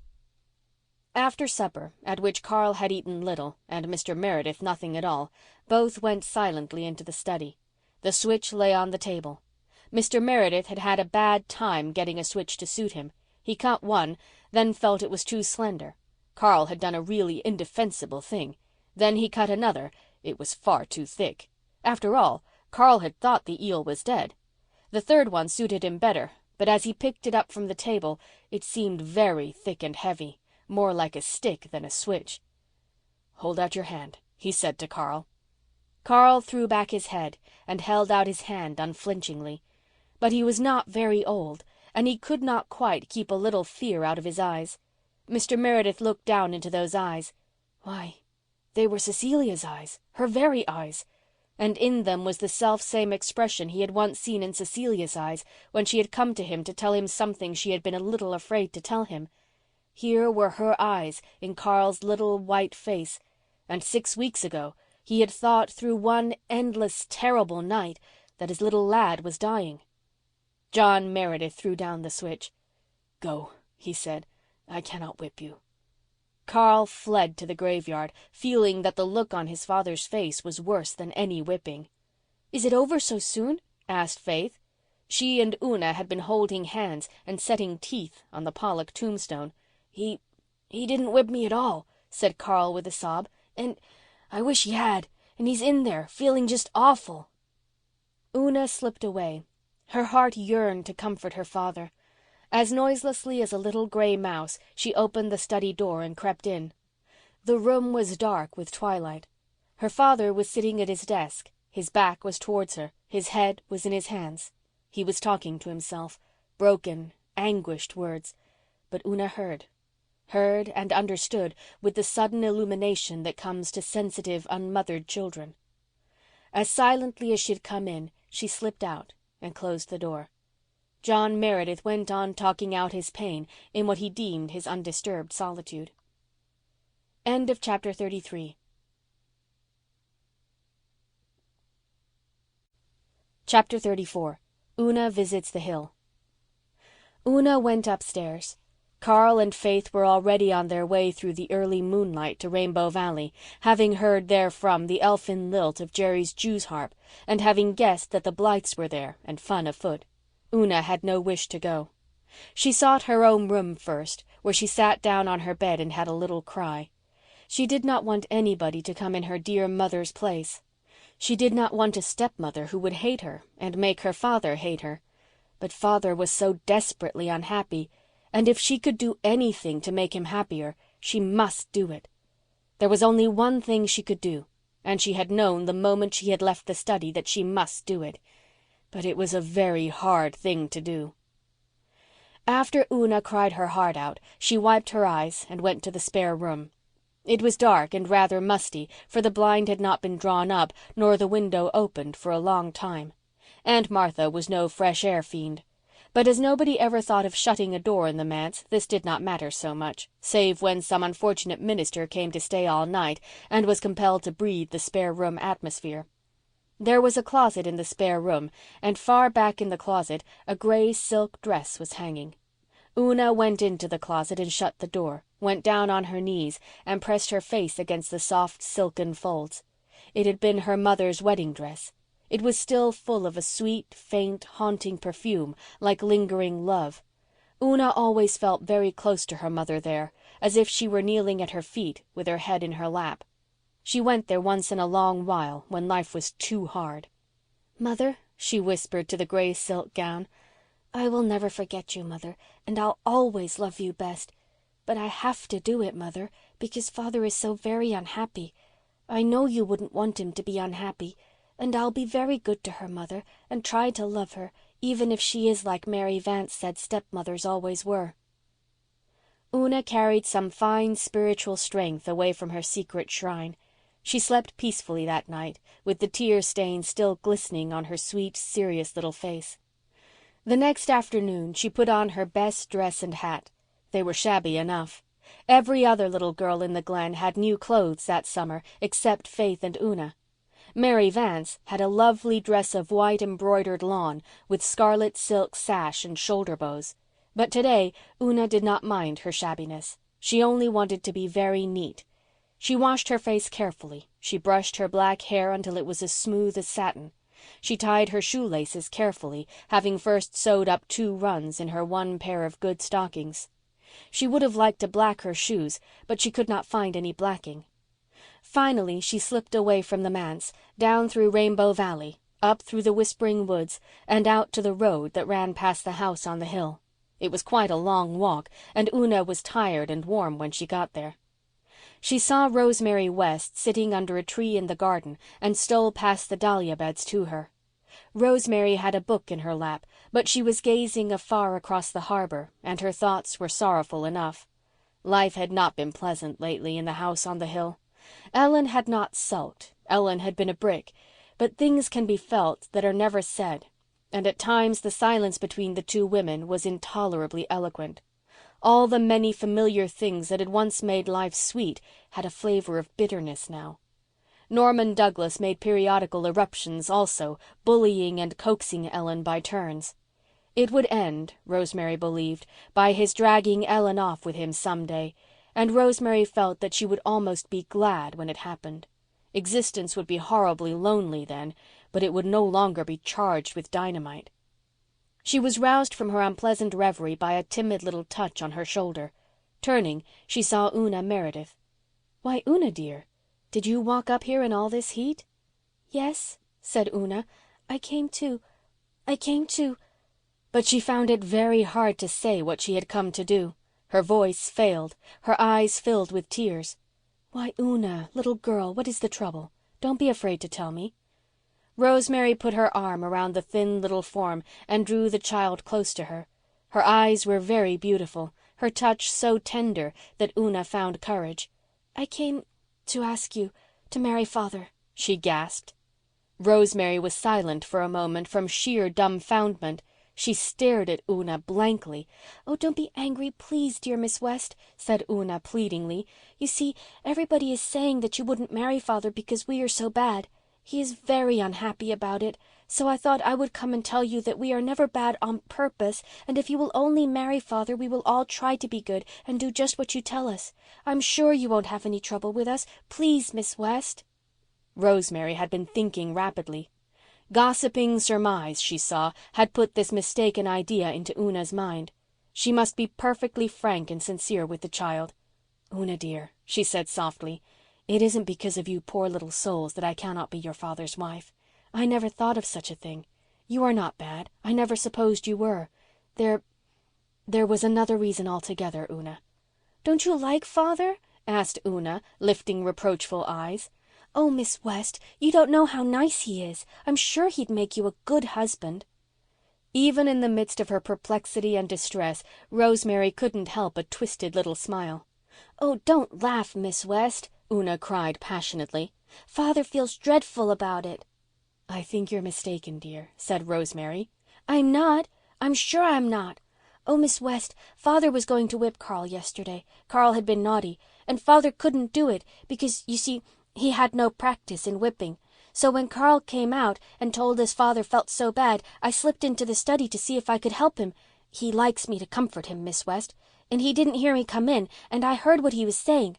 I'll tell you, Miss West, if you'll let me whisper it in your ear." Una whispered earnestly. Rosemary's face turned crimson. So John Meredith still cared. He hadn't changed his mind. And he must care intensely if he had said that. Care more than she had ever supposed he did. She sat still for a moment, stroking Una's hair. Then she said, "Will you take a little letter from me to your father, Una?" "Oh, are you going to marry him, Miss West?" asked Una eagerly. "Perhaps, if he really wants me to," said Rosemary, blushing again. I'm glad, said Una bravely. Then she looked up with quivering lips. "Oh, Miss West, you won't turn father against us. You won't make him hate us, will you?" she said beseechingly. Rosemary stared again. "Una Meredith, do you think I would do such a thing? Whatever put such an idea into your head?" "Mary Vance said stepmothers were all like that, and that they all hated their stepchildren and made their father hate them. She said they just couldn't help it. Just being stepmothers made them like that." "You poor child. And yet you came up here and asked me to marry your father because you wanted to make him happy. You're a darling, a heroine. As Ellen would say, you're a brick. Now listen to me very closely, dearest. Mary Vance is a silly little girl who doesn't know very much, and she is dreadfully mistaken about some things. I would never dream of trying to turn your father against you. I would love you all dearly. I don't want to take your own mother's place. She must always have that in your hearts. But neither have I any intention of being a stepmother. I want to be your friend and helper and chum. Don't you think that would be nice, Una? If you and Faith and Carl and Jerry could just think of me as a good, jolly chum, a big older sister? Oh, it would be lovely, cried Una with a transfigured face. She flung her arms impulsively around Rosemary's neck. She was so happy that she felt as if she could fly on wings. Do Faith and the boys have the same idea you had about stepmothers? No, Faith never believed Mary Vance. I was dreadfully foolish to believe her either. Faith loves you already. She has loved you ever since poor Adam was eaten. And Jerry and Carl will think it is jolly. Oh, Miss West, when you come to live with us, could you teach me to cook a little and sew and do things? I don't know anything. I won't be much trouble. I'll try to learn fast. Darling, I'll teach you and help you all I can. Now, you won't say a word to anybody about this, will you? Not even to Faith, until your father himself tells you may? And you'll stay and have tea with me. Oh, thank you, but I think I'd rather go right back and take the letter to Father, faltered Una. You see, he'll be glad that much sooner, Miss West. I see, said Rosemary. She went to the house, wrote a note, and gave it to Una. When that small damsel had run off, a palpitating bundle of happiness, Rosemary went to Ellen, who was shelling peas on the back porch. Ellen, she said, Una Meredith has just been here to ask me to marry her father. Ellen looked up and read her sister's face. Are you going to? She said. It's quite likely. Ellen went on shelling peas for a few minutes. Then she suddenly put her hands up to her own face. There were tears in her black-browed eyes. I hope we'll all be happy, she said, between a sob and a laugh. Down at the manse, Una Meredith, warm, rosy, triumphant, marched boldly into her father's study and laid a letter on the desk before him. His pale face flushed as he saw the clear, fine handwriting he knew so well. He opened the letter. It was very short, but he shed 20 years as he read it. Rosemary asked him if he could meet her that evening at sunset by the spring in Rainbow Valley. End of chapter 34.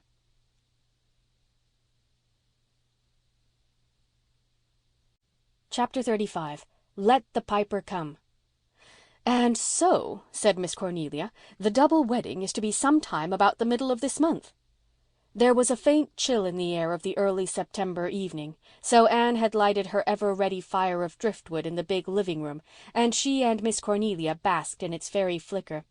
It is so delightful, especially in regard to Mr. Meredith and Rosemary, said Anne. I'm as happy in the thought of it as I was when I was getting married myself. I felt exactly like a bride again last evening when I was up on the hill seeing Rosemary's trousseau. They tell me her things are fine enough for a princess, said Susan from a shadowy corner where she was cuddling her brown boy. I have been invited up to see them also, and I intend to go some evening. I understand that Rosemary is to wear white silk and a veil, but Ellen is to be married in navy blue. I have no doubt, Mrs. Dr. dear, that is very sensible of her, but for my own part I have always felt that if I were ever married I would prefer the white and the veil, as being more bride-like.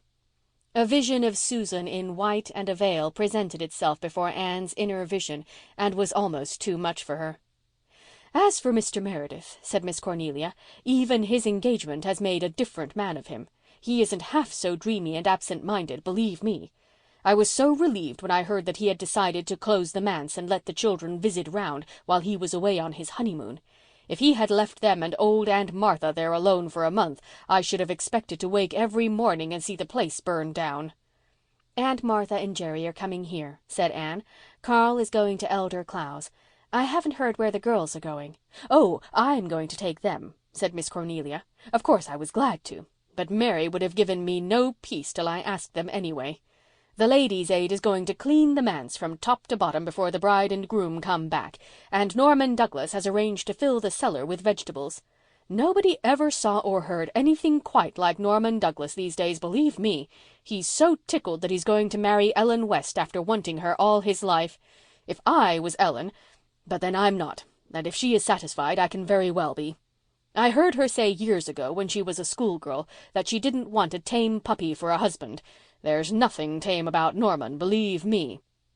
The sun was setting over Rainbow Valley. The pond was wearing a beautiful tissue of purple and gold and green and crimson. A faint blue haze rested on the eastern hill, over which a great pale round moon was just floating up like a silver bubble. They were all there, squatted in the little open glade, Faith and Una, Jerry and Carl, Jem and Walter, Nan and Di, and Mary Vance.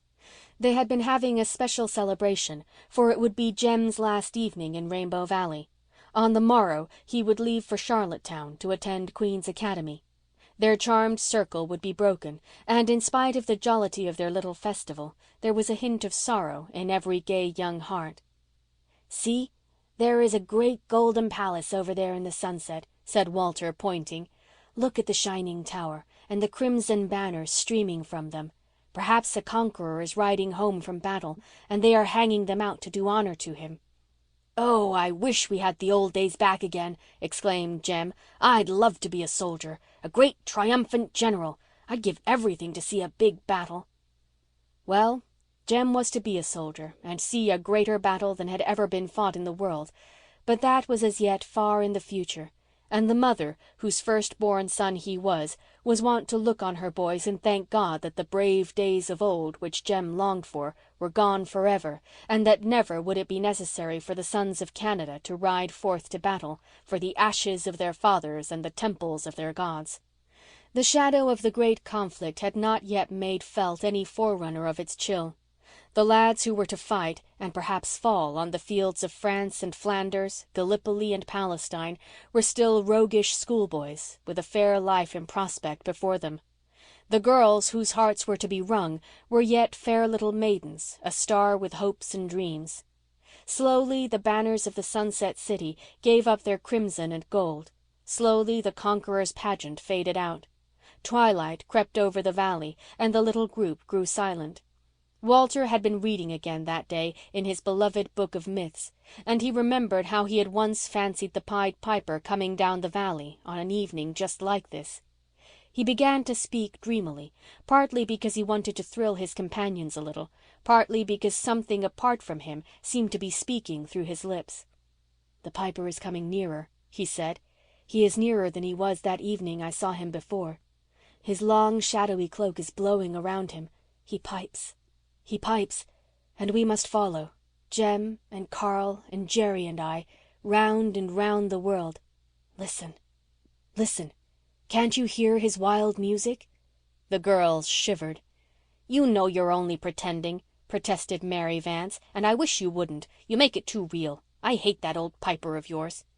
But Jem sprang up with a gay laugh. He stood up on a little hillock, tall and splendid, with his open brow and his fearless eyes. There were thousands like him all over the land of the maple. "Let the Piper come and welcome," he cried, waving his hand. "I'll follow him gladly round and round the world." End of Chapter 35. End of Rainbow Valley by Lucy Maud Montgomery.